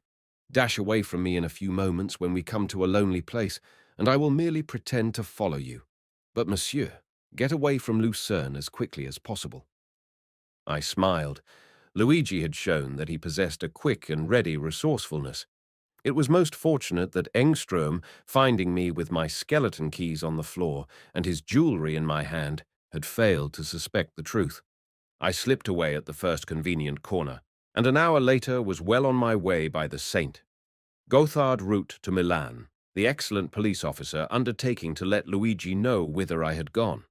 I learned later that, when my escape was reported to him, Engström took the matter very quietly, and, beyond roundly abusing the officer for letting me slip through his fingers, did not propose any further action. As a matter of fact, having lost nothing, he was probably well content that the affair should end thus. I have no doubt that, masquerading in the name of another man, publicity was the last thing he would desire. Our problem now was how to deal with Engström and his associates. Obviously, to arrest them, even if we had good ground for doing so, would have been to defeat our own object, for we wanted to find out all the details of the plot upon which they were engaged. But, as a matter of fact, They had done nothing up to this moment to bring themselves within the clutches of the law. Engström, it is true, was posing as someone else, but so long as he did not attempt to profit by it, this was not a criminal offence. I decided to continue our investigations. Reaching Milan, I put up at the Cavour, where, of course, I was well known. A few hours later, I received a long dispatch in cipher from Madame Gabrielle, and 2 days later an explicit letter from Luigi. I was also able to secure some further information regarding the mysterious engineer and his friends, and this decided me to go to Sweden myself and see the real Mr. Engström. My journey to Malmö was uneventful, and, arriving there, I lost no time in repairing to the yard of Messrs. Engström and Linner, the engineers. There, in the private office of the head of the firm, I soon found myself face to face with the principal, Mr. Oscar Engström. He was a short, dark, alert little man, with charming manners, and I took a liking to him at once. I had not previously decided on my course of action, but after a few minutes' conversation, I decided on a policy of complete frankness. As rapidly as possible, I told him the full story of the man who had been using his name in London and on the continent. At first, he expressed himself as completely puzzled. He could not, he said, imagine what the object of the gang could be. They could hardly commit the firm to anything which would profit themselves, for no one abroad would act without inquiries. At length I happened to mention that Johnson Meads had told me that the man had for disposal something connected with submarines. "With submarines?" he exclaimed in obvious surprise. "Why, we have in hand at this moment several submarine inventions of which we own the patents. 2 of them are completely secret, and they are in use only by France and Britain." This put a new aspect on the affair. "I begin to see now," I said, "why your name has been assumed. Have you heard of any attempt to secure the submarine secrets?" "None whatever," replied Mr. Engström. "Moreover, it would be extremely difficult, if not impossible. One of the appliances with which we are concerned is of such importance that, while we make the greater part of it, a vital portion is manufactured in England, and the apparatus is not put together until the whole is actually on the submarine for which it is intended. Consequently, unless a thief or spy secured copies of the plans both here and in England, he would be powerless to profit by either. I may mention that this arrangement was arrived at with the British Admiralty at our express wish and suggestion. I am quite frank with you, Mr. Sant. One more question, Mr. Engström," I added. "You are in a position to know of any important inventions in connection with submarine work. Have you heard of any recent invention which would bring it within the bounds of possibility that your double is acting honestly and has really something to sell?" "That is out of the question," returned the engineer decidedly.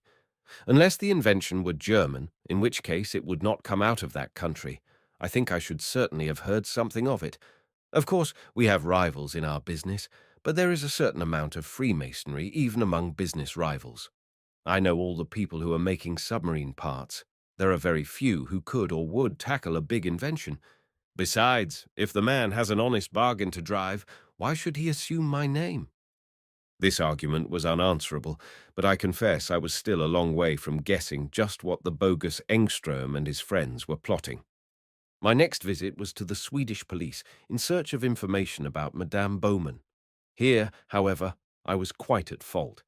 It was evident she was passing under an assumed name, and I could not succeed in identifying her among the long array of photographs of known German agents laid before me by the chief of the Swedish secret police.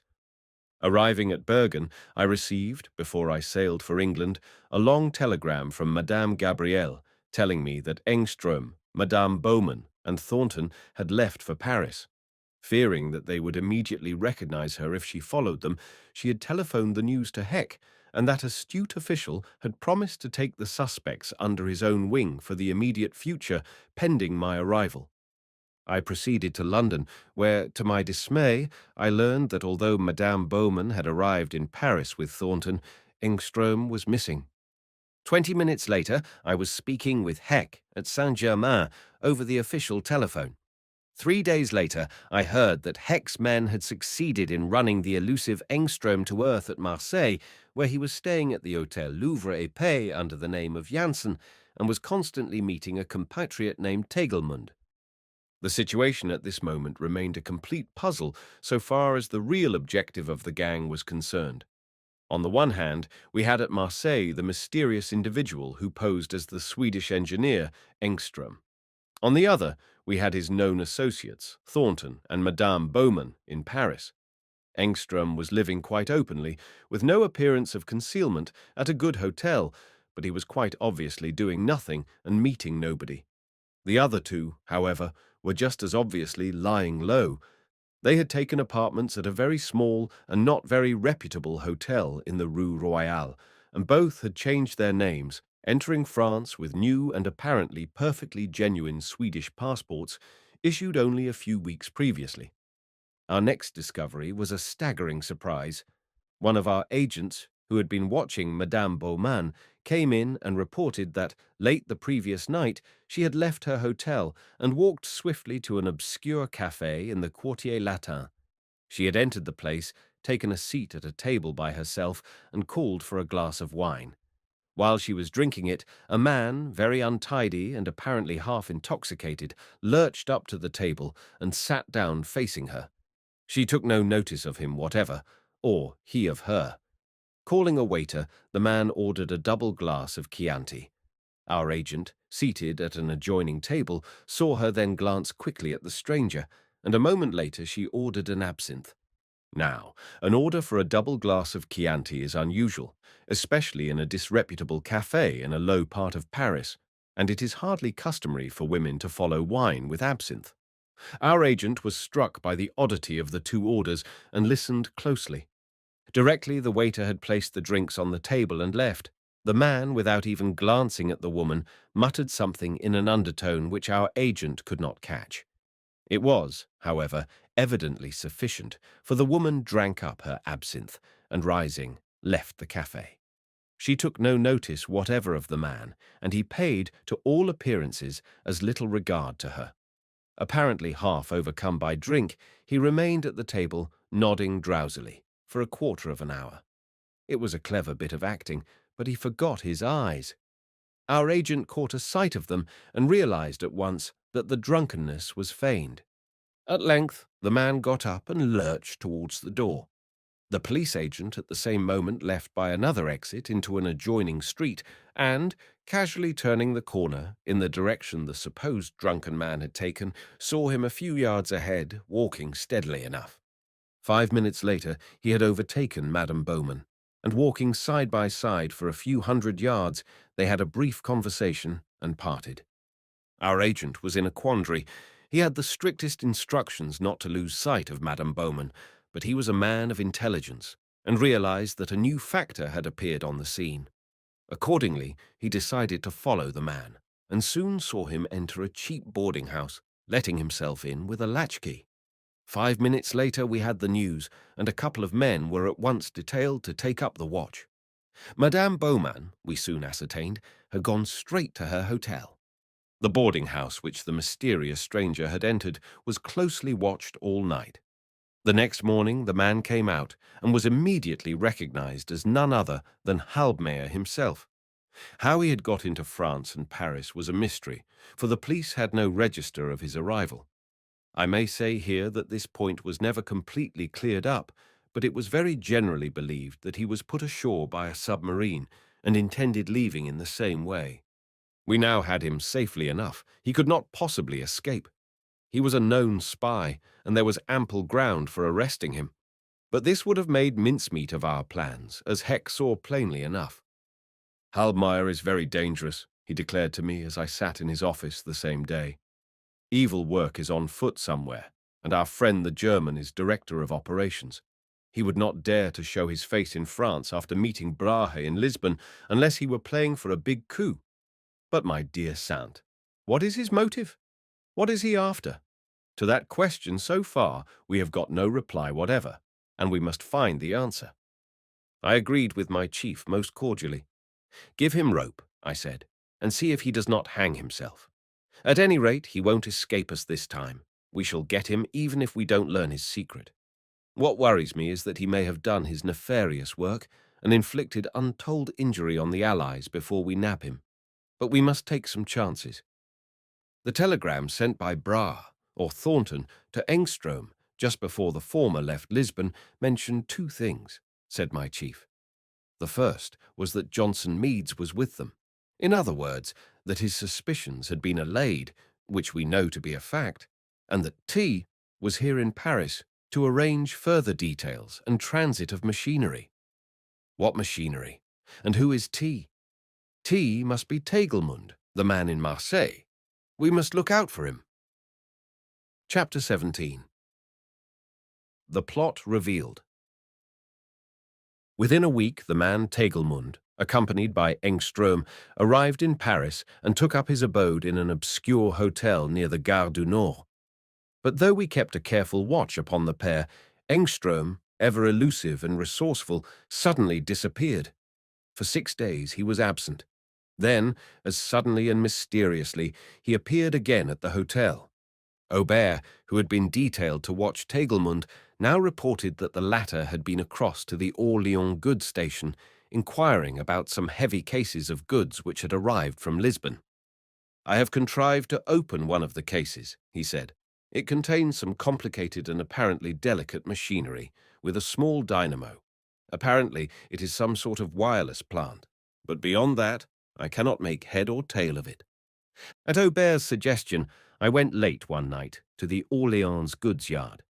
Aubert, by methods of persuasion not wholly original, had contrived to make friends with one of the officials, and we had no difficulty in securing access to the great goods shed, now silent and deserted, in which the mysterious cases lay.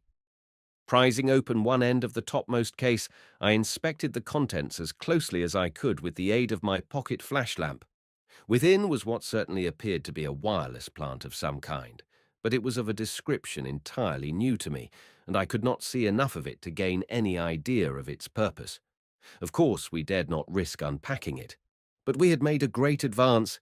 The big cases could not be secretly moved, and our friend, the goods official, undertook to let us know promptly when he received orders to release them. We waited in patience for a week, but still the cases remained untouched and uncalled for. Then came an incident which threw a flood of light on the proceedings of our enemies, though it told us nothing of their real motive. We were to learn that later. One day I was strolling aimlessly along the Boulevard des Capucines when I heard my name pronounced in accents of delighted surprise. Turning round, I instantly recognized an old friend in the person of Captain A-, who was one of the experts attached to the submarine branch of the British Admiralty.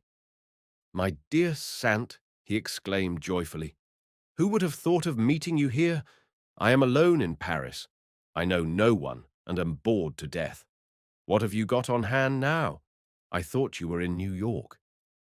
"I certainly didn't expect to meet you here," I replied. "What has brought you over?"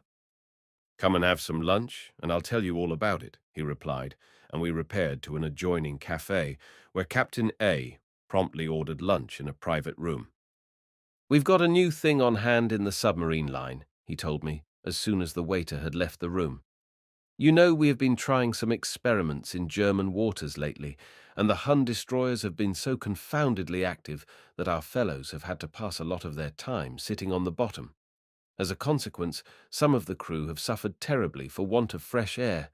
We have a very good system of purifying the atmosphere, but it is not sufficient owing to the long periods the boats have to stay under water, and a number of men have collapsed and died from suffocation. Indeed, one boat only escaped with more than half her crew totally incapacitated." I was keenly on the alert. Was I wondered, coming to grips at last with our problem? "Well," Captain A went on, "we have been offered a new apparatus, which, if half of what the inventor tells us is true, will enable us to give the Hun a very bad time. We are assured that by its help a boat can stay under water for 5 days without the slightest risk." "5 days," I repeated incredulously. "Why, it's impossible." "So I thought," he rejoined. "But when Engström and Linner vouch for anything, you've got to listen." "Engström and Linner," I gasped. Things were getting warm indeed. Yes, he replied. Mr. Engström is in Paris now with his invention, and we are going to test it off Havre. Then I sprang my mine. Would you be surprised to learn, I asked, as coolly as I could, that your Mr. Engström is not Mr. Engström at all, but a German agent passing under his name? I have seen a good many badly surprised men in my life, but I never witnessed before or since such a spectacle of hopeless astonishment as Captain A presented when he grasped the full significance of this announcement. He sat staring at me, his mouth wide open, and with dismay written legibly on every line of his countenance. "But Sant," he gasped, "are you sure?" Mr. Engström came to us in London and told us all about it. He explained that the inventor was a Spaniard who would not trust the neutrality of the Spanish government in the matter, and that he had brought his invention to Engström's with the idea of getting the best terms from one of the allies. "I have no doubt that the man posing as Engström came to you," I replied, "but nonetheless, he is not Engström at all." "Then what is his game?" countered A. "He has offered us the fullest test before we adopt his machine, and has not asked for a cent." "That remains to be seen," I answered, "but it bodes no good to the Allies. What does he propose?" "He has offered to install the apparatus on one of our newest types," replied A, "and she is on her way to Havre for the purpose. We are to make any test we like, and in fact, I am here to see the test carried out. The only condition he makes is that his machinery shall be sealed and not opened until after the test has proved it to be satisfactory." I began to see light. "Did he propose to go with you?" I asked. "No," replied A. Rather ruefully, I fancied. "He said the machinery was so perfect that it would practically run itself from our electric accumulators, and that he would give us an absolutely free hand with it." "I wonder how many of you would have come back," I said meaningly. Swore fervently, and I saw by the gleam in his eyes that he was fully awake to the possibilities of the trap into which he had been so nearly led. Our task now, barring some unforeseeable contingency, was fairly easy. There was a good prospect of ensnaring our foes in the pit they had so skillfully dug for us. "The matter is up to you now," I told a dash. "I'm going to drop out till the very last minute, but I shall be with you then. It is of the utmost importance that we shall do nothing to scare these very wary birds. What is your plan?" "Well," said A, "it seems to me I had better go ahead as if nothing had happened. The arrangement is that Engström shall take his apparatus to Havre and install it on a 77. We are then to put to sea for the tests, and are to meet him later and inform him of our decision." "That will do all right," I said. "I shall come on board the submarine before Engström arrives, and then I think we shall surprise him." Departed at once to make the final arrangements, and I busied myself in sending off some telegrams, arranging for the final downfall of the Hun plotters. A week later, I found myself on board E-77 at Havre. The mysterious cases had been sent on, and with them came Engström, with Thornton and Tegelmund, who professed to be interested in the venture, the former financially, the latter as the inventor. Tegelmund was in high glee at being thus afforded an opportunity of putting his device to a thoroughly satisfactory test. We also had a big surprise in the arrival of Halbmeier, who arrived in Havre under the name of Meunier. That he should have ventured on the scene at all showed how intensely interested he was. Engström declared that the fitting of the machinery would occupy fully 3 days, and we, of course, humoured him in every way possible. A made himself particularly agreeable, playing the part of host to perfection, and it was evident that the conspirators never even dreamed that their nefarious designs were suspected by the genial naval officer who showed such an enthusiastic interest in the wonderful stories with which they plied him on the merits of their great discovery. The 3 days went by. 4 great cases of machinery had been duly shipped on board, and Engström, Thornton, and Tegelmund spent many hours daily at their work in the interior of the submarine. Of course I could not appear. I should have been recognized at once. But among the crew of the submarine were a couple of the smartest men of the Sûreté, who kept the bogus engineer and his associates under the closest scrutiny.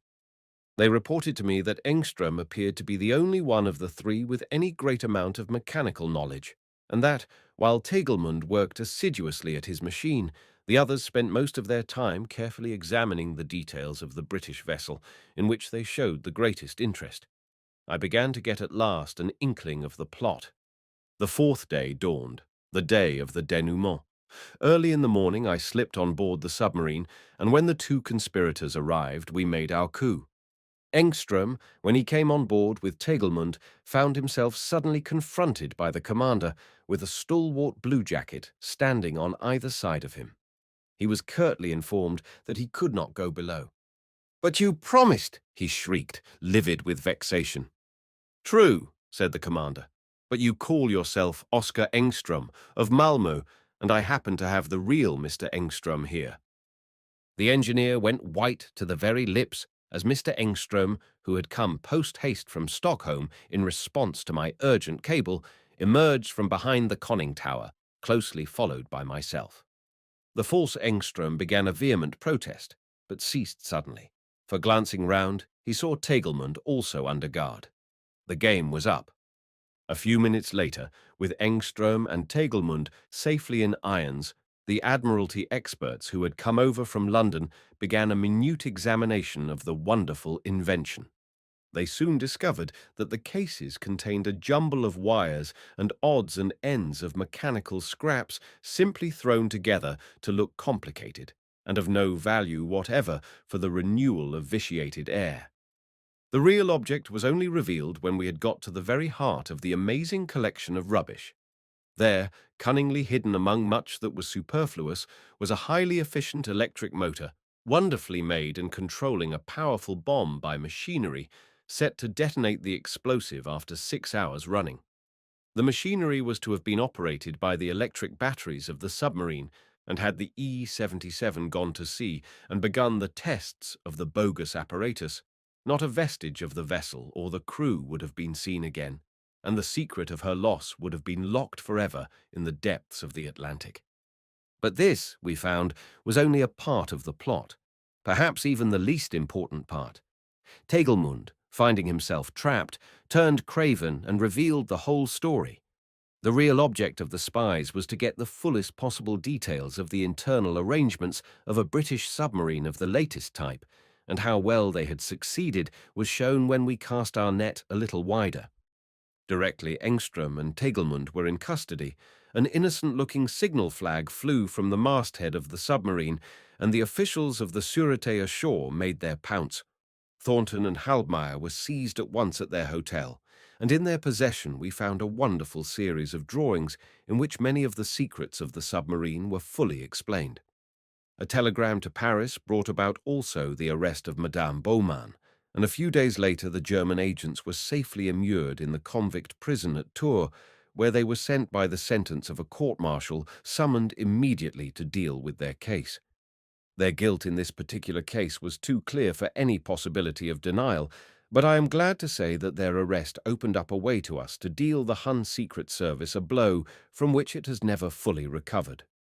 Enormous piles of documents were seized and carefully examined, with the result that numerous associates of Thornton in England found themselves in durance vile for the duration, and so many fingers of the hidden hand were lopped off that the hand itself was badly crippled for many months to come.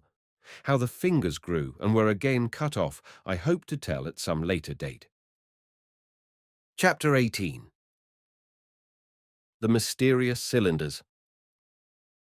After over 2 years of strenuous work without a holiday, I found myself at length free, and I found myself one morning busy in my rooms in Curzon Street, making final arrangements for a trip to Worcestershire to spend a fortnight with Doris and her mother in their lovely country home.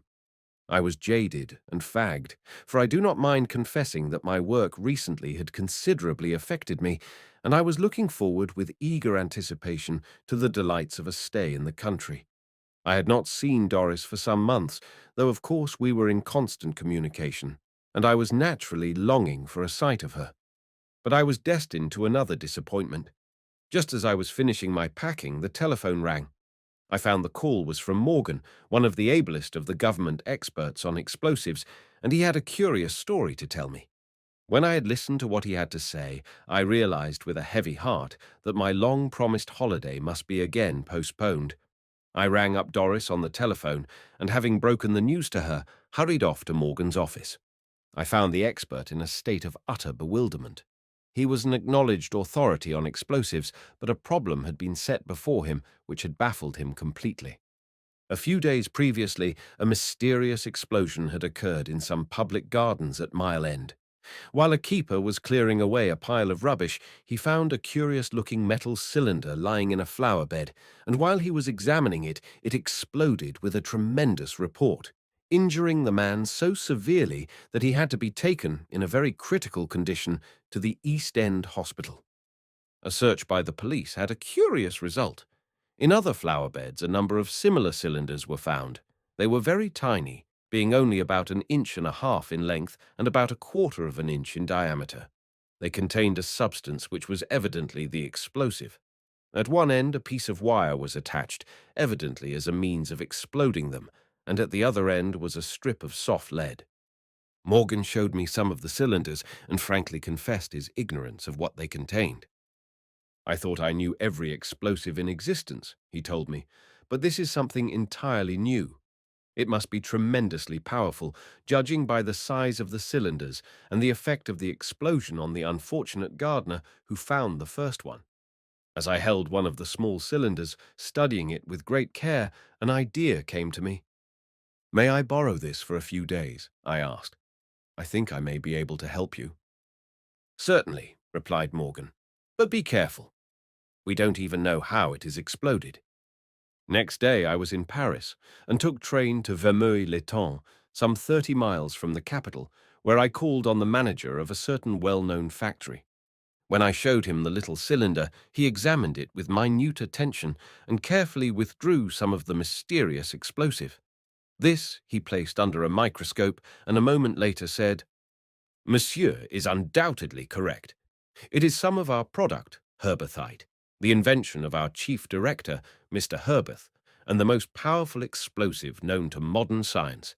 None has been used in actual work yet, and the only sample that has left our factory is that which was stolen. It is a great secret." "Has some been stolen, then?" I asked quickly. "Yes. Fortunately, we discovered the thief, a workman named Pasquet, and we thought we had recovered all that had been taken. Evidently, we were wrong, and some of the stuff has got into bad hands. Pasquet is awaiting trial by the Assize Court of the Seine."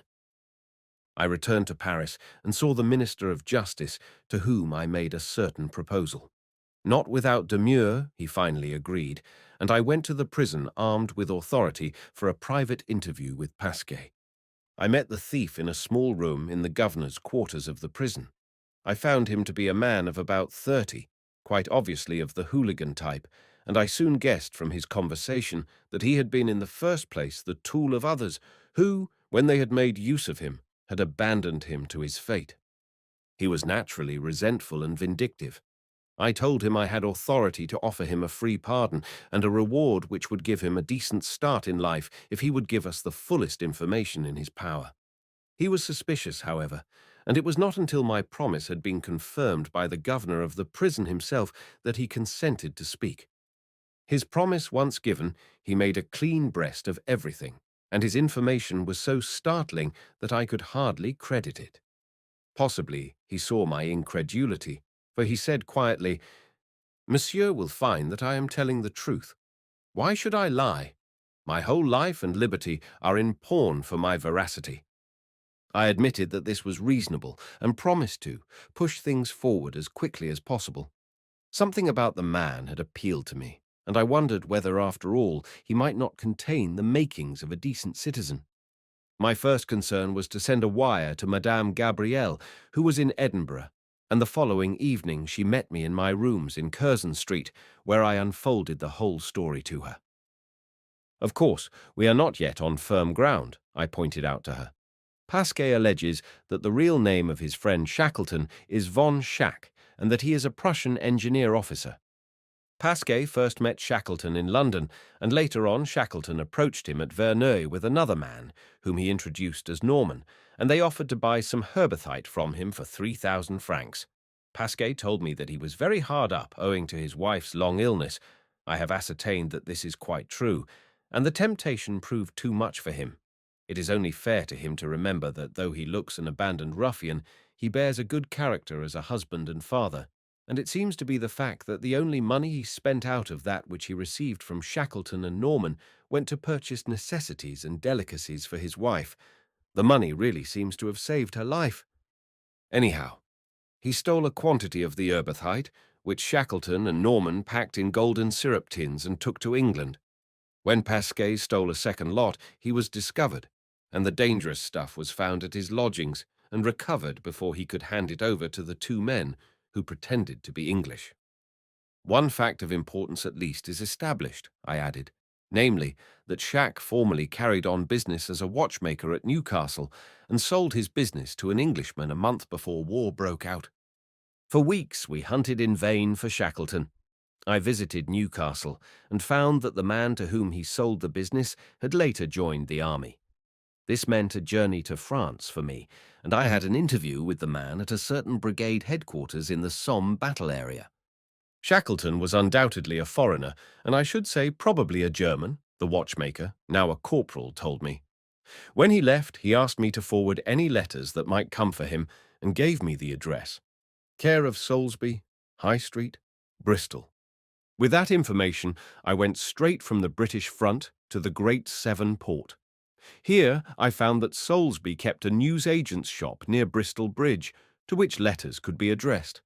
He did a big business in this way, for the address was very handy for seagoing men. Salisbury at first refused to give me the smallest information about his clients, but a sight of my authority opened his mouth, and as soon as he realized that something serious was on foot, he was only too willing to help me. "Of course, Mr. Sant," he said, "you will understand I have no knowledge whatever of the man. But I know that the Bristol Channel ports are full of spies, and it is very generally believed that few vessels leave here unknown to the German submarines lurking about the mouth of the channel. If I can help you at all, I shall be delighted." I then learned that Shackleton had called about a week before, taking away several letters addressed to him, and that he usually called at intervals of a week or 10 days. Salisbury promised to let me know at once, as soon as he came again, and I wired to the wily Aubert to come to Bristol and keep observation. Within 3 days, as I walked with my assistant along Victoria Street towards Temple Meads, he pointed out a middle-aged, keen-eyed, dark-haired man who had little of the appearance of a Teuton. He looked like a well-dressed, prosperous businessman, yet it was he who had induced the unfortunate Pasquet to steal the herbithite, and he was certainly engaged in some nefarious and deadly plot. For although the actual volume of the stolen explosive was not great, so tremendous was its power that the quantity in the hands of our foes was sufficient to wreak almost unimaginable havoc in half a dozen cities in England. Mr. Herbeth had looked very grave when he learned from Pasquet through me that the amount stolen was enough to fill 2 of the small cans used to hold golden syrup, about 1.5 pints altogether. "I hope monsieur will trace it in time," he said earnestly. "There is enough of it in their possession to destroy half London." We soon found out that Shackleton was living in furnished rooms at Clifton and had one close friend, who, after some difficulty, we proved to be his accomplice Norman. One morning, Aubert arrived at my hotel and reported that the pair had gone to the station and taken tickets for London. At once, I advised Madame Gabrielle by telephone to be on the platform at Paddington and watch them wherever they went. I myself took the next train to London and, driving to Curzon Street, awaited her report. But although I sat up until after 2 o'clock the next morning, she did not arrive, and I received no word from her. What contretemps had occurred? I was seriously uneasy, for I had impressed upon her the vitally important nature of our task, and if she failed or met with any mishap, we should be in a serious predicament, for we had no trace whatever of any of Shackleton's associations in London, and anything might happen before we could run him to earth again, among the teeming millions of the metropolis, the safest hiding place on earth. It was not until 6 o'clock the next evening that I received, by express messenger, a hastily scrawled note in which Madame Gabrielle said, Be extremely careful. They have discovered me, and I am being watched, so cannot come near you. Great things are in progress. Get someone to watch Shackleton, who is at the address below. Some great plot is in progress, that is certain. G. Without a moment's delay, I slipped round to Whitehall, and very soon an expert watcher was at the address given by Madame.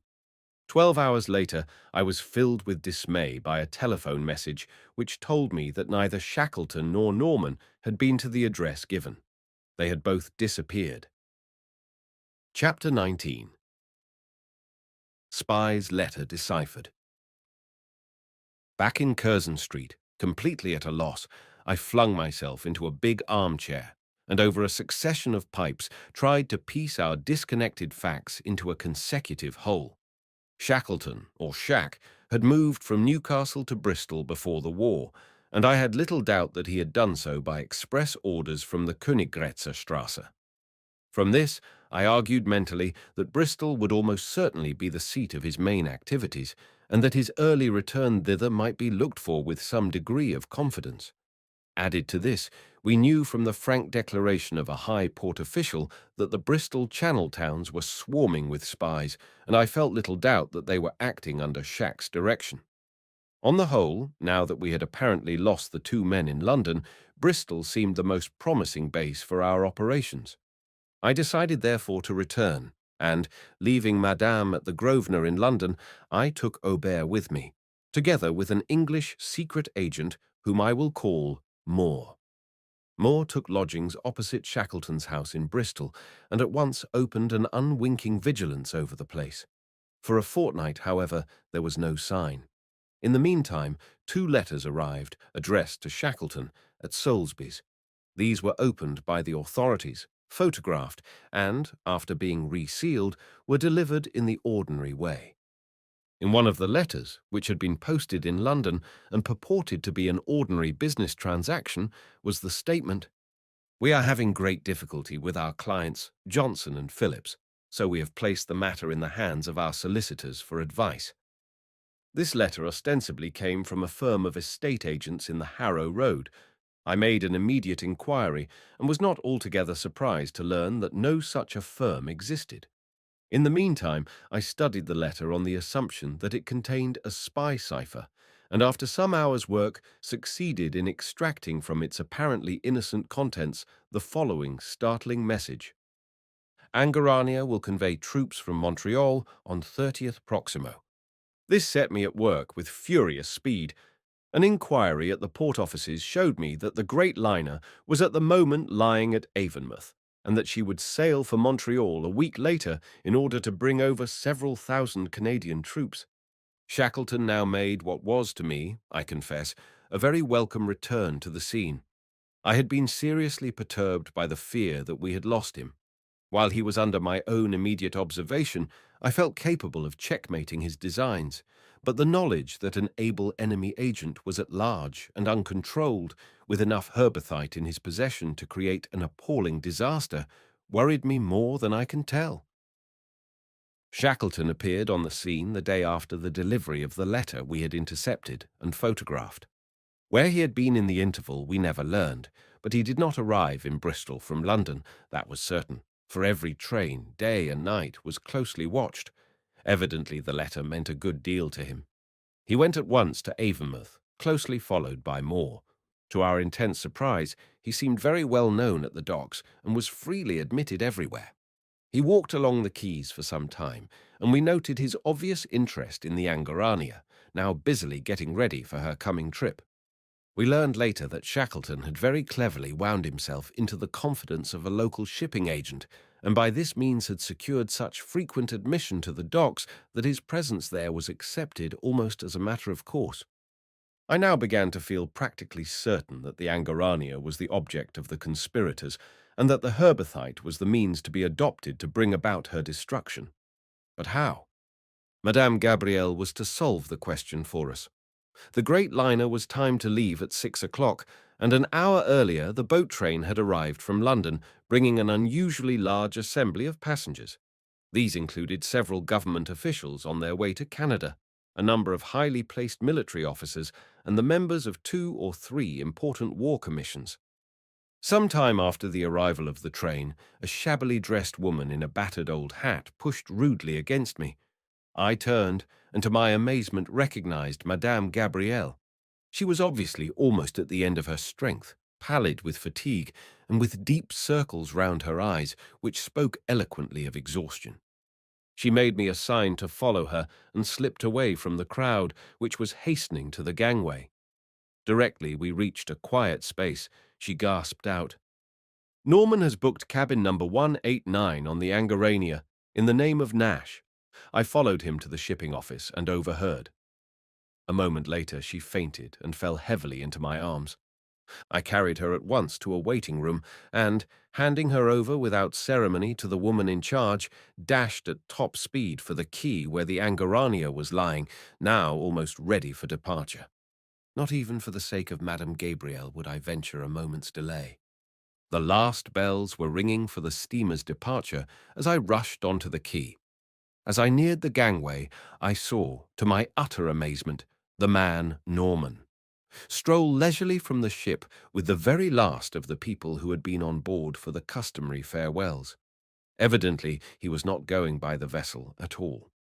A moment later, the gangways were withdrawn and the big liner moved away. Norman remained on the quay with the crowd, idly waving a real or pretended farewell to some supposed friend on the crowded decks. I have cursed myself for my stupidity many times since, and even now I shudder at the thought of how nearly the dastardly plot against the liner came to success. The vessel was well under way when the idea flashed into my mind. He has left the explosive on board. How I failed to divine this earlier, I cannot imagine. I suppose Norman's return from the ship threw me temporarily off my guard. But, in any case, there was not a second to be lost. The Angarania, heading down channel, was gathering speed every moment, bearing somewhere on board enough explosives to sink her in 10 seconds with the loss of hundreds of precious lives. Boldness was the only course possible. I called a couple of dock police and, showing them my authority, instructed them to arrest Norman at once. Before the spy could recover from his surprise, he was safely in custody and relieved of an extremely efficient automatic pistol. And now for the Angarania. I rushed to the competent military authority and briefly laid the facts before a veteran colonel in whom a life of splendid service to the Empire had bred a capacity for swift decision and prompt action. "She won't go far, Mr. Sant," he said cheerily as he picked up the telephone. A moment later, I caught the crackle of wireless and, to my relief, read the message. To QQ, the Angarania's code letters. Heave to immediately and await instructions. Port Commandant. A few minutes later, a clerk brought in the Angarania's acknowledgement. A quarter of an hour after I was aboard a British destroyer, which tore out into the channel and at 35 knots was flying along in the wake of the Angarania. We soon overhauled the big liner, and as we neared her could see the crowded passengers, evidently puzzled at the unexpected stoppage. As soon as I got on board, I accompanied the captain to his private cabin and told him the facts. Sending for the purser, he ordered him to bring on deck at once all the luggage which had come on board in the name of Nash. "And carry it carefully," he added, as he told the purser what it contained. By great good fortune, there was only one big trunk in the hold, and it was readily accessible. The rest of Nash's luggage was in his cabin. We soon had the lot on board the destroyer, where the torpedo officer rapidly overhauled it. In the big trunk, resting quite unconcealed on the top of a pile of clothes, were 2 tin canisters labelled golden syrup. I could not repress a shudder. "I think this is what we want," said the torpedo officer grimly, as he carefully picked up the dangerous canisters. And then he did a brave thing. "If you don't mind, sir," he said to the captain, "I will take them out in a boat and examine them myself." The captain nodded silently, and a few minutes later the ship's dinghy dropped over the side. The torpedo officer took his seat and rowed away alone, the canisters on the after thwart winking in the blazing sunshine. He was literally taking his life in his hands. We could not let the liner go until we were sure we had got what we wanted, and no one could be sure that the mere lifting of the canister lids would not explode the terrible compound they contained. Half a mile away from the ship, the rowing boat came to a stop. Through our glasses, we saw the torpedo officer deliberately pick up the canisters and without hesitation prise up the patent lids. A moment later, he waved to us and at once commenced to row back to the ship. "All right, let her go. I've got the stuff," he shouted as soon as he was within earshot, and a tremendous cheer went up from the crew, who in the mysterious wireless of the sea had learned what was afoot. A signal fluttered from the bridge of the destroyer. The Angarania dipped her pennant in acknowledgement, and soon the great liner was hurling herself through the sea on her interrupted journey. The rest of the story is soon told. The herbathite, we found, was covered with a thin layer of sweets, and at the customs examination of luggage, Nash had boldly lifted the lids and coolly showed the sweets to the officer. It was done so naturally as to defy any possible suspicion. But in the bottoms of the tins, we found two exquisitely made detonators, fashioned in the shape of watches and timed so as to explode the herbathite some 12 hours after the time fixed for the departure of the ship. These removed, the tins could be handled with comparative safety. We made a clean sweep of the conspirators. No details were ever given to the public, and the stoppage of the big liner was easily explained away to the passengers. We found out that the small cylinder picked up at Mile End had been intended for the purpose of blowing up a munitions train in an important tunnel outside London, but the conspirators found the approaches too closely guarded and gave up the project. They were all sent to Paris for trial on a charge of stealing herbathite and were eventually sentenced by court-martial to 15 years' imprisonment. Madame Gabrielle, I am glad to say, received a handsome reward from the British government, for our success was entirely due to her. She had followed Norman without food or rest or sleep for nearly 3 days and was in the last extremity of fatigue when she gave me her final and all-important message. Pasquet, I am glad to say, justified the impression I had formed of him, and I had the satisfaction of seeing him develop into a respectable member of society, happy in the society of his wife, now fully restored to health, and again enjoying the confidence of his employers. We were able, through him, to account for all the stolen herbathite, and it was a relief to know that none of the terrible compound remained in the hands of our enemies. Chapter 20. A message from the Herrengasse. I have here put into narrative form a number of astonishing facts taken from information read and testimony given at the court-martial subsequently held upon the guilty parties. The facts which I assisted in establishing will, I believe, be found of considerable interest to readers as further revealing the subtle methods of the enemy. For obvious reasons, I have been compelled to disguise certain names so as not to bring eternal dishonor upon a great and noble family. And if I revealed the truth to your dear, affectionate husband, whispered the soft-voiced, well-dressed Italian, what then, Eleanor? Madonna mia! No, cried the dark-haired, handsome young woman who sat at her tea-table in a great, elegantly furnished salon in one of those old 14th-century palazzi close to the port of Sarzana, the Italian naval station on the Adriatic. It was a bright afternoon in the summer of 1916. Sarzana, the old city in Ferrara, to which I had gone with Madame Gabrielle, a lazy, sun-blanched place, with its white houses and green sun-shutters, had of late been electrified into naval activity against those hated Tedeschi, those Austrians which every Italian had been taught to hate at his mother's knee. Things were going well with Italy. On that day, the Courier had published a long dispatch from General Cadorna, reporting a smashing defeat of the Austrians in the Alps and an advance in the direction of Trieste. The whole kingdom of Italy, from Ravenna to Reggio, was in a state of highest enthusiasm, and in Sarzana the excited populace were agog in the cafes and in the narrow, old-world streets. That most elegant 14th-century salon, with its faded tapestries and fine old portraits, in which the woman was seated with her visitor, was the same great room in which the Doge Francesco Bisolo, of Venice, assembled the famous Council of Ten. when they consulted with Malatesta after the Battle of Padua in 1405.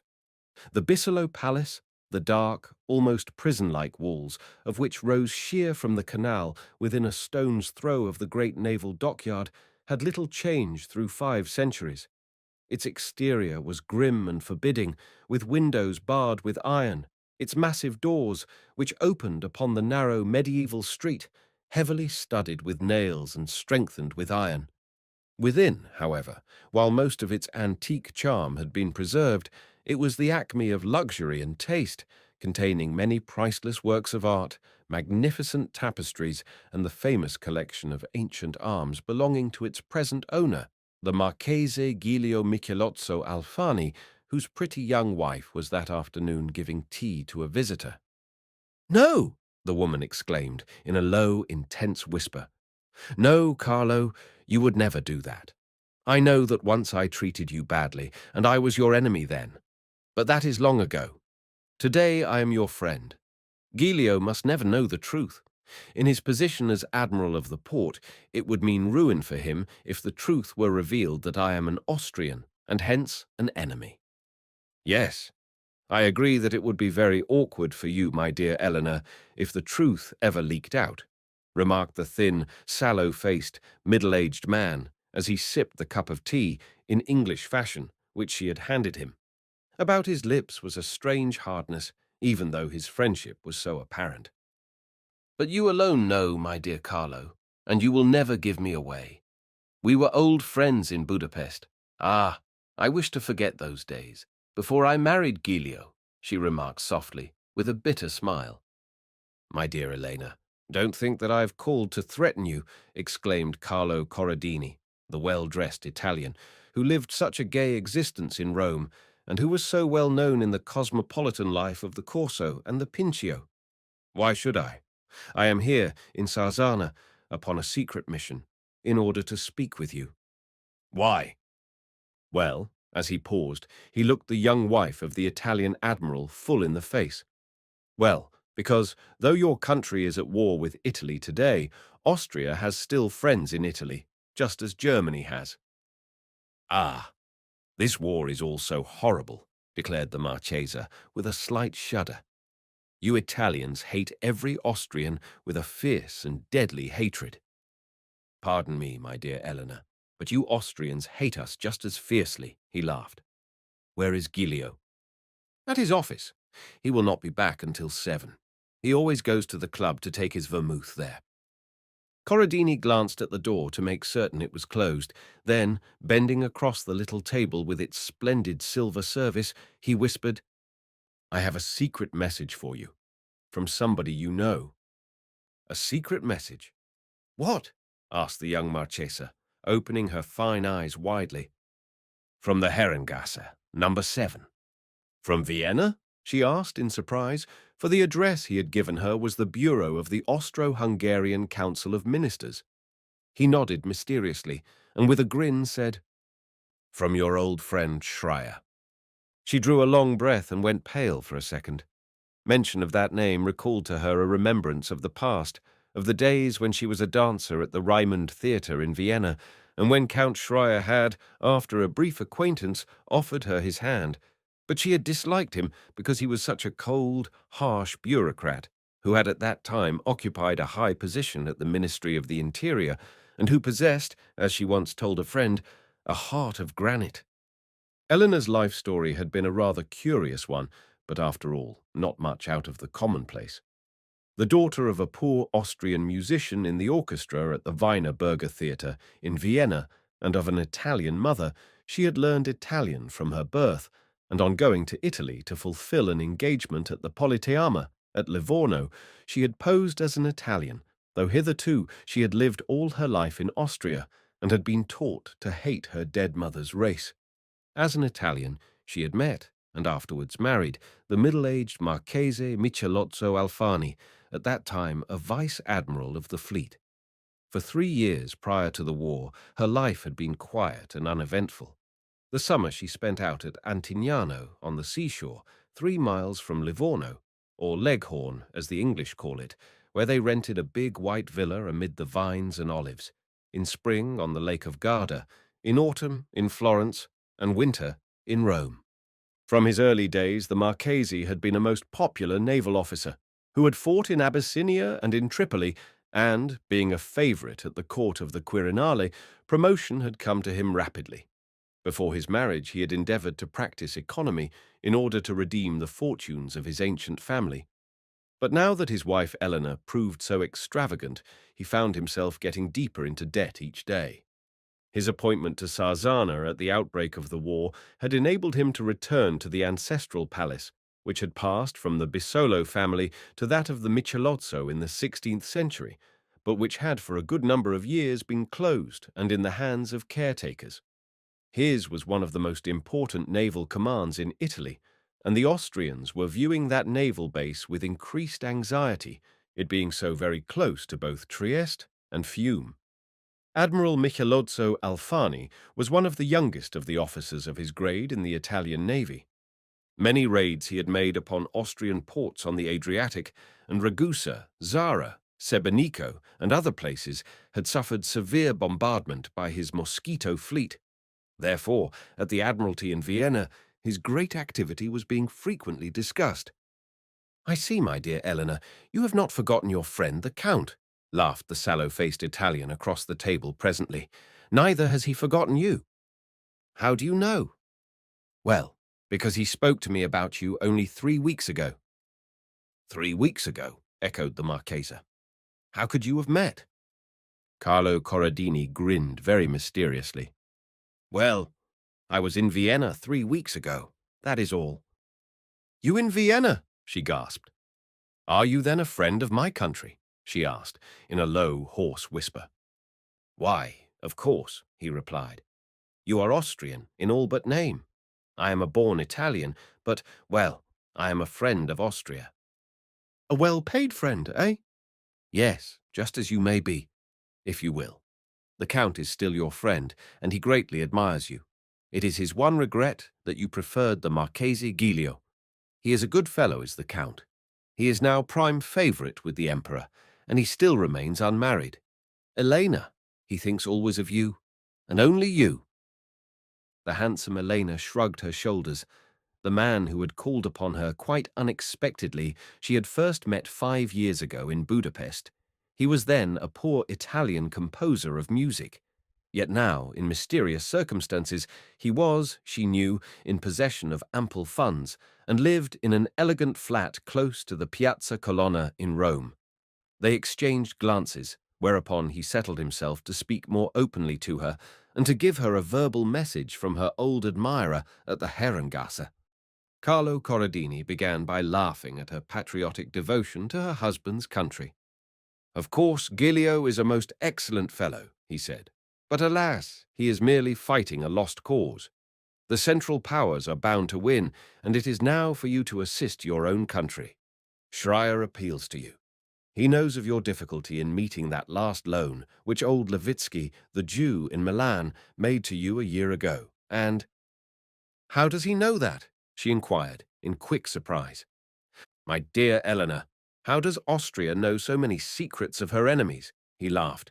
"Schreier is now head of that department of the Secret Service which deals with affairs here in Italy, and you, an Italian, are one of his agents," she interrupted in a low, meaning voice. He bowed in the affirmative in silence. Then, after a few moments, he remarked in a strange, meaning tone, his black, penetrating eyes fixed upon her, "I know the secret of your nationality and your friendship with Count Schreier, and you know mine. So, my dear Eleanor, we have nothing to fear from each other. Do you understand?" "I don't understand. You surely are not hinting that I should betray my husband's secrets, the naval secrets of Italy?" The dark, smooth-tongued man from Rome smiled quietly as he answered, "That, my dear Eleanor, is exactly the message I bear to you from Schreier. It is known that your husband tells you a good deal. You have whispered secrets to your friends, the Comtesse Landrini, and also the Renata Pozzi. If to them, then why not to me, eh?" "Never," she cried. "I have married an Italian, and I am now Italian." But the money. It will be useful.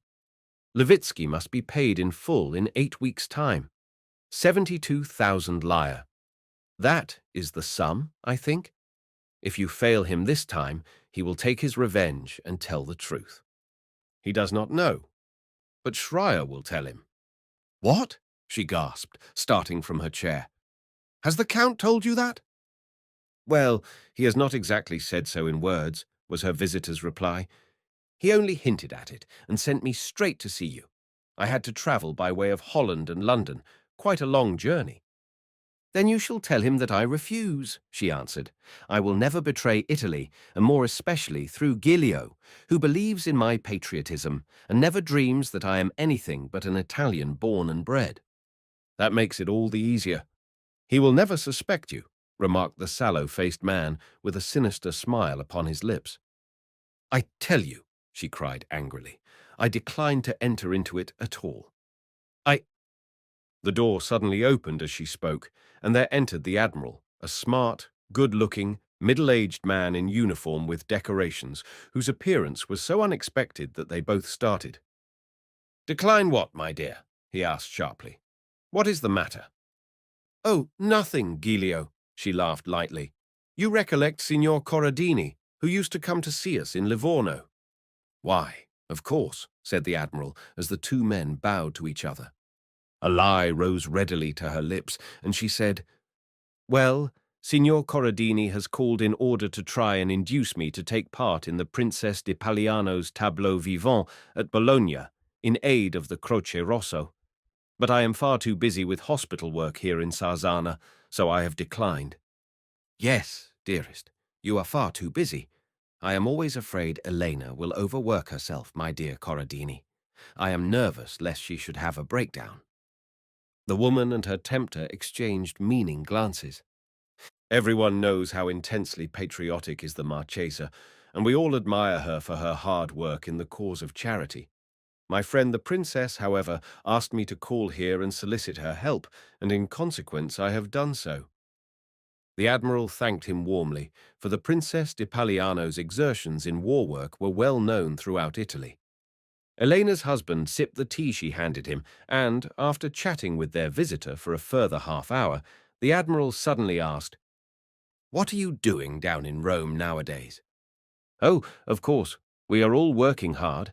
I am secretary in a department in the Ministry of War, the department which is in touch with France and England concerning munitions. He spoke the truth. Carlo Corradini held a very important position in the ministry, even though, as we afterwards discovered, he had in secret long been an enemy agent. This latter fact, Giglio Michelozzo Alfani never dreamed. Like all others, he never imagined that Carlo, hating the Tedeschi so fiercely as he did, could be in secret their ingenious and unscrupulous friend. The Marchese himself was a true-born Italian, one of the ancient aristocracy of the north. Those who know Italy know quite well the stern and honest patriotism of her sons from Count to Contadino, and of the fierce, relentless hatred of every Austrian. Presently the well-dressed civilian functionary rose, clicked his heels, and in the elegant Italian manner raised his hostess's hand, and, kissing it, wished her adieu. The dark eyes of the Admiral's young wife met his in that second, and they understood. 5 minutes later, Carlo Corradini was hurrying along the Via Vittorio Emanuele, the principal street in Sarzana, in the grey evening light. Then, turning to the left, he gained the Passeggio, which faced the Adriatic, that long promenade lined with its dusty, wind-swept tamarisks, where by day the cicale, harbinger of heat, chirped their monotonous chant. Corradini's visit to Sarzana proved to be a protracted one. His excuse was that he had been sent from the ministry upon a special mission, and, in consequence, he had preferred to rent a little flat on the Passeggio than to live in the Albergo Stella d'Italia. One day, at 6 o'clock, he met, at a very obscure restaurant called the Vapore, a certain Countess Malipiero, a middle-aged, ugly, but quite wealthy woman who lived near the Santa Maria della Salute and who was a great personal friend of the Marchesa. The pair dined together at the popular little establishment, eating a simple dish of paste al pomidoro, for which the trattoria was noted, a costoletta and a piece of stracchino to follow. But over that simple meal the pair remained in serious consultation, while not far from them sat the good-looking but unobtrusive Madame Gabrielle Soyer, for the pair were already under suspicion, though we had as yet no reliable evidence to justify interference. Afterwards the pair walked together as far as the Piazza Grande, and there parted, the spy of Austria smiling as he went along the noisy street towards the sea. Chapter 21. The Admiral's Secret. 3 weeks passed. Old Sarzana has ever been a city of black conspiracy and clever intrigue. In those glorious days of the Venetian Republic, persons of both sexes who were antagonistic or in any way obstacles to the carrying out of the secret plans of the Council of Ten were, by accident, secretly poisoned or openly assassinated, as is shown in the many reports which even today repose in the secret archives of the Palace of the Doges at Venice. As medieval Sarzana was a veritable hotbed of intrigue in those days when Venice ruled the Adriatic, so were desperate plots afoot in the yesterday of Cadorna's triumphant advance into Austria. Enemy plots and counterplots were hatched in those darkened houses upon the silent waterways, or by the open sea. One of them I now reveal for the first time. Truth to tell, the Marchesa Elena had been forced by the elegant, insidious Corradini to accept traitorous service in the pay of Austria. Their usual meeting place was in the old church of St. Antonio, which at Vespers was always crowded by the devout, who, in the days of war, prayed for Italy's victory. Sarzana had always been one of the most pious cities in Italy, and each evening the splendid old cathedral was crowded. And in that crowd the pair met, kneeling side by side to whisper, and again, near them, knelt Madame Gabrielle. In all Sarzana, no woman worked harder at the great war hospital established in the communal palace than the popular wife of the Admiral of the Port. The Marchese, the most influential and delightful man in Sarzana, was, as everyone knew, the author of the many raids upon the enemy which had from time to time been carried out. Well known, too, it was how the Mosquito fleet of destroyers, piloted by him, had only a month ago entered the great harbour of Cattaro, opposite Rimini, and had sunk 4 big Austrian battleships at anchor there, 4 of the biggest ships of Austria's navy. About this time the wealthy Countess Malipiero, who was nowadays Eleanor's most intimate friend, and who was constantly at the Admiral's table, purchased a big sea-going motor launch, a quiet, harmless old fisherman called Beppo, well known in Sarzana, being placed as skipper. Before the war, the Countess had, in secret, been in very poor circumstances, but owing to the death of a relative, so she explained, she had been left a substantial legacy. One evening, as the Admiral and his wife were about to finish dinner tête-à-tête, the manservant announced that Captain Vivarini, the second in command, had called and desired to speak with his chief very urgently. "Show the captain to the study," said the Marchese, as he rose at once and passed along to his cosy little den, which overlooked the port. Elena, instantly upon the alert, and suspecting that something unusual had happened, waited until the captain had been conducted to her husband's room, and then she crept silently along to the door, where she knew she could overhear the conversation, having listened there several times before. On tiptoe she approached noiselessly over the soft Turkey carpet, and placing her ear to the door, was enabled to hear news. In brief, it was to the effect that one of the newest Austrian submarines had been captured intact, with officers and crew, off the point of Cortellazzo. The submarine number 117 left Fiume only yesterday, according to its commander, whom I have interrogated, the captain reported. "Benissimo!" exclaimed the Admiral, much gratified. "Then the enemy will not yet know of its capture. In the meantime, we must act. The submarine belongs to Fiume, therefore, my dear Vivarini, she must return to Fiume." "Go back?" echoed the captain. "Yes, she must sail again tonight with an Italian crew," said the Admiral. "She will enter Fiume harbour flying her own flag, but at the same time she will discharge torpedoes at as many of the vessels of war lying there as she can. You understand?" "Santa Virgin, what a plan!" exclaimed the captain enthusiastically. Most excellent, Signor Marchese. All must be done in strictest secrecy, said the other, lowering his voice. Not a single word must leak out, for there can be no doubt that there are spies here in Sarzana. News of our intentions gets across the Adriatic in an astounding manner sometimes. Not a syllable must be known, either regarding our capture or our intentions. Number 117 must return tonight. Not a whisper, the captain agreed, whereupon the Marchesa, a tall, slim figure in a dinner gown of carnation pink and wearing a velvet bow of the same shade in her hair, slipped back again to the salon, where she awaited her husband, pretending to read. "Well, Captain Vivarini," she exclaimed, greeting their visitor merrily as the two men entered. "Some new development, I suppose, eh?" "Yes, Marchesa," replied the handsome naval captain, bowing low over her hand with that peculiar Italian courtesy. "A little confidential matter," and he laughed. Then, after a cigarette and a tiny glass of green Certosa, the admiral and the chief of his staff left. As soon as they had gone, Elena rushed to her room, slipped off her dining gown, and putting on a tweed skirt and blouse, hurried from the house. She slipped along the dark, narrow side street until suddenly she emerged onto the moonlit promenade and ascended the dimly lit stone stairs which led to the room occupied by Carlo Corradini. In response to her ring, the spy of Austria at once admitted her. "Why, Elena, this is a surprise.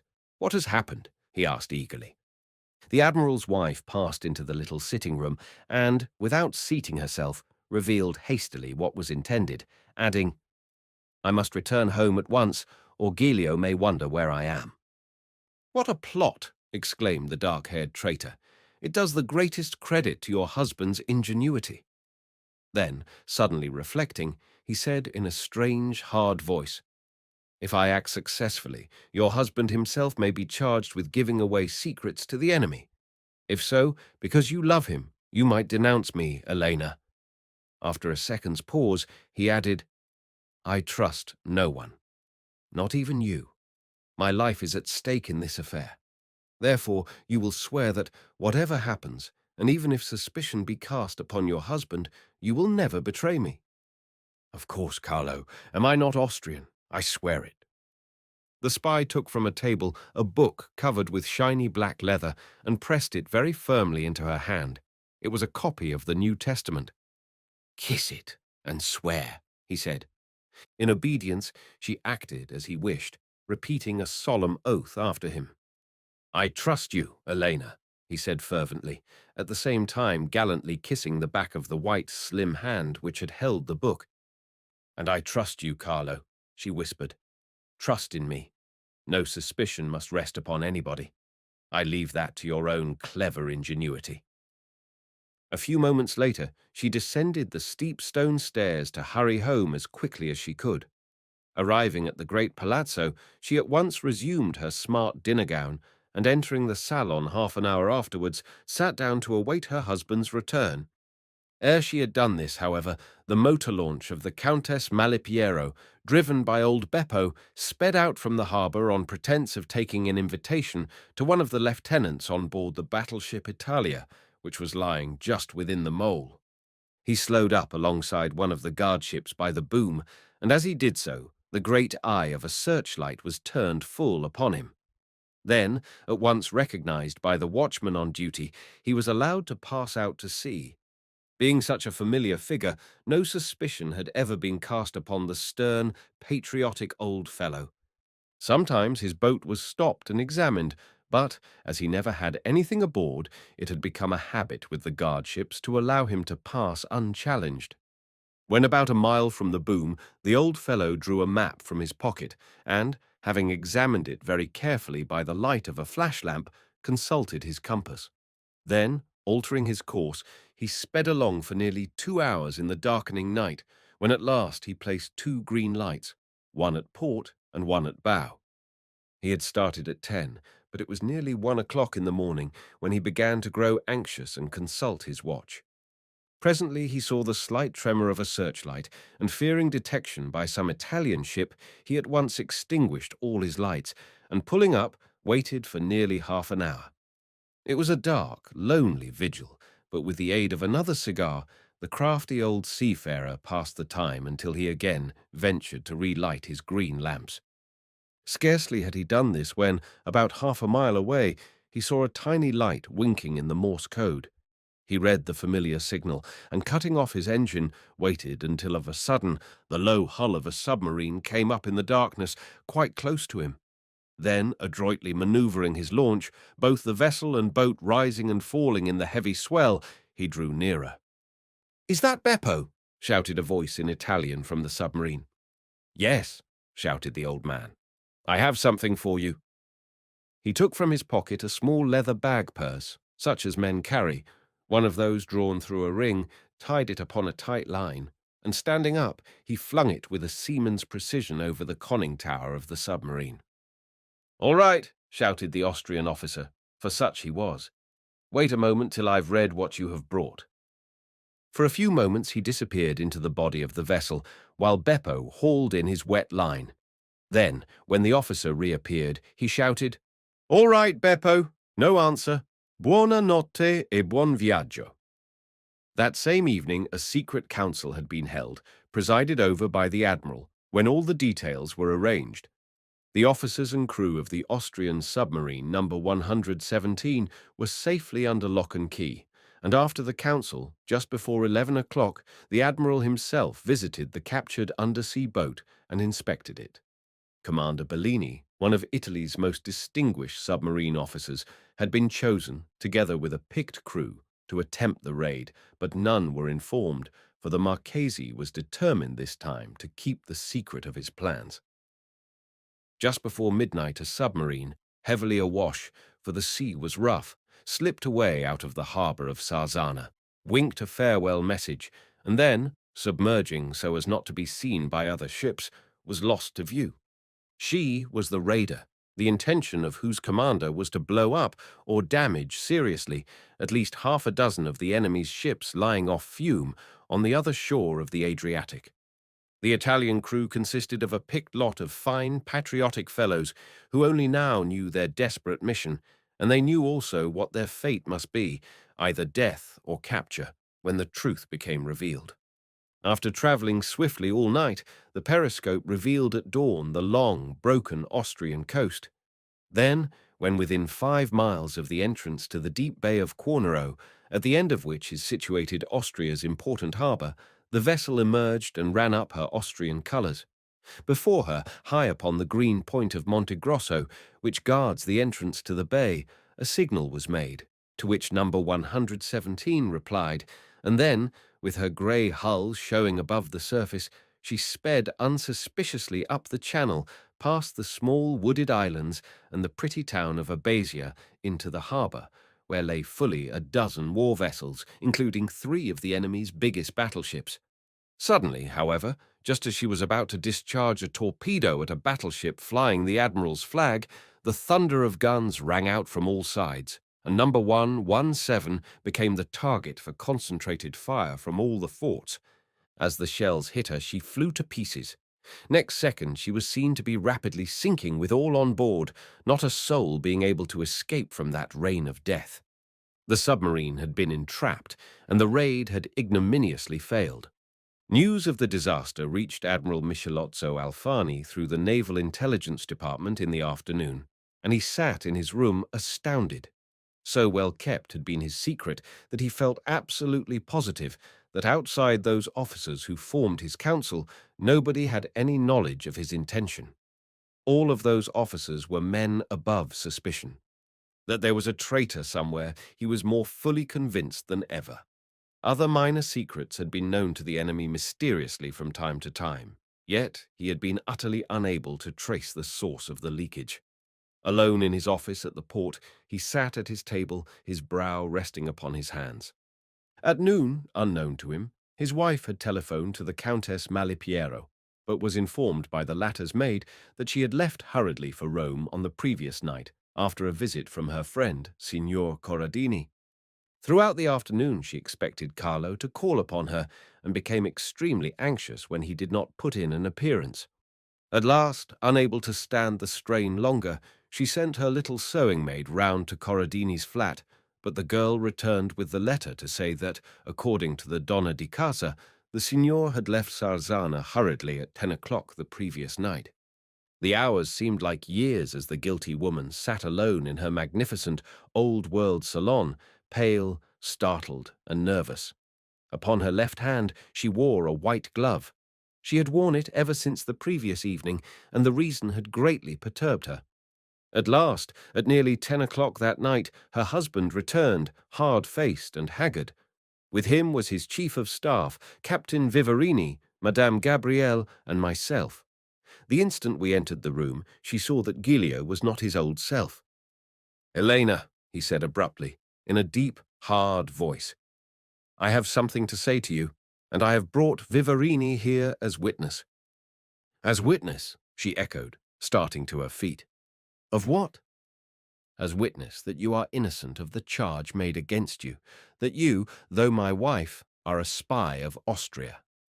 "A spy?" she laughed uneasily, in pretence of ridicule. "Have you really taken leave of your senses, Giglio?" "I have not."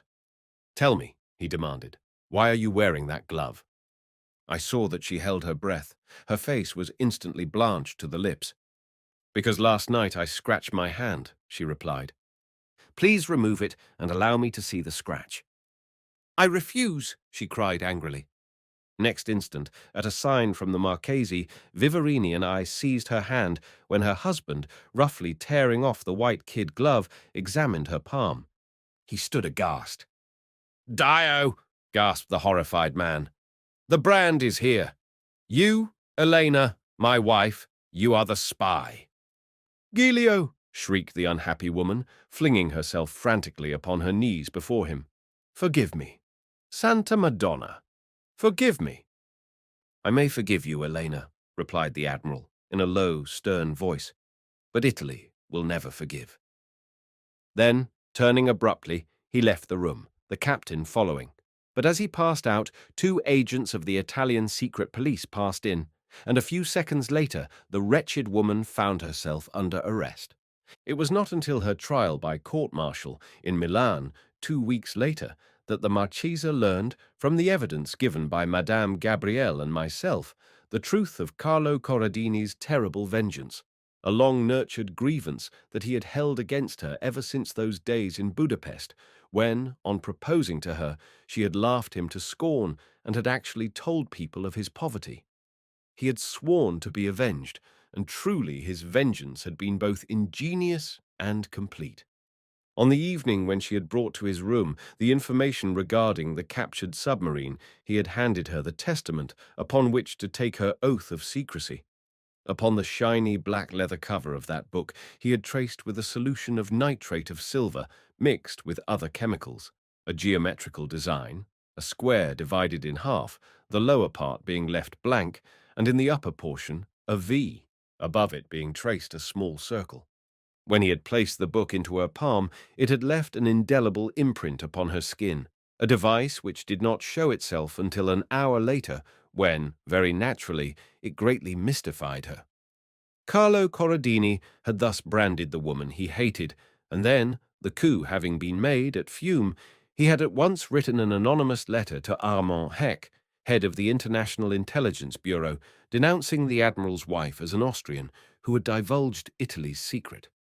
In support of his allegation, he urged us to search the rooms of Carlo Corradini, where we should not only find evidence of espionage, but also the actual testament by which the hand of the Marchesa had been branded.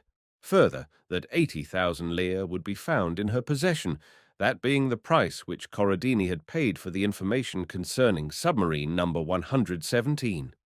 The trial, held in camera, opened at 11 o'clock, and just before 3 sentence of death was pronounced. An hour later, I was present when a firing party was drawn up in the yard of the great San Giovanni prison. Her eyes were bandaged, and the capital sentence was carried out. Truly, Carlo Corradini was a scoundrel of the worst type, and his revenge was, indeed, a dastardly one. Fortunately, however, it reflected upon himself, for 4 months later he and his companion, the Countess, were captured, living in obscurity in a small coast village near Bari, in the extreme south of Italy, where they were hoping to escape to Greece. Corradini's own anonymous letter proved the most direct evidence against him, and ultimately both paid the same penalty as their victim in the yard of the prison of San Giovanni at Milan.